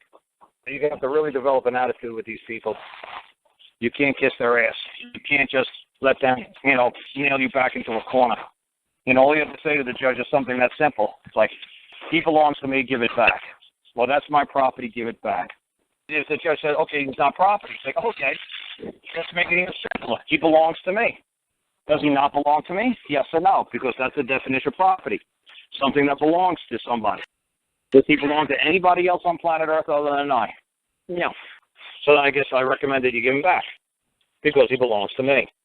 See how simple this lovely concept is? If you look up the definition of property in the dictionary, you'll see it says that which belongs to one. So you say, okay, fine. Property, he's not property, fine. He belongs to me. Does he belong to anybody else on planet Earth? No. Then why are you touching him? If that dog belongs to you, do I have the right to come and touch your dog? If you don't want me to touch your dog? No. Touch your dog. And if I touch your dog, right, I have no right to touch your dog. So whose dog is that? It's your dog. That little bundle of joy over there, that's my that's my little bundle of joy. That's my cupcake. Well, don't call him property. I'll call him cupcake then. Does that make you happy? He's a freaking he's my little bundle of joy. He's my sunshine. He's my starshine. He's my little God's gift. Okay, does that make you people happier? It's very true. Yes. The whole thing is you got to have a freaking attitude with these people. You know that's how they get you. That's how they get you under control. Is because to argue with somebody is to clear up a point, to make something crystal clear and transparent. To argue means to polish. Means to make something clear. So the judge says, you just come here to argue today? Absolutely. You're damn right. Yeah. Because if you don't argue, if you don't bring your point forward, if you don't bring the light through, if you don't bring your point of view through, then it's the other side is bringing their point through. And you're going to get railroaded. If you say to the judge, the judge says, are you here to argue today? Is that all you're here to do? Absolutely. But if I don't argue, you're going to give the other side the ruling. Because if I don't argue, if I don't stress my point, if I don't bring my facts before the court, then it's a one-sided argument. You're going to rule in favor of the other side because only they're the ones are the only ones who are arguing today. Like I said, the big thing is back to the only two ways they could take them is through a criminal proceeding or a volunteer. So the first thing you need to do is go down to the local sheriff's department and get the local sheriff to confirm there's been any criminal charges against you. We did that. And did you put it in writing that there is no criminal charges on you? No, we did not. We've actually had trouble with them trying to, help us go pick up our child because you're getting too complicated too fast. All you have to ask them is a simple question: has there been criminal charges filed on I or my husband yet? That's all you need to know. I don't need to pick them up. I don't need you to fucking do a damn thing. All I need to know is are there any criminal charges against me and my husband at this point? Okay. And they say no. I said, good. Can you put? Yeah, I wrote it up in writing. There are no criminal before you even walk into the fucking police department. You have it in writing, where it says that there is no criminal charges on us at this time. Okay. And they just have them sign it. Say, look, I just need you to sign off on it. At this time, you do not see any criminal charges pending against I and my husband for abuse and neglect. You have it in writing. That way you don't tell the guy, hey, can you write it for me? He can't write a damn thing. You put it in writing. You put it in writing, you go down there and say you need to talk to the sheriff. Okay? Yeah. Then when you get down to the sheriff, you just ask him that simple question. You already have it in writing. You say, hey, sheriff, man, what? Is there any pending criminal charges against my husband, man, for abuse and neglect against the child? No. Oh, good. Yeah, I already got this piece of paper wrote up. And he's like, what's that? I said, well, it's just, just a piece of paper confirming that at this time you don't believe there's any criminal charges on me, on my husband. Is there anything filed through the sheriff's department? And they'll say, I don't want to sign that. They'll say, okay, where's your legal department? Where's your legal department? I need to talk to your legal department. I'll have your legal department explain something to you. I require a service of you. I need confirmation whether or not there's charges pending against me. Yes or no. That's all I need to know. I'm not asking you people for rocket science here. All I need to know is there criminal charges pending against me. Yes or no.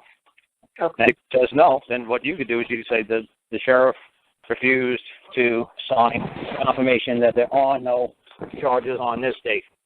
And if I was you, I'd bring a third party and I'd bring somebody down there to witness for you. Okay.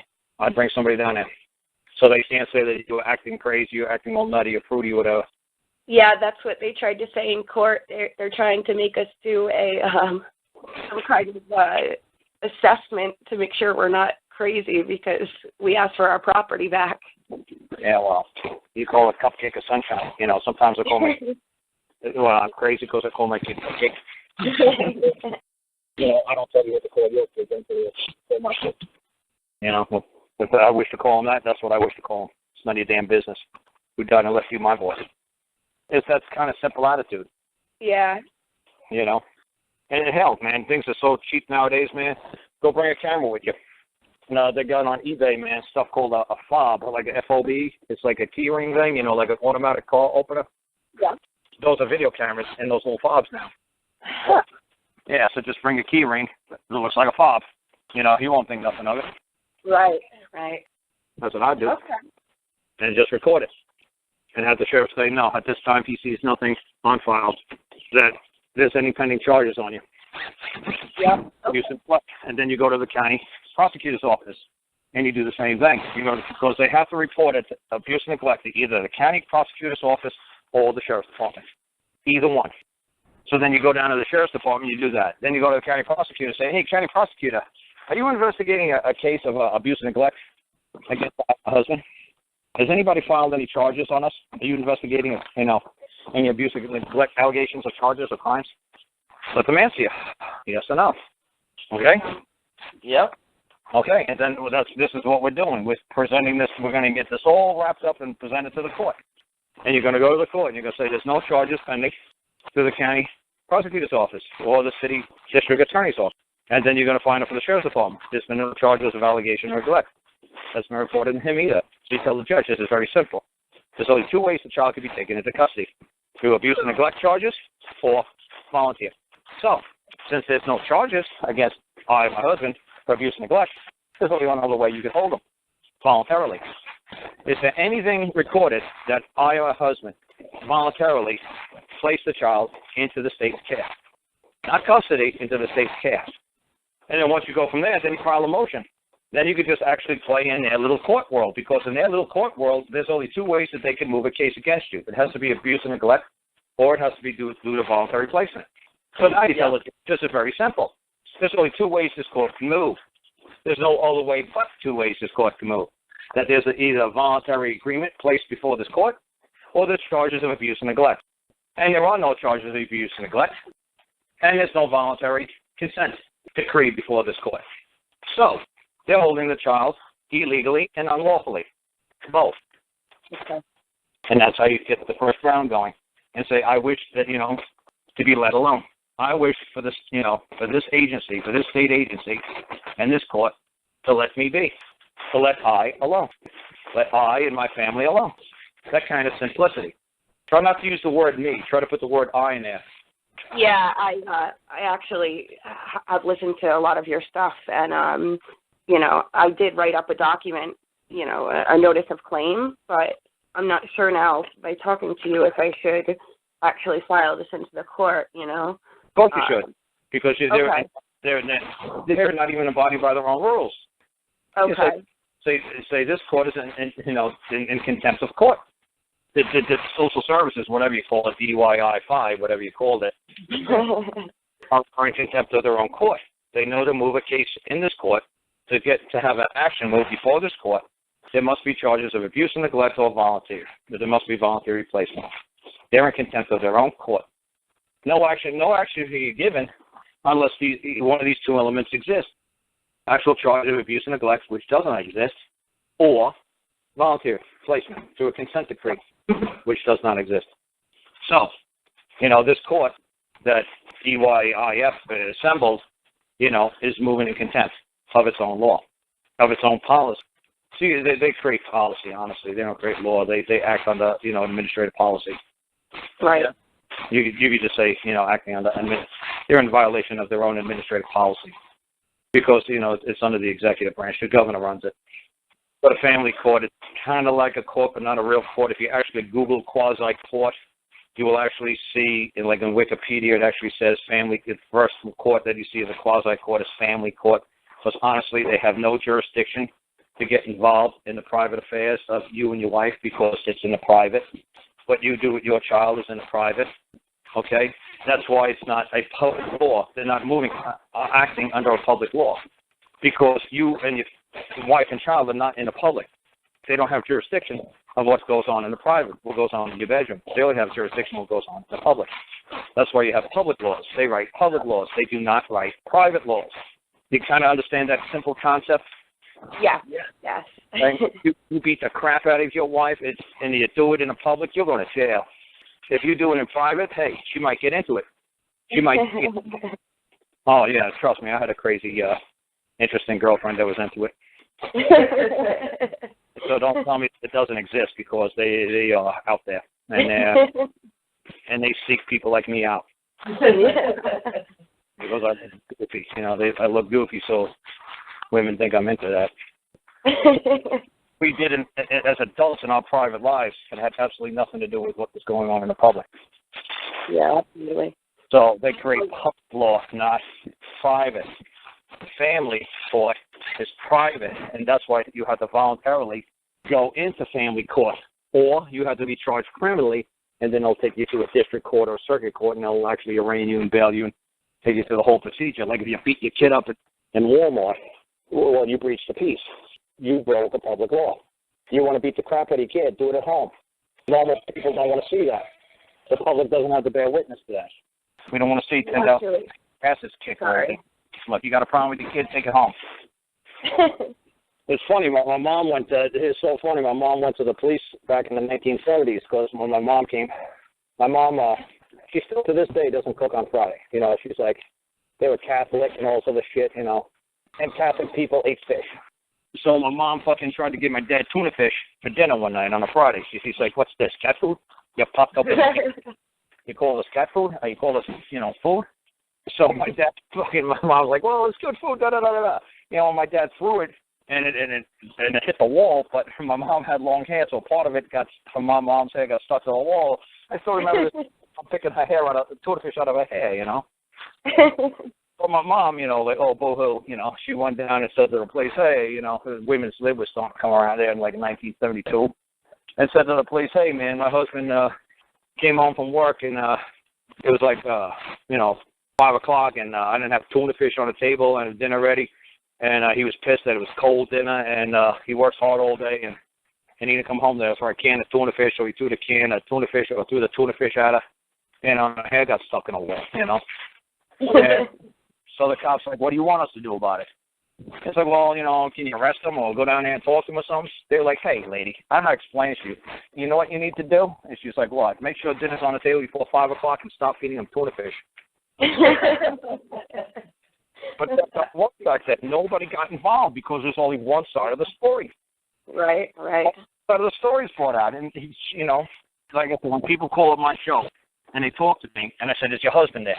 Is your wife there? Oh, my wife beats me up. Oh, my husband, is your husband there? No, is your wife there? No.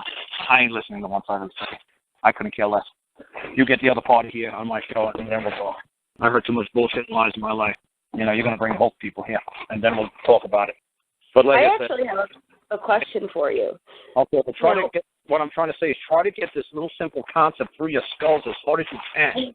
And any time the judge or anybody tries to talk to you, you just keep explaining to them, is this a private matter or is this a public matter? Are you moving under some sort of public law or is this a private family concern? Which is this? And when they say, well, it's a public, oh, so we acted out in the public. Is that what you're saying? We did something to breach the peace of the public. Is that what we did? And they'll say, no, you didn't. Oh. So we didn't create any disturbance, no breach of the peace, so there's no public law we violated. Is that true? Is there a public law that's moving this court? Well, no. So then what is moving this court other than a policy? Is that what's moving this court is a policy? Well, if the policy is moving the court, well, they're in violation of their own policy cause there must be criminal charges of abuse or neglect filed at either the Sheriff's Department or the County Prosecutor's Office or the City DA, or there must be a voluntary consent decree before this court at this time. And none of those exist. Okay. Okay? So their case, this action, you know, has no standing. They can't be given a ruling. They can't be given a court because this action is lacking two of the fundamental elements in which it would take to move this court. It's just like the O.J. Simpson trial. There must be a victim, like a dead body, which they found a dead body. There must be a murder weapon, which they never found that. There must be probable cause. He caught it with another guy. And there must be a third-party impartial witness. There was 4 elements of a murder trial. Capital 1, murder in the first degree. Those are the 4 critical elements. So when Marsha Clark and L.A. County started their case against O.J., and she presented her case for 4 days, not one time did I hear her say that she had a third-party impartial witness or she had the murder weapon. So you can't speculate. You can't conjecture. There's certain elements that must exist, or you have you can't be, your action can't be given a court. It can't move to a court unless you've got these elements. And then when if the judge says, oh, yes, there can be, then what you write in there, if the court rules against us, you tell them that you're required to the court to provide the conclusion of law and the statement of facts on which they're relying to deny your motion for the release of what belongs to you immediately. That's the whole basic concept of family court. There has to be these two elements that exist. And nobody protests. Nobody brings up that point. These elements don't exist. They're just going to keep moving on. Right. The judge is going to have to tell them, well, are there any charges? And they're going to say, well, no. Well, is there any voluntary consent decree? Well, no. Then how do you believe you're moving this court against these folks? How do you believe you're going to do it? What is moving this court? There has to be an action. There has to be something that caused this court to move. And then they could just say, well, we found a house. It's like, okay, that's speculation and conjecture. That's not admissible evidence. Okay. It's just speculation and conjecture that maybe the child will get hurt. Maybe. Yeah, maybe if I give him a bath, he might drown. Maybe I better not give him a bath. Yeah. And then they'll just take him if you don't give him a bath, right? And maybe maybe he dirties his diaper and I wipe his ass with water. I might break his balls by accident. I better not wipe his ass. That's why I said to people, I've never changed a diaper in my life. No matter how many kids I've had, man, never changed a diaper. Said it's beyond my pay grade. I might break something and be liable. It worked all these years. The women just roll their eyes and say, nope. I said, I'm not bearing liability. I might break something. I'm not changing any more diapers. I'm not bearing liability. No way. No way. My pay grade. God did not make me that intelligent. Sorry. I'm too stupid. We really pissed DCYF off when we sent them a letter to have them, require that they train, discipline, and monitor their subordinates. Oh, yeah. That really pissed them off.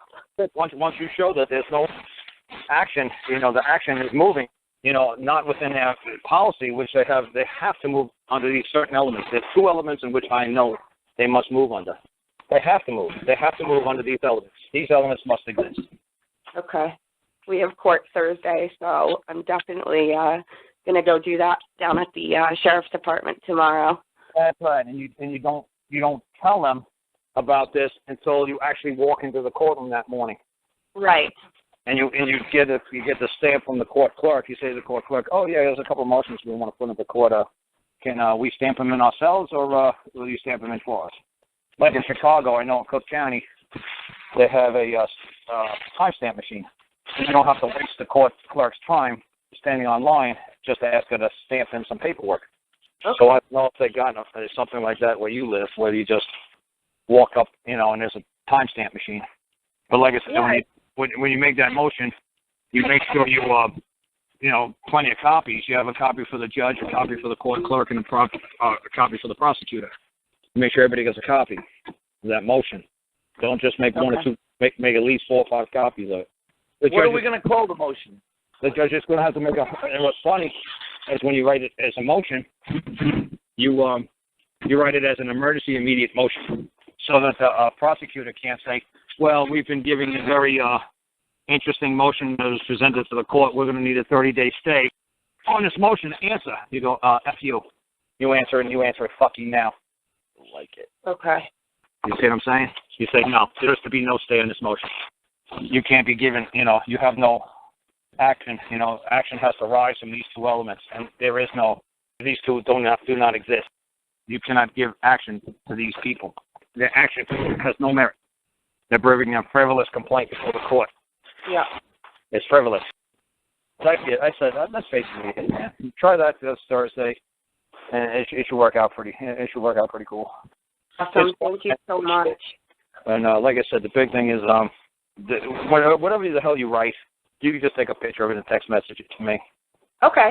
Just take a picture of your phone and send it to me, and I'll tell you, no, change that, stop doing that. It's called an Oxford comma. Just Google Oxford comma. Oxford, Cambridge, Oxford. Yeah, yep. Okay, just look under the word Oxford comma, and you'll see why punctuation is so important. Okay. Instead of saying, let's eat grandpa, it's commit cannibalism. It's like, let's eat, grandpa. Yeah. Punctuation is important. And what's funny is my sister's a school teacher, and she said a couple of years ago they stopped teaching grammar to children in schools. What? Which is obscene, because they don't want you to know proper punctuation. They want you to write like a fucking idiot. So when you put paperwork into the court, it's like, let's eat grandpa. What, you want to commit cannibalism? Yeah, right. So they're just treating you folks, ridiculous. It's just as obscene what they're doing to you folks.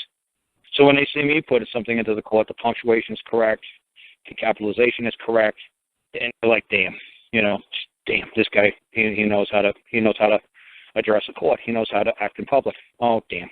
Yeah, right. We can't say to the guy, what the hell is this dribble? Let's eat, Grandpa. Where's the comma? They're not going to tell you where's the grandpa. They're not going to tell you where's the semicolon. They're not going to tell you where's the colon. They're not going to tell you that. So when they look at your paperwork, if it's not grammatically correct, they're going to throw it in the waste bin. It's a scene what they do, so that's why you try to keep it to 1 or 2 sentences, tops. That way they can't throw it away. Because when you write something, it's written in stone. And you can't get an eraser and fix the stone. You can't fill the stone back up. Right. That's how they roll. It's obscene what they do to normal people. Because you people aren't, practiced in the arts of communication through writing. But they don't give a damn. So that's why you guys got to keep it down to like 10 words, 15 words. You keep it simple.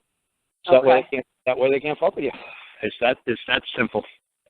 Keep it down like the lawsuit I did in England was 8 words. And that's what I told the court clerk. I said to the court clerk when the Punjabi guy handed it to her, I said to her, is that a proper claim? She said, absolutely. Is that a complete lawsuit? She said, yep. I said, I bet it's the shortest lawsuit recorded in the history of England. 8 words. We only had 120 seconds to write it. But it's all right. It can be done. It's no big deal. It's easy to do. Yeah. So like I said, don't be worried about it. Just take what I basically wrote, said to you, spoke out to you, and try to put it in something that you're comfortable with, and try to do it in 15 words. Okay. It should be no more than 2 sentences. One should be, how they're not in compliance with their own policy, and that you wish for the immediate return of what belongs to you to be let alone. Okay. Stop using the word property. If they're not comfortable with property, fine. Just use the word it belongs to I and no one else. There's no one else no one else, will ever come forward and claim that it's anything but, it belongs to I. Any way you want to word it that you're comfortable with, any way that flows for you.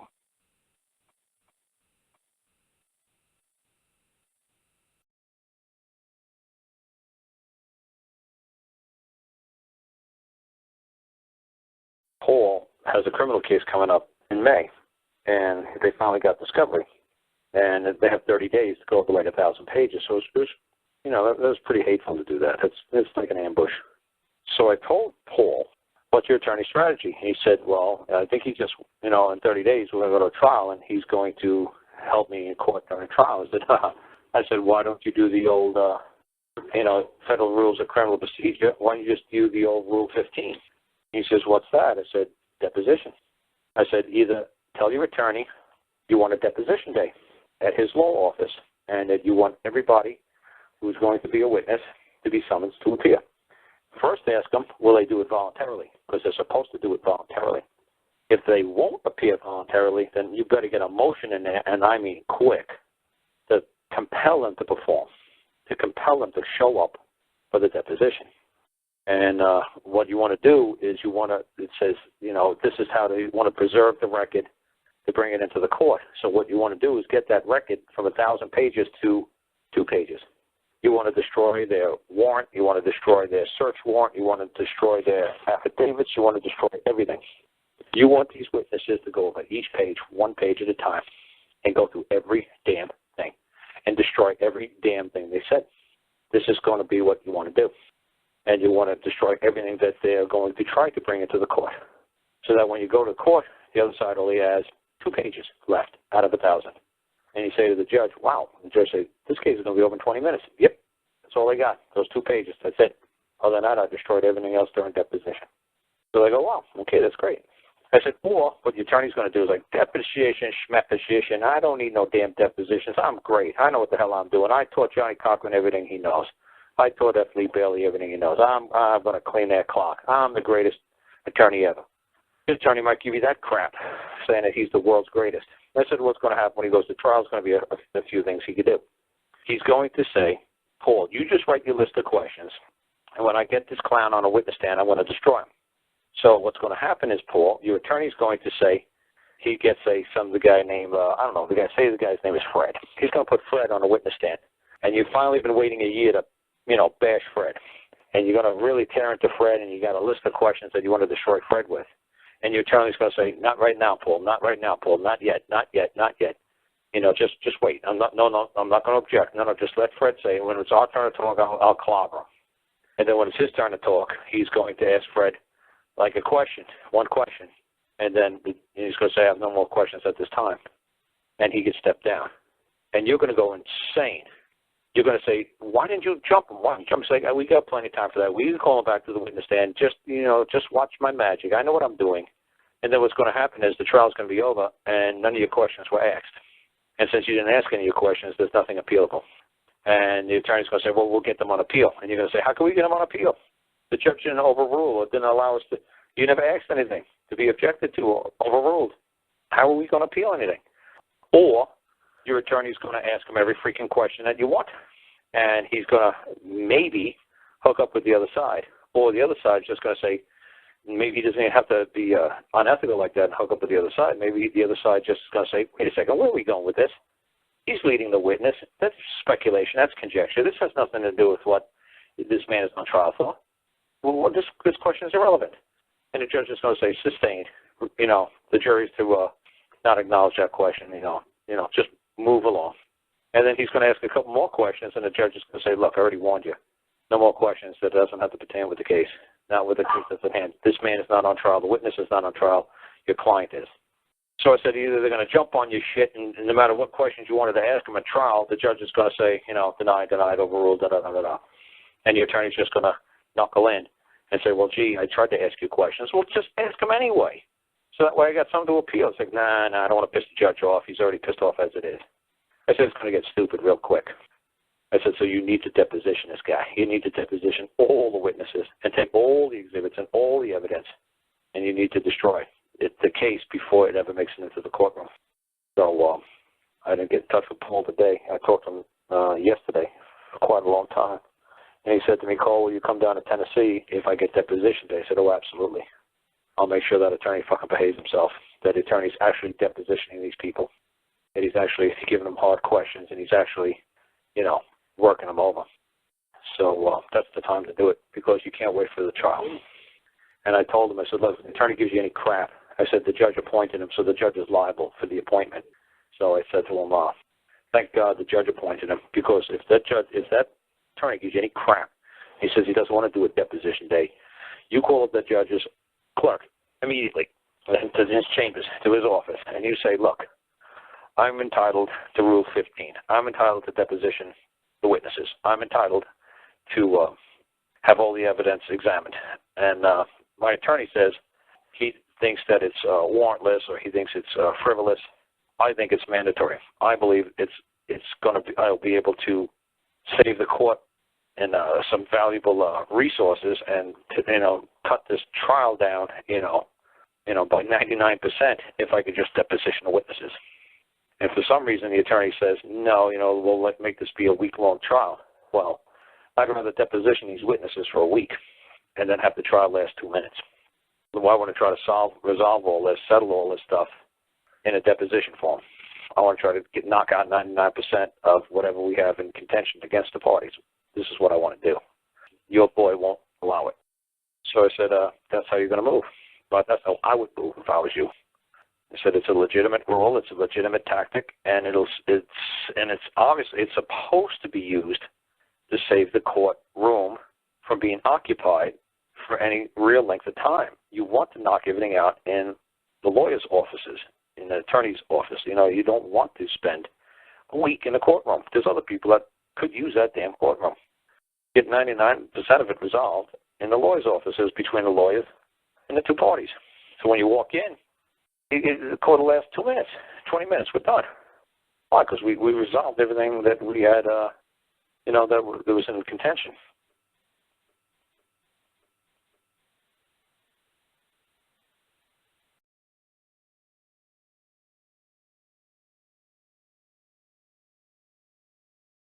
So when my mom did come out, she and her attorney were talking to me for a little while in the parking lot, and my mom said, they keep bringing up the fact that you belong to a group called, what kind of group is that, like a Freeman group? What do they call it, sovereign group? And I said, yeah, they think I actually belong to like some sort of an organization called a Sovereign Citizen Group. I said, I never, I don't even know where they would be located if they got headquarters or something like that. And I said, I don't have a clue.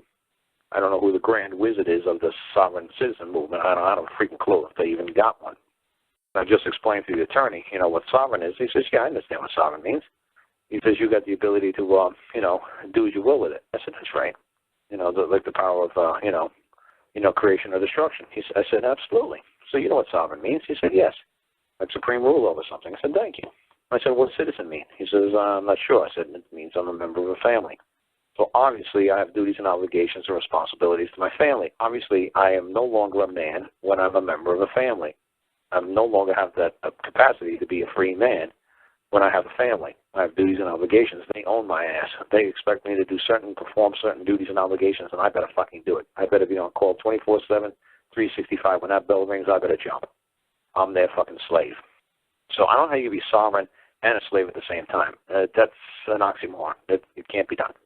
I said, so I explain it to you. I said, I'm certainly not a sovereign citizen. Sovereign over that which I create? Oh, you better believe it. Sovereign over a government? Oh, that man created? Oh, you better believe it. I said, but a citizen? Yeah, I'm a citizen to my family. I'm a slave to my family, but I'm certainly not a slave to the state. I said, I'm not a citizen of Virginia. That's certainly not going to ever fucking happen. I'm not a slave to them. I'm a slave to my family.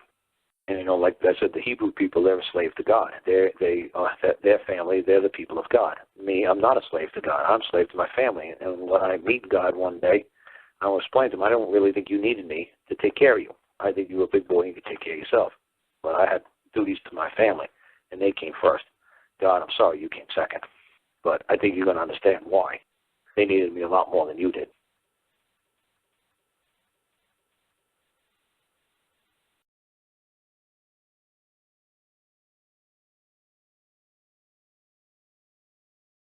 I wanted to go to this hearing so bad because I wanted to tell them, can you tell me why I don't have my children with me right now? Can you just, break it down maybe 2-3 sentences? Can you tell me why I don't have my children right now? And they could say, well, we had a court proceeding and we found the child independent and you weren't cooperating with social services, so, we had to do what we did. We had to take them into protective custody. I said, no. Honestly, the reason why I don't have my children standing next to me right now is because you got a gun pointed at my head. If you didn't have a gun pointed at my head, I'd go get my kids. I'd tell you a bunch of crackers and a bunch of crackpots, and I'd be walking home with my kids. But the only thing that's keeping me from walking home with my kids right now is you got 10,000 guns pointed at my head. That's why my children aren't standing next to me right now, because you women are incredibly violent, and you believe all your solutions and all your answers come at the end of a gun. If there should be any gun control in this country, it should be the government shouldn't be able to point guns at the people. That's where the gun control should lie, because the people are terrified of the government pointing guns at them. And heaven forbid the people turn the guns on the government. Oh, no, heavens to Betsy's, we can't have that fucking happen. But no, it's okay for you guys to point 10,000 guns at me. I haven't done anything wrong. The kids haven't done anything wrong. Frank hasn't done anything wrong. But let's point guns at you guys. Let's drag my children off at the end of a gun. So when you came to my house, what do you have, 10 deputies come to my house, drag my children off at gunpoint? That's what I wanted to tell these lovely ladies of social services. They said, do you understand why democracy sucks? Because the mob rules. Because the mob thinks they could carry guns and pointed at the minority of people that they believe they got control over. So I would have loved to just say that to those lovely ladies. Oh, it's so special that you guys all sit together in little committees and little chat groups, and you guys all vote on what to take away from man today. Oh, let's take away from this man this today. Oh, let's vote on taking this away from him. Oh, it's what my mom says almost every time they have any kind of hearing, the word child support always pops up. I said, oh, man, I'd love to be there for them mentioning the word child support. Because I said I'd just ask them one simple question. Whose child are we talking about? Whose child does that belong to that we're talking about? Well, that child belongs to you. Oh, good. Let me show you the legal definition of the word property. That which belongs to one. There you go. Did you just say they belong to me? Yeah. The legal definition of the word property is that which belongs to one. So you're just coming after me, one, right? Yeah. You want child support from me, right? Because you say they belong to me, correct? Yeah. Well, then that must be my property, according to the legal dictionaries. Wouldn't I be correct in my assumption that they are mine because they belong to me? And then wouldn't that, under the legal definition of property, that which belongs to one, wouldn't that make sense? You only pay for somebody else's kids that don't belong to me, do you? Well, no. You want me to only pay for that which belongs to me, right? Yeah. Okay. Then technically that's the word property.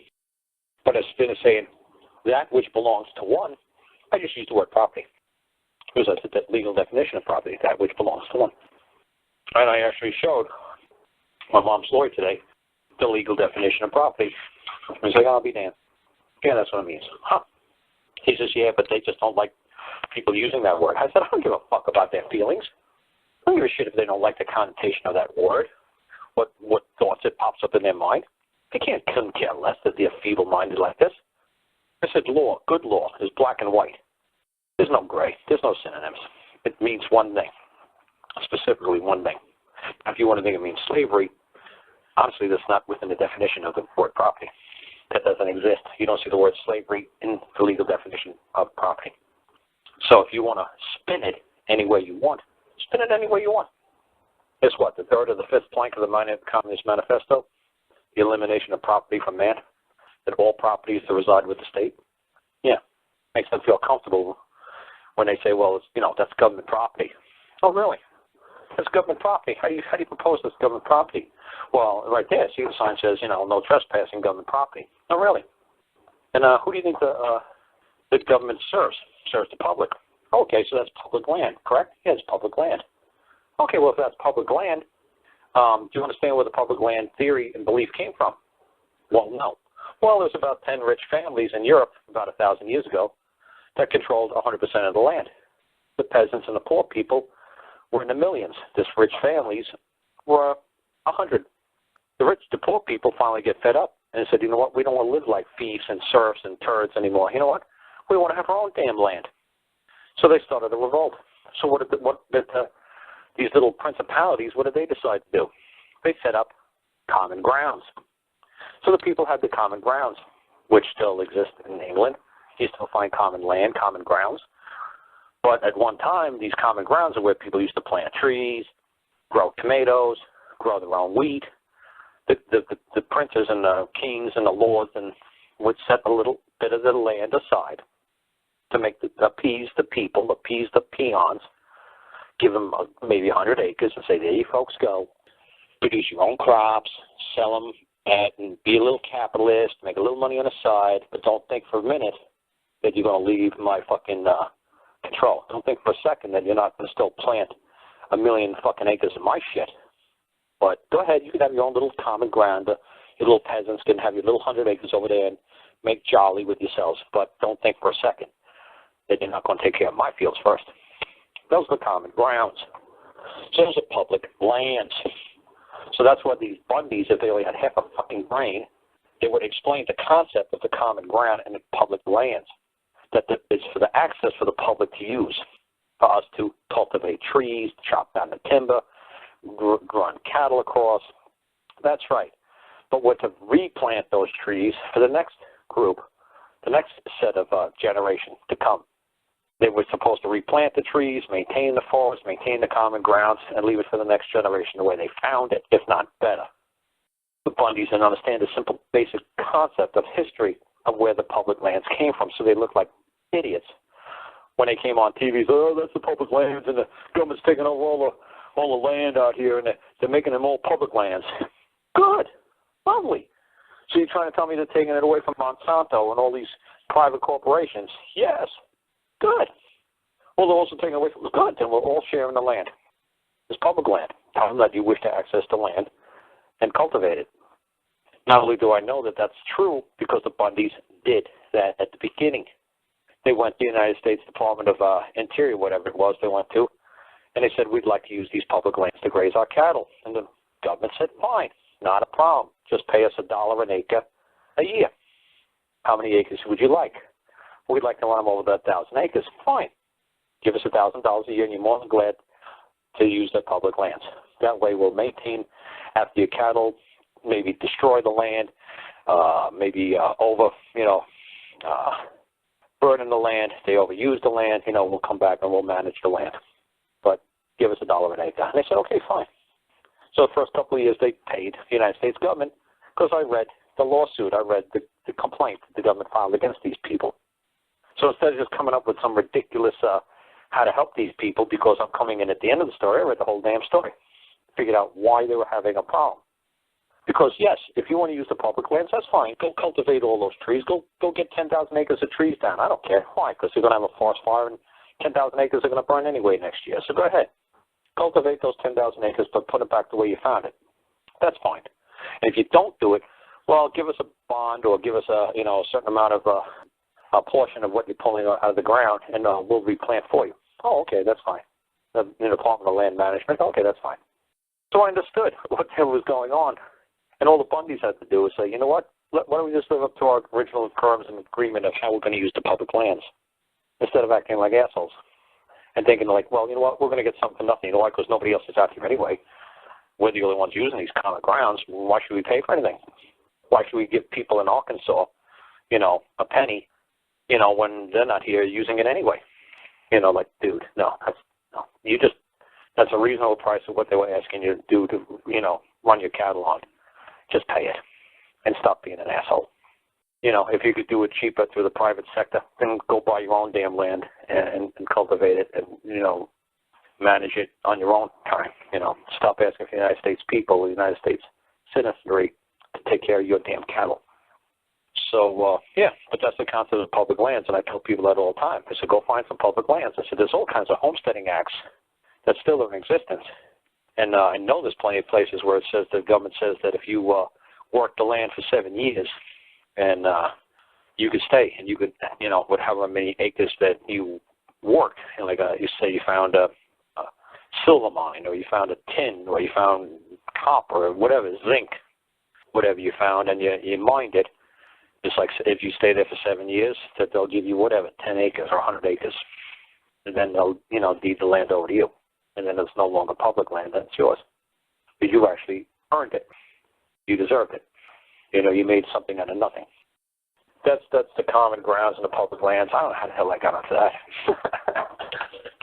That's pretty, I don't know. I was going to ask you to talk about that right before you got into it, because I remember that guy up in Canada who got zip-tied and put to the floor growing pot, and you had talked to me about that before, about how to make a claim for land, and I thought, what a great subject, and it would have fit right in, and then you started talking about it. Yeah, well, that's good, because like I said, I just thought that, I don't know why, I don't know, like I said, man, why my mind just wandered like that into that Bundy's and public land. I don't know. I don't know. That's a good question. But like I said, I wanted to say that on one show one day, and I said, you know what? I guess that's why I just put it on now, because like I said, I think it's important for people to understand, the hierarchy of, the public servant and the public, and why we have public grounds and why we have public servants, and, why we're supposed to work with the public servants. If we don't manage it properly, they're going to come in and manage it for us, which is fine. Oh, that's what it was, them pointing guns at us. That's it. And taking things from us. That's ridiculous. They're supposed to be working for us, not, pointing guns and taking things from us. That's when it's crossing the line. That's right. That's how I got on this topic. Is how did these lovely ladies think, well, the reason why we have your kids is because we had this quasi-court, and it was like a kangaroo court. No, there's no exhibits, no testimony, no evidence. You can't cross-examine anybody. No, you're not allowed to know who made the complaint. No, you can't. What? I mean, this Mickey Mouse clause? No. Honestly, the reason why, ladies, you got my kids is because you got 10,000 guns pointed at my head. That's why you got my kids. Be honest. Because if you didn't have guns, what do you think I'd be doing right now? You think I'd be talking to you lovely ladies? Of course not. I'd be home, taking care of whatever I got to take care of in the farm, and the kids would be at school having a damn good time. That's what would be going on right now. So the only reason I would have loved to say that and say, what do you got to say to that, ladies? Gentle, kind, progressive, we hate guns and there better be gun control ladies. Yeah, gun control for man, but not gun control for government, right? No, you want to still be able to point guns at a man, right? And have your little wishes and your little dreams and, your little megalomaniac fucking powered fucking dreams come true. That you're going to control man and mankind now because you're a little 95-pound lady and your purse matches your pocketbook. So now you're going to fucking tell a man what to do. You're going to use another man to point a gun at another man to carry out your wishes. Really. Until a day like they did in the Soviet Union, when the government told another man to point a gun at another man, and the man who was holding the gun actually turned around and pointed it at the government. And the government said, okay, I guess you guys have had enough. Yeah, we've had enough. Okay, well, I guess we'll be out of here. Yeah, I guess that'd probably be the best thing to do, just leave. I said, the people like these government people all the time, how long do you think it's going to be before the people who are pointing guns at their fellow man turn them around and point them at you and say that, you know what, this is getting ridiculous. There's no reason why you're doing what you're doing. Now you're just doing it because you're megalomaniacs. You're just getting ridiculous like the Soviet, political, establishment was getting. You guys are just getting ridiculous now. You guys are just getting, mad with lust for power. Now you guys are just getting ridiculous. I have so many people calling me up saying that they get, $6,000 worth of tolls, fines for going through Dallas, and a lot of the roads down there are turning into toll roads. And this one kid called me up, and he said, before I know it, man, I owe over $6,000 worth of court cost, fines, administrative fees. He said, there's no way in the world I could pay that $6,000. I said, sure it is. I said, just toss them what you can and tell them, as soon as I win the lottery, I'll pay the rest. And he did that, and he said it worked out great. And he said because some company who actually runs the toll roads down there has an agreement with motor vehicles to suspend his license. So he wrote to them. I think the kid's name is Jeremy. I think it's the kid's name is Jeremy. I don't remember. Yeah, it's Jeremy. I got to get him on a call. And he said how he wrote to the toll. This is what what's his name? Bonacci, the guy in Australia. He's got all these toll problems, and he did it his crazy way, and at least Jeremy did it my way. And they lifted the restriction from his getting his license reinstated. He basically said to the corporation, the toll corporation, do you understand that what you're doing is causing harm to your fellow man? I need this license. I have to have this license so I can go to work. And do you understand by your policies, it's causing me great harm. And it's like, I know you don't want to do anything that causes harm to your fellow man. And then he said, he says it was lifted, that he was able to get his license reinstated.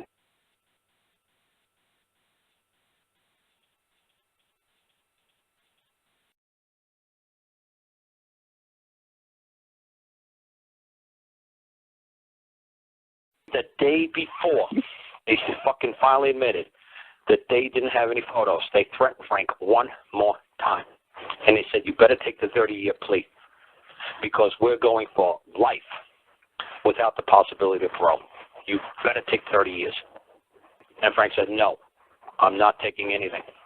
I'm going to fight it to the end. And he said, you better take it because you're looking at life without possibility of parole. That's what he told his daughter, my sister Mary. That's what he told my mom and my brother. He says, they threatened me with life without possibility of parole. Now, the only charges he's got on him is indecent liberties with a kid, like, I guess, pinching somebody in the butt in Walmart. But, like I said, his attorney should have jumped up immediately and said, I'm going to make an oral motion before this court at this time. I am going to require that this court, a request of this court, to have a bond and bail hearing immediately, or at least within 72 hours, because since 99% of the charges of the extreme felony charges are gone, this man has the right to walk out this door and be, and have to come back for trial. And the worst that the judge could have said is denied, but at least his attorney could have at least put the motion before the court and been denied. So obviously I explained to the FBI how his attorney is ineffective counsel, how he took $15,000 and is obviously going to commit theft of services. He's not going to do a damn thing. I said, I'm going to have to put all the damn motions in. If Vital asked me earlier, I said, no, I put 2 motions in. The day that I found out Frank didn't have any photos, I put 2 motions in immediately. And I said, I'll put more motions in. I went down to his attorney, and I talked to his attorney today, and his attorney's clerk. And obviously she was trying to discourage me from putting any paperwork in without the attorney of records say so. And obviously I called the attorney of record plenty of times today, and had my mom even call him up saying, you've got to call us. You're going to start putting paperwork into this court on Frank's behalf. Well, I will do it. And I said, if the FBI calls you up, I told the FBI your name. I told you that you people, you're doing absolutely nothing on Frank's behalf, and that you're part of this. So you can explain to the FBI why you haven't filed any motions on Frank's behalf. because this is outrageous. You don't wait till August, the day of the trial, then all of a sudden say you're going to go do some work on it. That's bullshit. You're going to do depositions. You're going to do interrogatories. You're going to ask for bail modification hearings. He hasn't done a fucking thing. He hasn't asked for discovery. A fucking thing. So, like I said, but, Frank got nervous that I wasn't doing anything. I said, Frank, I can't do anything. He said, well, I'm going to take my savings I had for fucking retirement and give it to this guy. I said, do what you got to do. I can't do anything until I know if those pictures are there or not. He said, well, I'm telling you they're not. I said, I can't. Frank, I'm not going to waste my time if I don't know where they are, if they're there or not. I can't. I can't waste my time and stand up and scream up and down, saying my kid's a fucking liar, and then a picture pops up. I said, I can't do it, Frank. So he understood, so he got a lawyer. But now the lawyer hasn't done a fucking thing for him. So, like I said, what his lawyer should have done is on that Thursday, when there was no porno, his lawyer should have filed a mountain of motions and let the judge deny them all.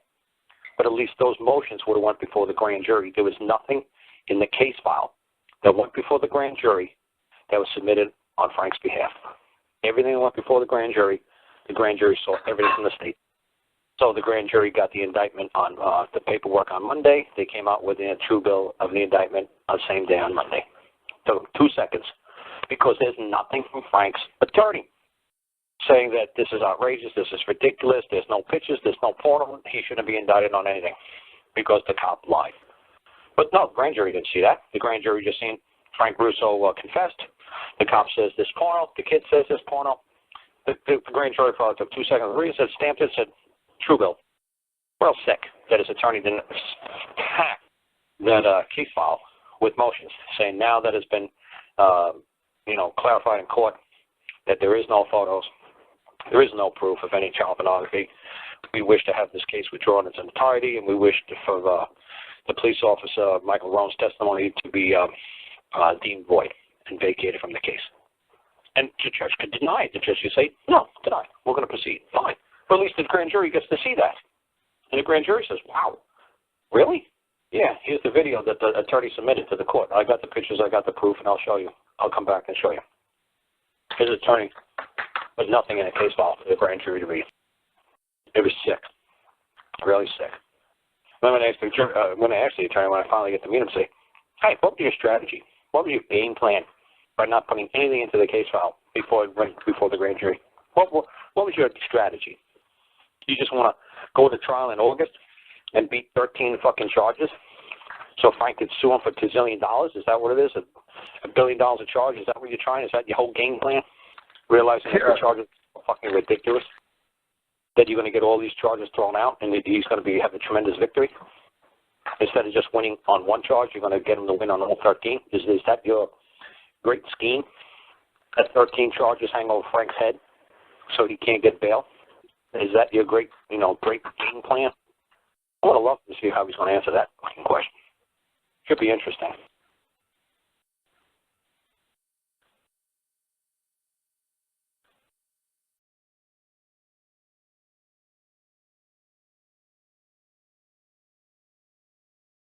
So like I said, this doctor says to me, the social worker says to me tomorrow, the doctor's order. I said, oh, good, lovely, a doctor's order. Oh, that's lovely. So he's a professional? Yes. Oh, great. And can he put that down like in writing so I could just make sure I fully understand and I could fully comply with his order? Oh yeah, I just need him to write it down. Verbally hearing it, I don't know who you people are, and this could be a funny prank phone call. So honestly, can you just put something down in writing saying doctor's orders? Okay, can you do that? Because I'm recording every damn thing she says. I don't want to tell her that, but I'm going to record every damn thing. And as soon as I say, yeah, well, it's the doctor. So, oh, who's the doctor? Yeah, I'm going to fucking go down and I'm going to fucking create an invoice and I'm going to drop it off like an hour after I get the order. And they say, oh, this is for Dr. Spiegel. What? This is an invoice. What? Yeah. I had an order from him. Yeah, there's an order placed for one not seeing my daughter, reasons unknown. Here you go. It'll be $1,000 a day, sir. Have a nice day. And just give him the order. You drop and just say, there you go. Give him the invoice. And I guarantee they'll fucking call me up in a heartbeat and say, what is this? I said, what do you mean, what is this? I got a doctor's order. He's indemnified, right? He carries medical insurance, right? Yeah, in case of malpractice, right? Yeah, okay. Yeah, I'm sure his insurance company knows what to do with it. Just tender the invoice to his insurance company. Yeah, they'll compensate him for whatever he pays you. That's right. There you go. He knows what he's doing. He's a big boy. He knows the rules of law. He knows the rules of law. He created an order. He's there to be liable for it, good or bad. He's a trained professional, and he orders something. He orders my kid to be on 10,000 fucking cc's of heroin, and she dies. Guess what? It's a lawsuit. That's right. Just as liable as if he ordered a prescription. No different. This is what he prescribed. This is what he wrote, and that's what a prescription is, something that you're writing. So that I'll carry out your order. Just like if you order me to bring 10,000 fucking, cc's of heroin, I'm sure there's going to be a hell of a bill for that. Somebody's going to pay for it. The doctor that ordered it, well, he better pay for it. You better hope there's medical coverage because I'm the delivery man, and I just handed you fucking, I just came over from Pakistan and fucking Afghanistan. I got all this heroin. What do you want to do here? Somebody's going to pay me. And I can't wait for these people. They must just think I'm just some Joe Normal. And they're going to say, yeah, well, the doctor ordered, for the next 2 weeks, she's not supposed to have any outgoing, ingoing phone calls unless it's from a social service worker or it's from her foster care family. Isn't that lovely? So it's not that she can't have any contact and no conversation with the outside world because it might upset her. It's just that the social work is saying that she can't have any contact with her father or family, but she could have contact with Virginia social service agents. Now, can you imagine when I create an order and say there's nobody in Virginia who is to have any contact with my child ever again? They are never to talk to her. They are never to speak to her. They are never to fucking have a conversation with her ever again about any fucking thing. I'm creating an order that she can't contact me. So like I said, I can't wait for these poor bastards that are stupid enough to actually talk to me tomorrow and say to me, well, it's doctor's orders or social services orders. Oh, who ordered it? Oh, the social services. And say, well, her social worker, Kara. Oh, good, lovely. And call up them over there and say, hey, did you order me not to talk to my kid? Yeah, okay, lovely. Not a problem. You don't want to put that in writing and sign it? And she'll say, absolutely not, Mr. Lentz. It's like, that's okay. I already got it invoiced. That's fine.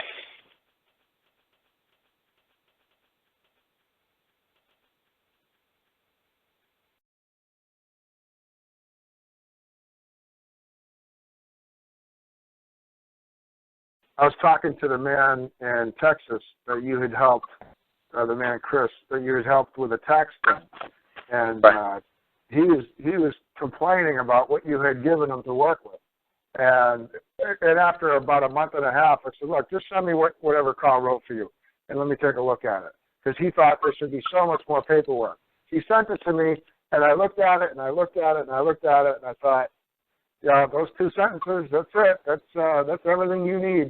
And he wouldn't believe me, and I talked to him probably for 4 months. It probably took me 4 months to convince him to go to court again, because they had rescheduled it for a year later. Well, 11 months later. It took me 4 months to convince him to go to court with what you had given him and to stand on it and not let it go, and he won. Wow. That's great. Chris Ewing. That's right. Mr. Ewing, like Dallas Ewings. Yeah. Yeah, well, if he won, he still owes me a shitload of money then. Yeah.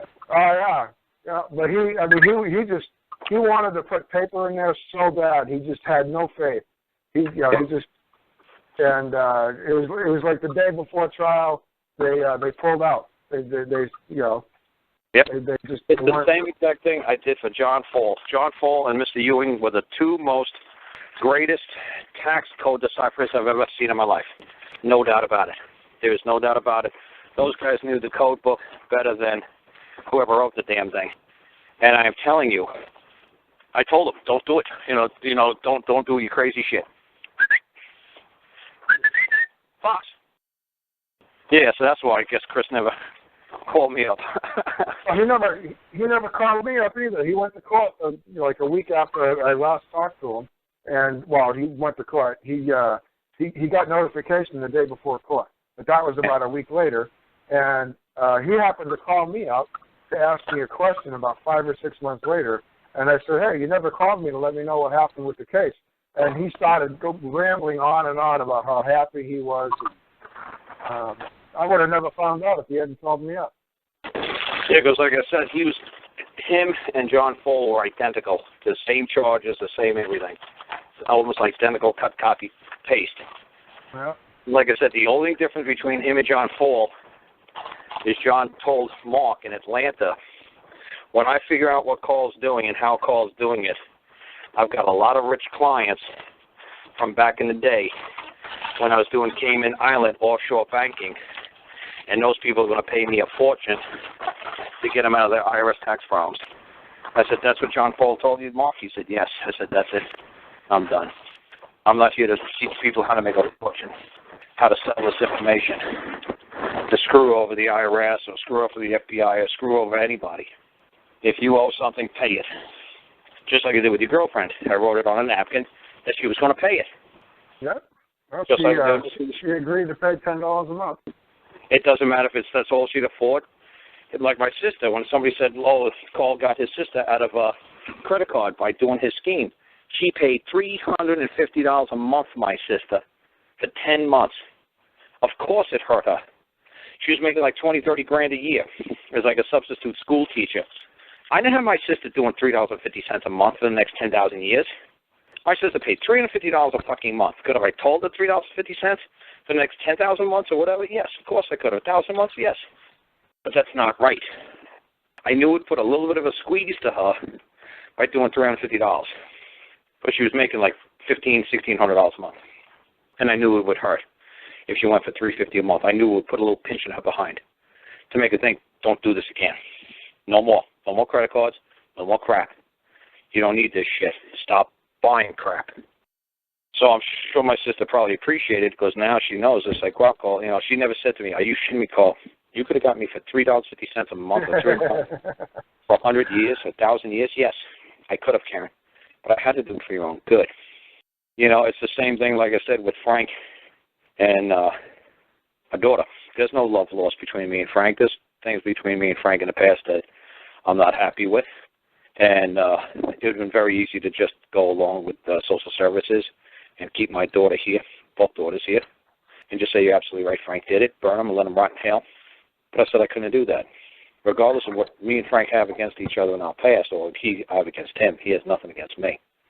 That I still helped him because it was still the right thing to do. And I told Gus earlier, I would help Frank. I don't care if he's Adolf Hitler, because he's my fellow man, and I'm here to help my fellow man. I'm not here to connive or convince or trick or deceive my fellow man. Maybe I'm supporting the system, Carl. You know, the system. If the system falls apart, you know, if you're not presumed innocent, then how good is the system? Right, and like I said, even like a Hitler, I try to avoid the guy. I try to avoid Hitler as much as I could. You know, but I wouldn't hurt him. I wouldn't just say, well, you're Hitler and you need to burn. I need to keep my kids here. I need to be happy. I need to go on my life. You know what? If you sit in jail for the rest of your life and rot, honestly, I don't give a fuck. At least I got my daughters, and you can go fuck yourself. But I didn't do that to Frank. I said, nope, I'm still going to have to hold that he's presumed innocent until, you know, proven guilty. And why? Because that's the way I want to be treated. And I have to respect that for him as well. You don't think I love my kids 10,000 times more than I could even think about Frank? Of course I do. And of course I knew I was going to lose my kids if I didn't support social services and the police department and that backed up Frank. Of course I knew I was going to lose my kids. That's stupid. I knew this was going to be fucking ridiculous what they were going to put me through and my family through. I still did it anyway. So I don't hear fucking people say, well, Carl, until it happens to you, you don't know what it's like. No, I do know what it's like. And I went through 7 years of dealing with social service bullshit in Alabama just to get a copy of the fucking case file, just to get a copy of the contract.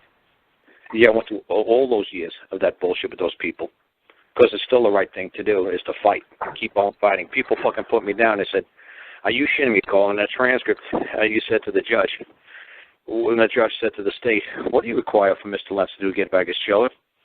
They just said, well, we just need a piece of paper from somebody saying that he's fit to be a father. And he said, well, what, he won't go to your psychological evaluation? It's just like, no, we're not asking him to do a psychological evaluation. We just need Mr. Lentz to have somebody sign a piece of paper saying he's fit to be a father. And they said, well, who? Anybody in particular? He's like, no, his brother could sign it. His mom could sign it. It doesn't matter. Carl could go out in the parking lot. He could sign it. We don't give a shit. As long as Social Services has it on file, saying as Carl's competent to be a father, we'll give him back his children. And the judge said to me, are you shitting me? Out of all this crap for all these years, and all you need to do is put a piece of paper in this court saying you're fit to be a father? You're kidding me. I said, sir, do you understand if you told me the blink you'd give me back my children, do you understand I'd take that stapler off your bench and I'd staple my eyelids to my forehead and I'd never blink while I'm in this courtroom? Do you understand? He says, no, I don't follow you. I said, sir, I cannot subject myself or submit myself to your control or your authority. You're not my dad and you're not my God. You do not tell me anything to do. You do not make terms and conditions. I don't negotiate with terrorists. You're not going to try to convince me that I have any obligation or duty to perform for you or any member of this court. I said, I'm a man. I said, when I say that I'm man, you better believe it, and no other man's going to tell me what to do. It is never going to fucking happen. You're not going to order me around. He said, but I just can't believe it. That's all you need to do. Sir, I am telling you, it's not that easy as you think it is. Because the first time you subject yourself to the authority of this state, you're going to jump through that hoop, and they're going to come and take my children away from me in 2 minutes when I roll out of this parking lot. And then I'm going to have to jump through 100 hoops. The first hoop's going to be easy. It's the next 1,000 hoops that are going to fucking be a killer. So they get all these parents to sign safety plans, and they get to go home with their children immediately. Yeah, they stay with kids for a day or two, a week or two. Then the kids don't come home from school. And then the parents, didn't live up to the terms and conditions of the safety plan. And then the parents got to go through fucking 18 years of bullshit to get the kids back. I said, sir, I know the game. I'm not signing a fucking thing with this court. It will never fucking happen. I've never signed anything, and I never will. So the judge was like, okay, then let's proceed. That was the very beginning of that fucking the trial, that hearing. That was the very first beginning, the first words that were said. I said, I'm not subjecting or submitting myself to the jurisdiction of this court. It is not going to happen. It never will, and it is never going to happen. If you think it's going to happen, you're wasting your time. It was a lot of fun. It was a hell of a learning process. Because like I said, 99% of what I know is from a man who couldn't read or write. Explaining to me, they got no right to tell you what to do. Who do they think they are? My dad was even like, I don't care what no Pope says. I don't care what the President of the United States says. I don't care who anybody tells you what to do. You ask them a simple question. Who puts food in your belly? Who puts a roof over your head? Who takes care of when you're sick? Daddy. That's who. That's the only one that you owe a duty and obligation to. You don't owe nothing to no man on planet Earth. Just your daddy. You just do what I tell you to do. Anybody else, you tell them to go suck an egg. You tell them to go pound salt. You tell them go talk to my daddy.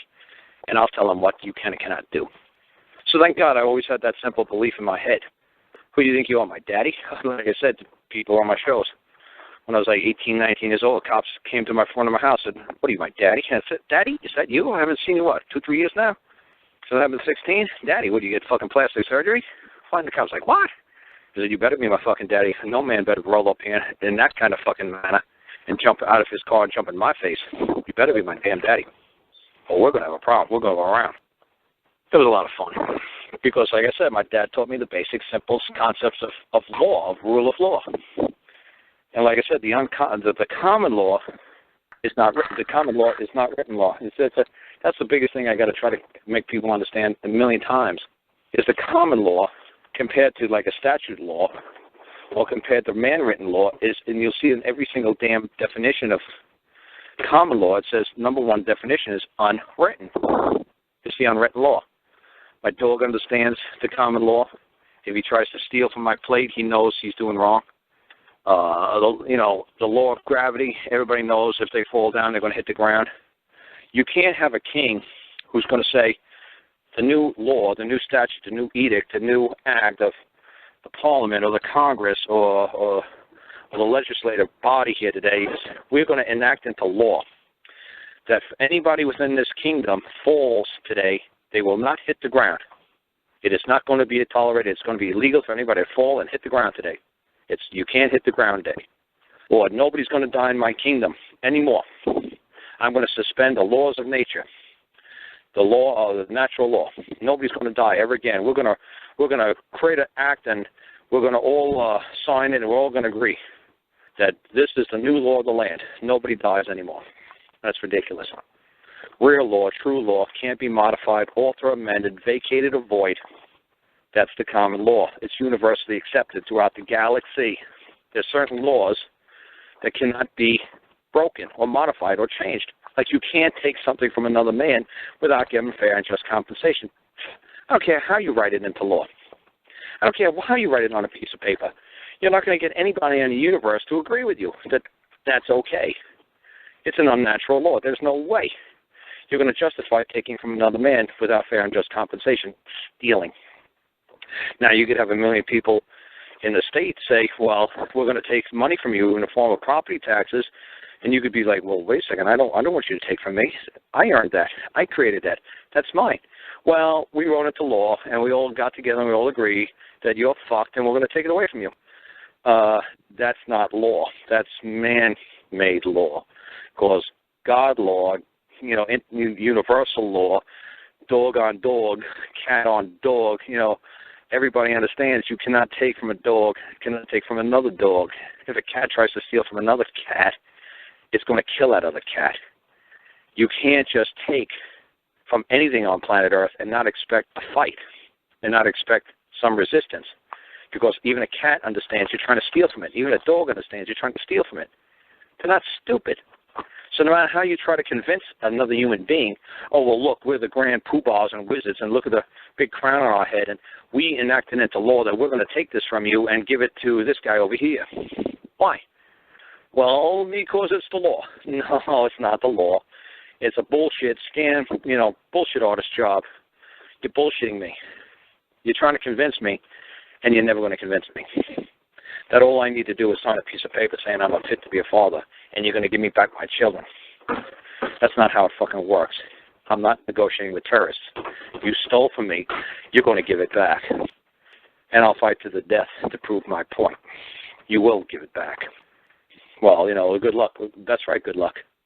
I want to see one day if the people agree with me, or if you convinced enough fucking people that you could take a piece of paper and steal people's children and think you're going to get away with it. Well, we all got together and took a consensus, and we all have a group meeting and discussion, and 51% of us want to vote this time. I want to take away your children. Really? And what are you going to take from me next? What's the next thing you're going to take from me? You're going to turn it to China? You're going to take one of my kidneys? Because some Jewish guy in Brooklyn needs one? Is that what you're going to do? When's it going to stop? So like I said, it's just interesting how, people try to justify law, what they call law. And it's just a con job.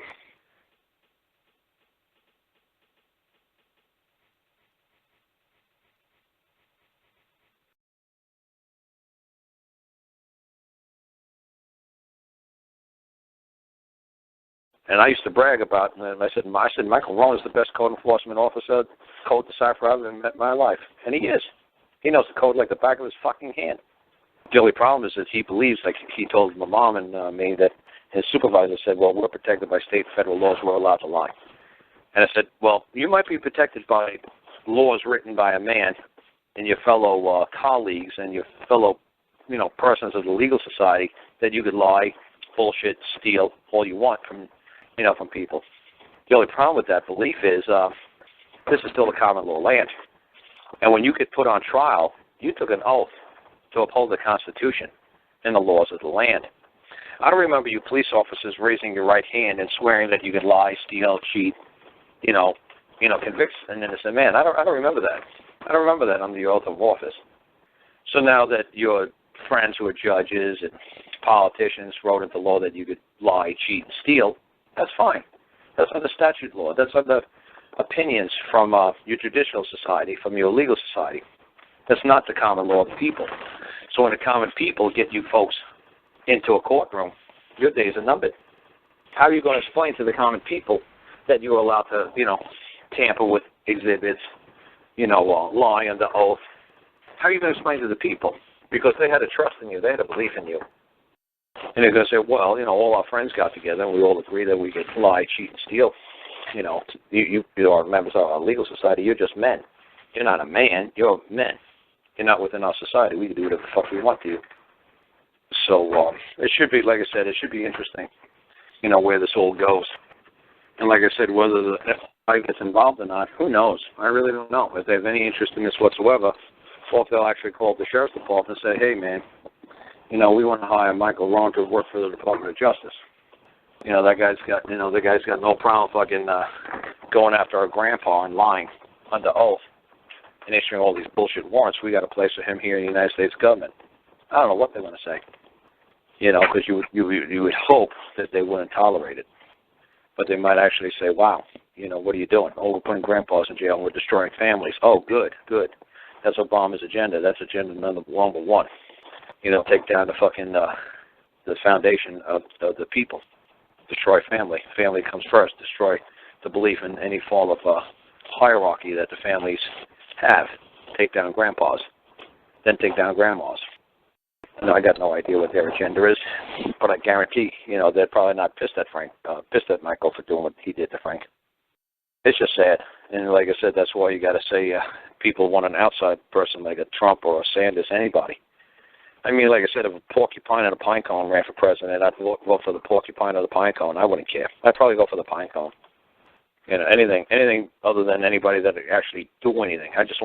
Whoever the president, I just want them to sit there and do absolutely nothing for 4 years. Don't do a fucking thing. I don't need you to do a damn thing. There's one damn thing I've ever needed a president of the United States of America to ever do for me. I've take care of my problems all on my own. There's not one damn policy or law that he wrote into effect that ever fucking benefited me. And that's what I was saying to Gus earlier. I said, got to figure out some way just to write a simple statement to the Secretary of State and just say, is there any benefit for me to be a member of your Commonwealth of Virginia or state? Is there any benefit whatsoever? Do not see the benefit. Can you please explain to me the glories and the wonders of what I'm have in store for me if I become a citizen of your state? Can you please tell me what kind of benefit package I'm looking at of being under your authority and under your control? Can you tell me? What am I going to get? Just send some funny letter like that to the Secretary of State and see how they answer. Well, to be a citizen of Virginia, this is what you could hope for. This is what your government agents will do for you. We will provide you, and fill in the blank. And they say, well, at this time, I don't believe it would be a benefit to be a citizen, so I'm going to have to, inform you folks that if you believe that I have a duty and obligation to perform in any manner, I don't wish to at this time, and since everything in this land is voluntary, I believe you have something called a legal person, which was created for my benefit back on the day that I was born. And, as a matter of fact, being a legal person, I have certain duties and obligations in which I don't believe I can fulfill at this time, so I'm going to have to respectfully withdraw from maintaining that title of legal person. And if there's any legal documents or any kind of legal documents, any kind of documents that prove my legal personage, if you require any of those paperwork to be tended back to your legal society, just let me know, and I'll make sure I find whatever legal documents I might have laying around my home, and I'll send them back to you. Something that simple. Like everybody just withdraw from society. Just say, look, I don't see any benefit of being a member of the Legal Society, the Boy Scout Society, the Moose Lodge Society, the Elk Society. I'm over 18. I don't want to be a Boy Scout anymore. I don't see the benefit. I don't want to be a member of the Legal Society. I'm over the age of 18. I do not really see a benefit of being a legal person. I think at this time it would be wise for me to withdraw, so that way if there's any legal duties and obligations, I cannot be held liable at this time. And then I just wish to withdraw. So, you know what, like I said, I just got to, since I put it out there, I'm sure somebody will create something along those lines and send it to me and say, hey, Cole, what do you think of this? I'll say, hey, you know what, that's pretty funny. Like, that might just work. Let's do that. Let's create that document. Let's send it out. Let's see what happens. So that should be interesting. So, let me see if I'm sitting down now, so I'm going to look at this Talkshoe board and see if I can see anything here. Beanie saying, that sounds good, Call. Yeah. Call, how can you pay a debt with debt note? You could pay a debt with a bag of beans. It doesn't matter. If anybody says that if two parties agree on the terms of the condition of what money is just a medium of exchange. If I say a bag of beans is worth my car, well then I must want to grow a whole bunch of bean plants and sell beans on my farm. Somebody said, did you actually trade a car for a bag of beans? Well, I said, yeah, the car was only worth $500. It was a parts car. It really wasn't worth anything. In this bag, the beans this guy had, it was these rare Rubian beans that he got from Guatemala. And if I could get these beans to grow here in Virginia, I could make millions. So, yeah, I'd trade a car for a bag of beans. Depends how much the car's worth and depends what I could do with the beans. So it doesn't matter. You want to trade it with a debt note? Sure. That's what I put on my website. One of the first things I put on my website was the holder in due course rule. If you believe it's got value and somebody else wants to exchange it with somebody else because they believe it's got value or they could collect on it, it's the holder in due course rule. Whatever the fuck you want to exchange between 2 parties, 3 parties, 1,000 parties, 1,000,000 parties, it's the holder in due course. Somebody's got something that they believe's got value, they trade it with somebody else who's got something of value, and that's just how our system works. It's a lovely system. Yes, debt note for debt note. Yes, debt note for a pile of manure. Absolutely. I need manure this time of year. That's right. To get my grass growing good, you better believe it. It'd be nice to have a whole shitload of manure right now. So, yeah. I remember being in the garage and you telling Jimmy about making his mortgage payment, and you were almost yelling at him like, Jimmy, you got to send him something. Send him a box of broken rubber bands or rusty bolts or something of value. And that was hilarious. And he just didn't get it. That all he had to do was remain an honor. Right. It was that old Shakespeare thing. It might, a horse, a kingdom for my horse. The old King Lear, the old anything. I'll just give me a mangy old horse. Anything to get me off this battlefield right now. I'll give you my whole entire kingdom. It's worth billions. Just give me a nagging old mule and get me the fuck out of here. And that's what I'm saying. Give me a bag of.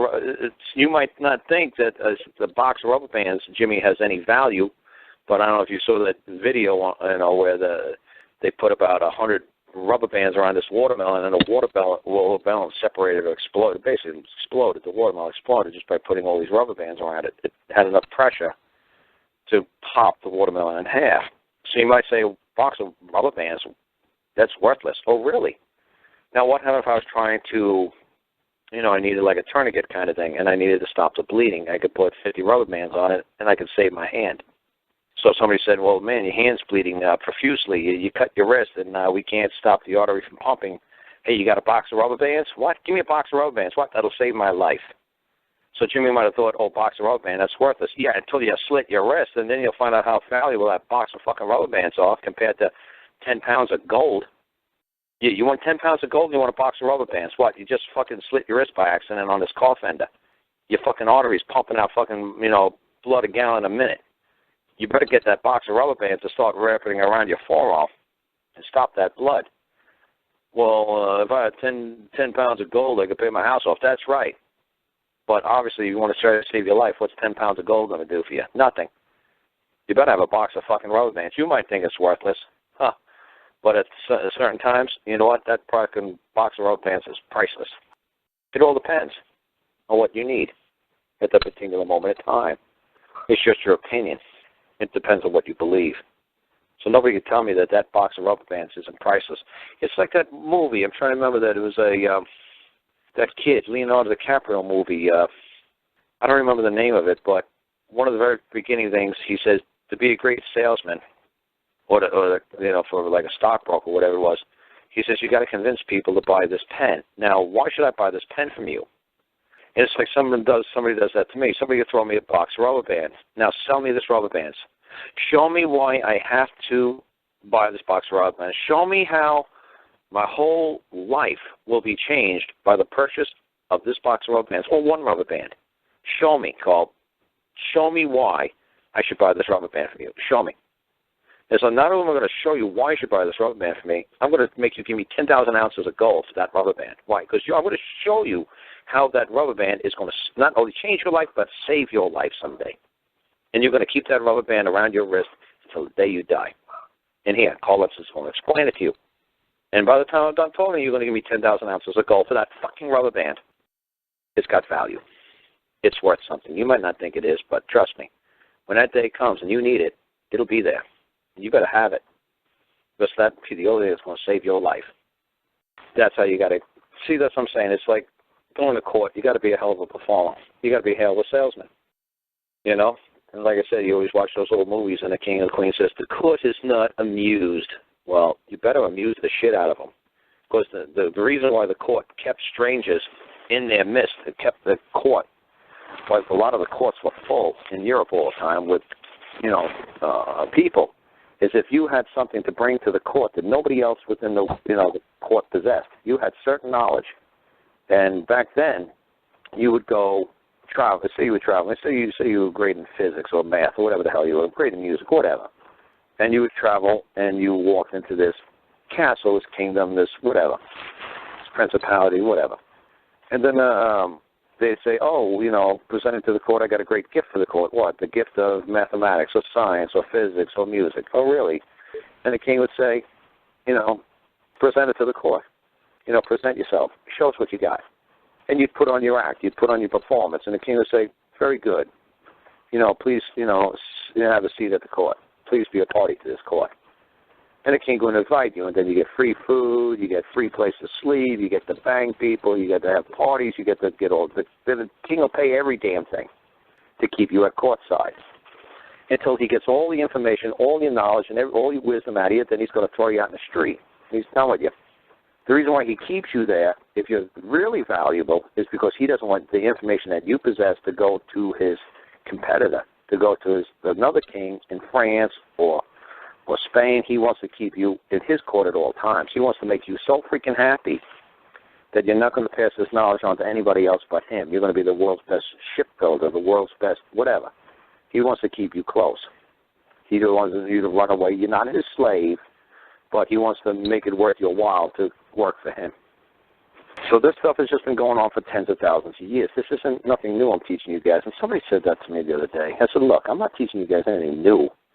Because somebody said, I wish that, some black guy who called me up one day during a week, it was about 2-3 weeks ago, some black guy called me up. And he said he went over to his native continent of Africa, and he wanted to go back to his people. So I don't know where he said he was from, Sudan or wherever he was from, Chad, I don't remember. But he said he went back to the tribesmen back there in Africa, and he was talking like to an interpreter to his people, his family, whatever, and his kinsfolk, whatever you want to call them, kin and kith, whatever, kin and kith, his friends and his family. So he goes back and talks to kin and kith, and he says that I started talking to him about certain situations because he was listening to my stuff, and this is a black guy who was listening to my stuff for a couple of years, and he said that he was trying to explain to his people law and how we do law in the United States, and he said that the interpreter, he said, no matter who he's talking to in that jungle, he said it sounds exactly like Karl Lentz. He says they explained it to me, law, the same exact way you do, Karl. He says it's like walking into a jungle and meeting Karl Lentz. I said, that's great. I said, because I'm not teaching you anything different than a caveman knew, that a guy in the jungle knows, that an Aboriginal guy knows, that an Eskimo knows. I'm not teaching anything that a Mongolian doesn't know. I am telling you, this is ancient shit. This is universal. This is common law. It doesn't need to be written down. Everybody feels it in their heart. It's that simple. It's just that you guys are making things so fucking complicated and it's so convoluted that you guys are actually, stupid. You guys are, what? Where are you going with this? Do you realize how idiotic that sounds? Do you understand where you're going, how far away from law you're getting, the more convoluted you're getting? You're getting ridiculous. You're getting, when you put more and more on than what's needed, you're a moron. You're putting more on it than you need to do. Just say, who's saying I've done something wrong? I didn't ask what, who, where's the claim, where's the damages? Just stick with basic, simple, single syllable, words with simple, 2-3 word questions. Like I said, I said earlier in the show, I had a rolling suitcase, and I'm a big motherfucking guy. And I had to put my stuff to go to court on wheels because I couldn't carry it into the court building and carry it up 2 flights of stairs. It was that fucking heavy. I'd have to take the elevator. That's how heavy the suitcase was. It wasn't like a hard shell suitcase. It was like a fabric kind of suitcase with, like a zipper, and it wasn't one of those big Samsonite, gorilla throwing it through a cage fucking suitcase. It wasn't because the suitcase was so big. The suitcase was flimsy. The suitcase was only made out of whatever, nylon, and had wheels and a handle. But I'm telling you, it was stuffed with paper. It was about 3 feet high and probably about 1.5 feet wide, like 20 inches by 36 inches by maybe 10 inches. And that thing was full. That thing was packed with paper. And I was ready anytime I walked into a court to try to get the kids back to just be able to pull a piece of paper out of that fucking pile. He used to say, here you go, here you go, here you go. I got all the rules, got all the citations, got all the codes, got all the stats. I got boom, boom, boom, boom, boom. Do it like a machine gun. It was a total joke. What a total scam. What a total sham. Never again. From now on I'll do it on the back of a napkin, a Bazooka Joe bubblegum card or something, and I'm telling you, I am going to make my claim so small, so short, just say, yeah, and so what? But like I said, I could walk into court and say, yes, so what? And I guarantee the judge will say, don't fuck with this guy. What? Don't fuck with him. I'm sure I could say yellow, I'm sure I could walk into court and say yellow Neptune marbles. And the judge will say, don't fuck with this guy. Yeah. But come on, yellow Neptune marbles. Come on, let's play. No, it's okay. We're all right. Hey, sure, how do you plead? Yellow Neptune marbles. Is that how you plead? Yellow Neptune marbles. The ball's in your court, sir. What did I just say? You said yellow Neptune marbles. There you go. Now what says the court? And they'll just say, fuck it.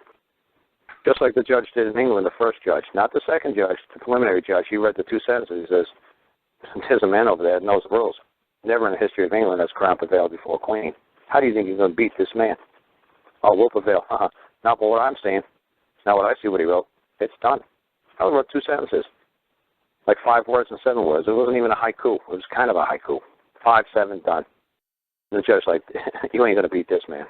He knows the rules. I'm not looking around like, what rules? Who are you looking at, man? Oh, the only white guy over there. What do you mean, like the old white guy? I was like, I'm looking around. I was like, I knew you were looking at me. He says, you see what I see? The prosecutor said, no. He said, you're lucky I don't see it either.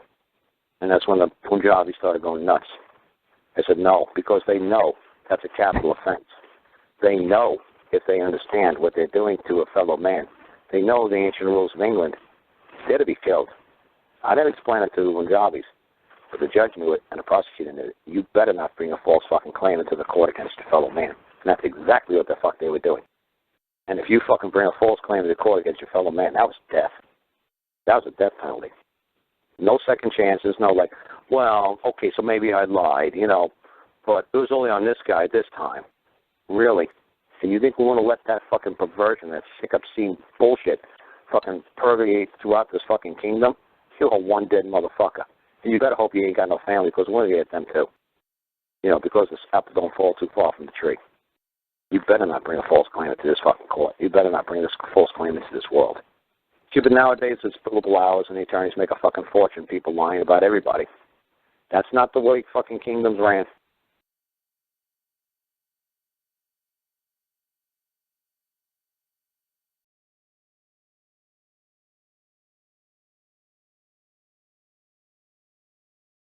Yeah, like I said to my mom, I said I'm reading the report, and it says Valley Services became involved on 11/12/2015 when the disclosure of sexual abuse was reported by the child. A CAC was done, and information supporting the abuse was confirmed at this time. And I asked my mom, why didn't they take the child into custody on the 12th? Why did they not take the kid until like the 23rd or 24th? Why did they wait? And what did you say?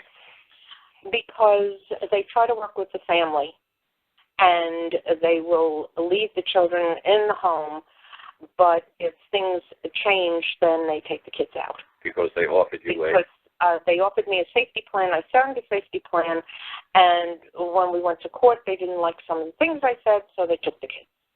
Yeah, and I say to people, this is the oldest trick in the book, and back in 2001 where they kept throwing the safety plan at me and my mom, we kept refusing to sign it, because if we signed it, we're saying that we are seeking the government's help, and that because we can't control the situation, it's beyond our capacity to control what's going on. So we're inviting the government into our homes, and we're letting the government determine what we need for a safe and happy environment. So at any time they want to, because they have permission to come through your front door now and examine everything that's going on in your life, because you signed a consent form saying that you're more than welcome to interpret the private matters that are going on in our family, and anytime you feel that the child's in danger, you have the right to pull them out. So this is what's going on when you sign a safety plan. This is how dangerous a safety plan is that you're opening the door to the government and saying that they can come on in. Did you kind of understand what a safety plan is? Yeah, but I said, I made it simple. I just said... That was a very good explanation. I like that. Right. Because people don't understand that. They're upset. All they want to do is get out of there and get back home with the kids. Right. So they just, let me sign this, let me get out of Dodge. Right, because like I said, my dad taught me something different because my dad couldn't read or write worth a damn, and he explained to me, he says, an honest man never, he could go through his whole entire life without signing a piece of paper. If somebody's putting a piece of paper in front of you and you didn't write that piece of paper and you didn't create that contract and you didn't create that document, you're liable for everything that's written on that piece of paper, and you didn't write the damn thing, so you have no idea what that piece of paper says. So no honest man would make another honest man sign a piece of paper, because that'd be trying to commit fraud over another man. So never sign anything, especially if you didn't create the document and you have no clue what that document says. But as soon as you tell them that you bear liability, you're the underwriter, and you'll sign the document, you bear liability for everything above that document. Now, if somebody wants you to sign something, sign at the very top of the page on the right-hand side, or sign at the very top of the paperwork on the left-hand side. They say, we need you to sign this, and sign it. Or sign it on the back, sign it where it's blank. But if you sign it on the bottom line, you bear liability as the underwriter for everything above that's written on that document. And like I said, they're going to leave it up to interpretation. If they believe the child is in danger or risk, that they're going to have free will to just walk through your house, no warrants, no nothing. They could just examine anything they want and take the child away at any time they wish, because you're begging the government for help. So if you say, no, you know what, like with Frank, no, don't confess. You know what, tell the government, hey, look, put all your allegations, abuse and neglect or whatever that you have in writing and sign it, and saying that I, Susie, social worker, believe that your child has been abused and neglected. And due to my investigation, I'm going to go to court and I'm going to take that child away from you. So make them put it in writing. The same thing like what Frank should have done with the police department. He should have said to the sheriff, oh, that's lovely. So are you saying that you have child pornography pictures of me? Yes, okay, put it down in writing. Say, I, Michael Rowan, have seen the pictures and you have child pornography on your computer. Or say Michael Rowan is saying that if you admit to all this, you could go home. So you make sure you say to them, my hearing's not so good today. I got tinnitus. I got this bad ringing in my ear. I can't really hear what you're saying. Let me write this down. Just give me a second. What are you saying to me again? And you put it in writing. And you say, is this what you just told me? Yes. What's your name? Oh, Susie, social worker. Will you sign this piece of paper? And they'll say, well, no. I say, well, I just need this piece of paper. I'm going to go out and get competent counsel, and I'm going to let my counsel read this and see if I should sign this agreement or not, and see if this makes any sense. So, when anytime a cop talks to you, a social worker talks to you, just say, you got to speak a little slower. I got this tinnitus. I got this ringing in my ear. I can't really hear. Here, let me write this down. Let me get this straight. If I do this, this, and this, you'll give me back my kid. If I do this, this, and this, you won't take my kid. Okay. And your name is Susie, social worker. That way you can get them in a form of extortion or communicating a threat, that if you don't do what they tell you to do, they're going to do something. They're going to take something away from you. So because they got the power of the policing ability to point a gun at your head and say, you've got to do it or we're going to take a gun at you, away from you, you got to comply. So that's how you get it for communicating a threat or attempted extortion. So, like I said, I'm going to try to call up the guardian lineup for the kids and see what he's got to say and see if he's going to do anything on the kids' behalf. And I can almost guarantee he's going to just, freaking laugh and say there's no freaking way he's going to do a damn thing. And, yes, when you sign a safety plan, if it was a voluntary placement, yes, my mom could go there at any time. She could say that she wishes to withdraw her signature from the safety plan. She wishes to back out of the agreement. You can't force a contract. It's just like getting a divorce.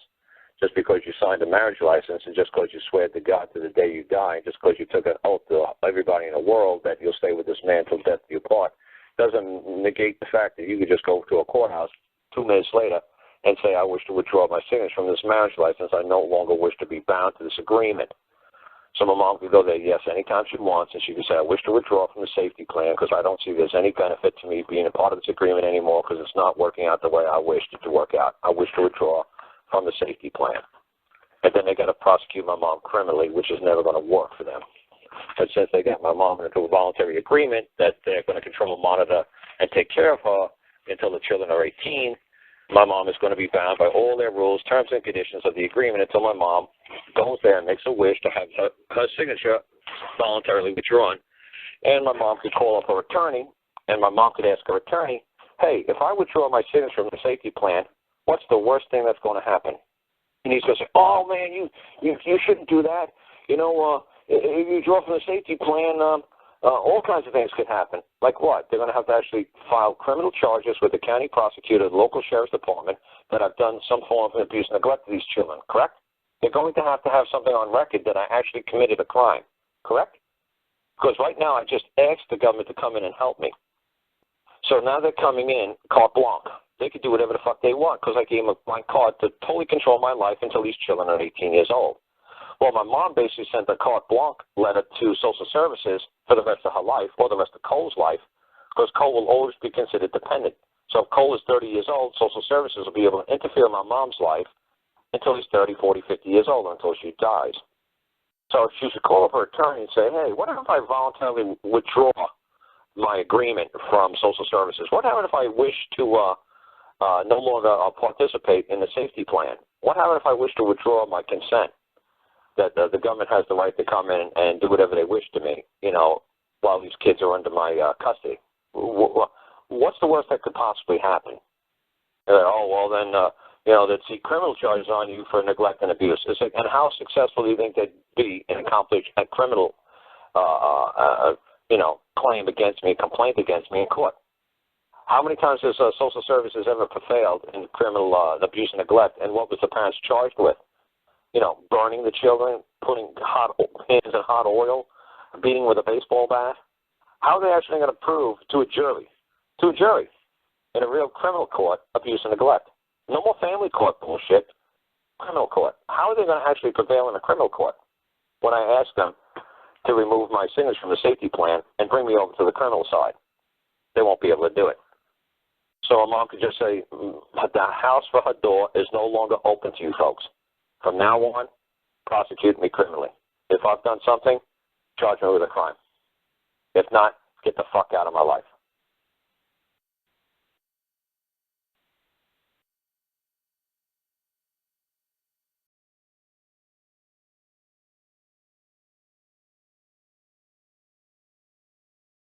Do you remember the man I flew down to talk to in Dallas last year? Yeah, the Mr. Ewing man. Do you remember the IRS guy? Right. Yeah, he prevailed. The IRS dismissed the case against him the day before trial. Oh, he did? Yeah, because I gave him 2 sentences to put into the court. And right. He was going nuts. He was bugging me for like a year because he had a year to move the case. And I said, look, you've got this golden opportunity to deposition the IRS. I said, the IRS is taking you to a criminal court. They're not taking you to a tax court where you can't deposition them. They're taking you to a criminal court. So now you have the right to take that and put them on the witness stand in a form of a deposition, not a trial. You got 11 months to interrogate these people, to ask them like a simple question. What is a taxpayer? Am I a taxpayer? Who is a taxpayer? I said, you've got this opportunity that nobody in the United States that I'm ever aware of had the understanding to carry away with. And nobody had this ability to do this. I said, you've got me, pal, and all we could have every question all you little tax protesters ever wanted answered, and they have to answer it under oath because they moved the case against you, and they can't remove the case from you. If they were if they did, they pulled it out the day before trial. I would have said no. He didn't call me up and says, "Well, Carl, they withdrew their case against me." I said, "No, you tell them the trial goes on as scheduled tomorrow." But it goes on, and you're going to make them answer those 2 damn sentences that I gave you. You're going to make them answer those questions. Right. Because he wanted them to answer. You know, I wanted insulted because he was just like John Paul, asking me a million questions and code and all this other crap. And I said, stop all that silly shit. Just stick with the 2 lines I gave you. And don't say another damn thing and shut your mouth. I said, you're going to wind up like John Paul. You're going to be in a glass booth in another room somewhere watching your trial from a video camera. Just ask those 2 damn questions and shut the fuck up. They won't be able to answer it, and, the case will be dismissed. But you don't let them dismiss it. You make them continue. You make them continue until it's discharged. But then once it's discharged, you can turn around, you can make a claim for compensation. So you could sue them for court costs and everything else. You can't sue them for court costs at this point because it's just dismissed. It's just been held over to a later date. I guarantee you just think, oh boy, I'm so glad I don't have to pay all this money, and I don't have to give Cole all the money I owe him. $1,500 out of $5,000. He gave me the $1,500, whatever. He flew me down there. I did the work for him, and he said he'll pay me, every month, a little bit at a time. He never did. So he did not contend with the case then. He let him dismiss it, and that was it. Yep. He let him dismiss it, and he was happy that it was dismissed. So he didn't even continue to really get there to open it up. And like you said, that could open the Pandora's box for all, for everything that the taxpayer needs to find out. It could have ended everything. It could have ended in every single thing ever. There was any tax case that was ever before the court. I could have asked the IRS a few simple questions on during deposition, and it would have been over. And everybody could have used it around the world who has to deal with the IRS. Right. And the main question is, what is the taxpayer? And who is the taxpayer? And am I a taxpayer? And who is a taxpayer? And we could have just got the definition, just some very basic definitions from the IRS, just answer these basic, simple questions so I can comply, so we don't have to have a trial, and I'll just, totally, do what I'm supposed to do. Right. Just tell me, just answer these few simple questions I have for you because I want to be in full compliance with the law. So tell me, what is a taxpayer? What is this? What is this? What is this? Stuff like that. That's all you should have done, is ask him those simple questions. Right. Well, that's crazy, man. That's crazy. He hadn't bought a ball and like that. He tell her. He was looking out for his own shit, and what is funny, I told him, I said, look, pal, I'm going to explain this to you. They're only coming after you from the year 1999 to 2005. The judge actually asked him in Texas, in open court, why aren't you going after Mr. Ewing also for 2007 to 2010? And he says, we don't wish to do that at this time. And I said to Mr. Ewing, I said, do you understand that they're going to hold this, they're going to come after you again for the 2007 to 2010. You better nip this thing in the bud. And you better get it, taken care of now while I'm here and I'm available. Because if they say to themselves, you know what, I think this guy's full of shit. I don't think this guy could actually move this to the court. I don't think he has a fucking clue what these 2 questions mean. You know what? Carl's not around. You know what? Let's pursue this guy. Let's take him back in the court and take him after 2007, 2010. And they're going to eat you for lunch. I said, you better get, I said, look, this isn't, it was all about him. That's all it was. It was all about him. It had nothing to do with say, look, man, we could help people all over the country that deal with this once and for all. Am I a taxpayer? What is a taxpayer? Why do I owe these taxes? And who am I paying this to? Simple questions. Very simple questions. Not that I hate the IRS. Like I said, if I want to be Donald Trump, if I want to be Bill Gates, if I want to be Warren Buffett, I better kiss the IRS ass because they'll make me a billionaire. But if I just want to act like a man, it's like, you know what, honestly, that's his name, Chris Ewing. Chris Ewing. Right. So, so this was the last time. I remember that old guy just Yep. Chris Ewing. Yep. And he was his name is behind the famous name that they had on that television. Yep. Here he goes. This is what he wrote me. This is the last email he wrote me last July. No, not July 15, July of 14. He says, I hope you're doing very well. Did you ever get the Texas flag? Yeah, he sent like a silly nylon one, man. Not like a nice cotton one, like a $2 one he found at Walmart. If not, I'll try to find you one. Yeah, sure. Document we hand wrote in blue ink on a hearing date back in May 30th of 2014. He said, this is the document I plan to send on Monday, July 7th, to the Chief Judge in Tyler, Texas, handwritten again in blue ink. And then he wrote a letter to the prosecutor, John Fisher, a man sometimes acting as the prosecutor. So, like I said, there's very simple questions we were asking the judge, and very simple questions we were asking the prosecutor, and questions to be answered. And so, like I said, the way he wrote it, they just didn't have a way of answering it. Well, not the way he wrote it, the way he says, document we hand wrote in blue ink on a hearing date. I put some very simple stuff into the court. The not social services, IRS. Hey, shut up! I'm sorry, but I didn't even realize that stupid dog was barking at me because she does it all the time. It's my mom's dog. And but what it is the IRS wanted to move the case immediately against him. When I went up there in May, they said, can you, set the trial date for like 2 weeks or a month? And then the judge seen the notices. He's like, no, we're going to delay this for about a year. And obviously Ewing was happy, and I was like, no, you want to get it on today. I said, I'm here, let's do this. He's like, no, they're going to give me a year. I'll gladly take a year to practice and study. Practice and study what? Just give them those 2 damn questions, let them try to answer the damn thing. I said, they won't be able to answer, and this judge will dismiss it or discharge it. Let's just wrap it up. He's like, no, man, I'll take the year extension. I said, okay. I said, the only thing good about taking a year extension is now you have the ability, since this is a criminal matter, under the United States Criminal Code, Rule 15, that they have to cooperate in a deposition. And you could drag them on to a deposition for months. Or you could take them for deposition, just ask them 1 or 2 questions. And if they don't cooperate in a deposition, you could have the judge file a motion and require them to answer those damn deposition questions.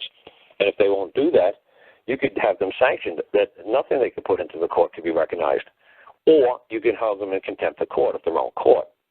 And you could have that man put incarcerated until he answers the damn questions. And that guy could sit in jail for the rest of his life until he answers these questions. I said, do you understand the golden opportunity that you have that nobody that I know in recorded history in the United States had the opportunity to do?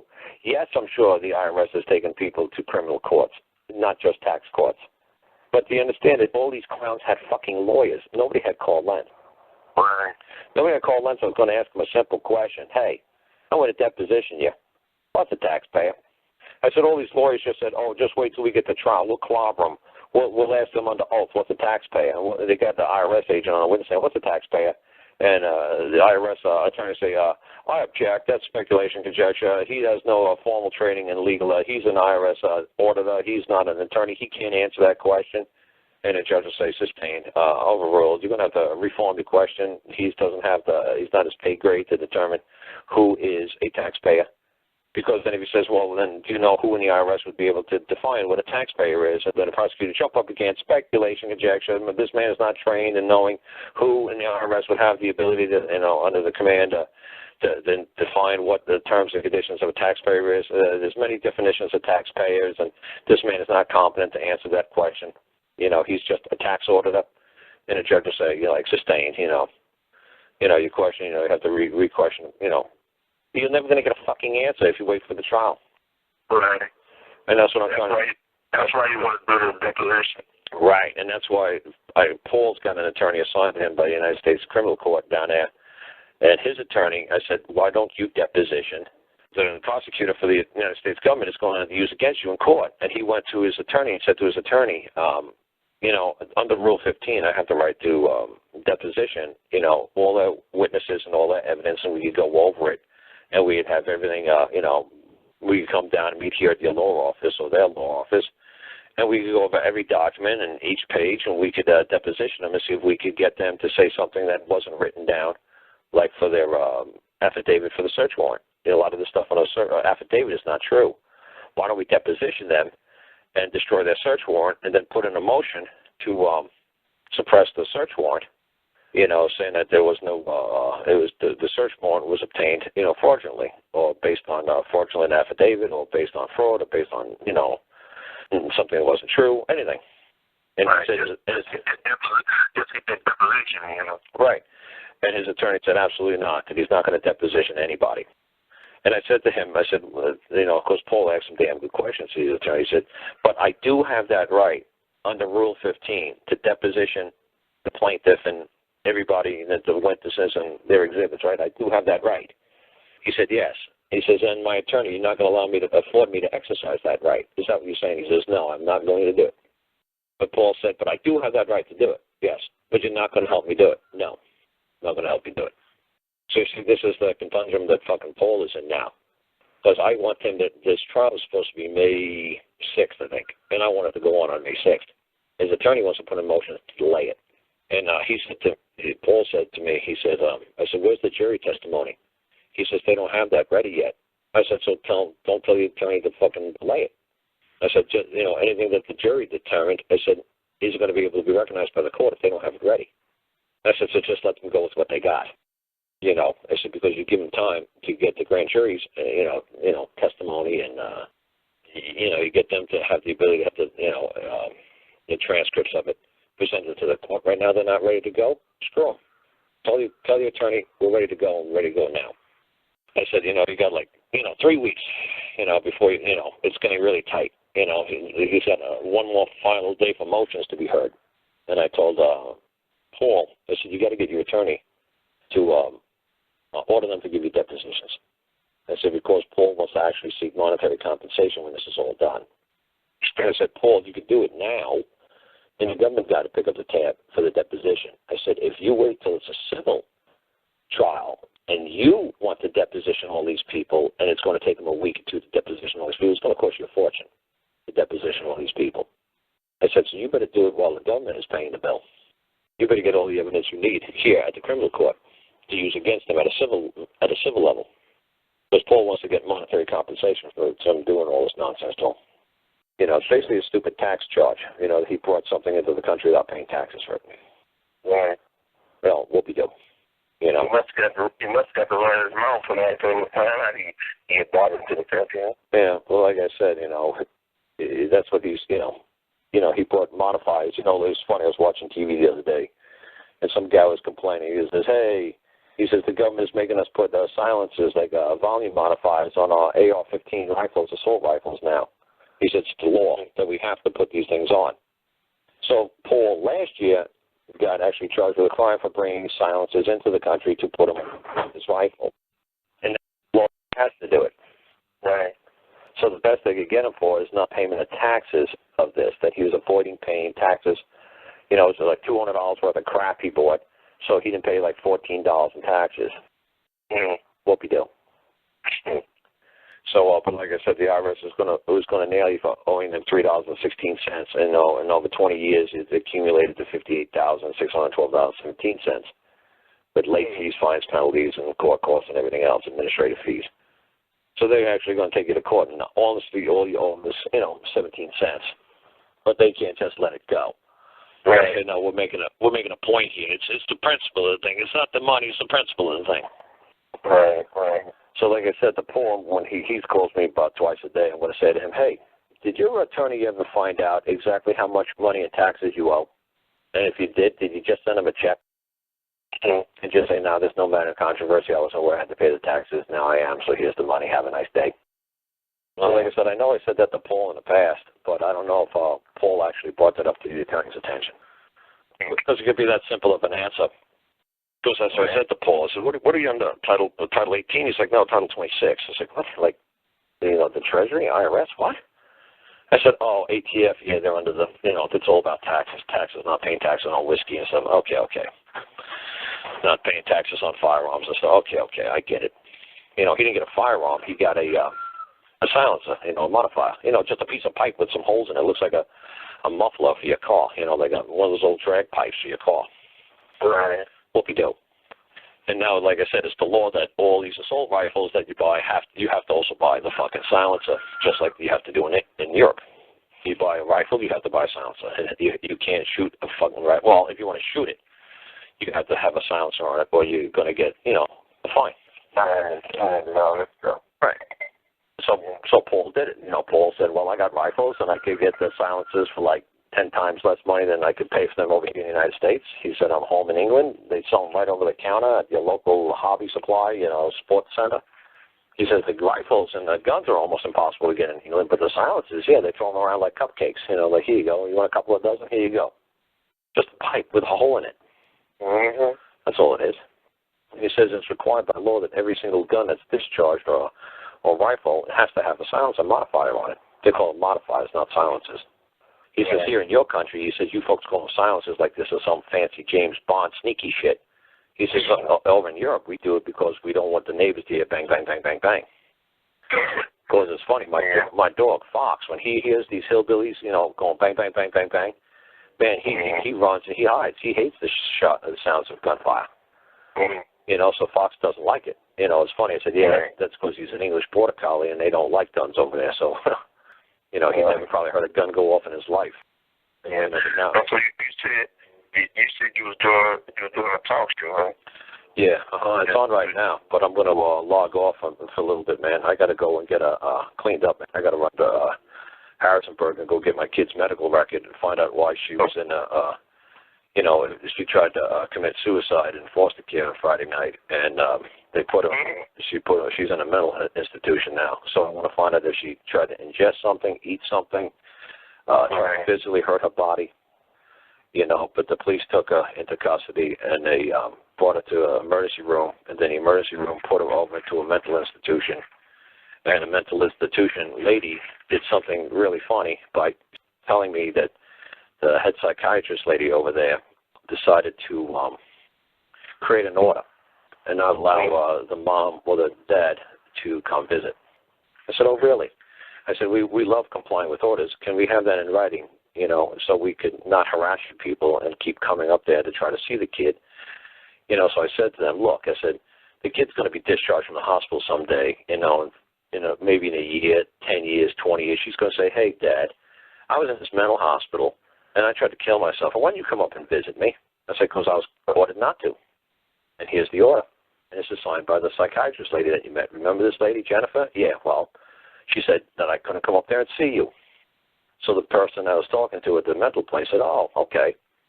That's a good reason to have us, write an order and sign it. I said, yeah, it's a lovely reason. You're damn right. You're going to order me not to come into that public building. Yeah, put it in writing. Put it in writing. Put it in writing, sign it. Yeah. Now you got to not do what you want. Yeah, put it in writing, man. And I'll totally comply with the order. You won't see it up there. Yeah, man. As soon as they give me the order, as soon as they give me the order, the next day I'm going to go get a process server. I'm going to hand them an invoice, $1,000 a day for carrying out the order.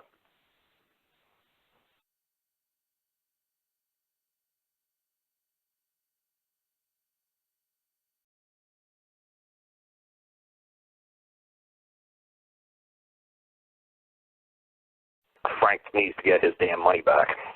That's $15,000. And the guy hasn't done a damn thing. And you can tell the guy has no desire whatsoever to try to defend Frank. Because I tried to say to him, why don't we go this approach? Why don't we go for the third-party impartial witness? Why don't we go for the hearsay, he said, she said, testimony evidence? Why don't we go for that she's an infant minor child who's now in a mental institution? Why don't we make a claim? Is there any damages? If there's no damages, where could the action rise without damages? Is there any bruises on her? Was she raped? Was there any physical damage on it? Did it happen in the public? Did it happen in the private? That's where I was going next. Did it happen in the public? And he's like, well, then he started going nuts because he knows there's no public law that Frank violated. Because for Frank to be in violation of public law, the crime must have happened in the public. When it happened in the private, he knows there's no fucking standing that the state has. Then it's man on man in the private. That's the same thing that guy in England did when he brought the other guy who headbutted his neighbor in his front yard. Even though it was in public view and he headbutted his neighbor, knocked his neighbor out, he was able to convince the Crown that the Crown had no standing, the government had no standing because it happened on private land. Now, yes, there's public laws that you can't headbutt somebody and knock them out in the street, but you can't make a law that I can't headbutt my neighbor on my front lawn if I want to. I can headbutt them all I fucking want because it's in the private. Private laws are private laws, public laws are public laws, and they can't cross the threshold. They can't cross into others' jurisdiction. They can't do it. So that's what I was going to say to the attorney guy. Let's make a fucking claim that it happened in the private, not in the fucking public. The government has no standing. The dad and the daughter has standing in a civil action against the Russos, and that's it. That's all the action that could arise. And he knew exactly where I was fucking going.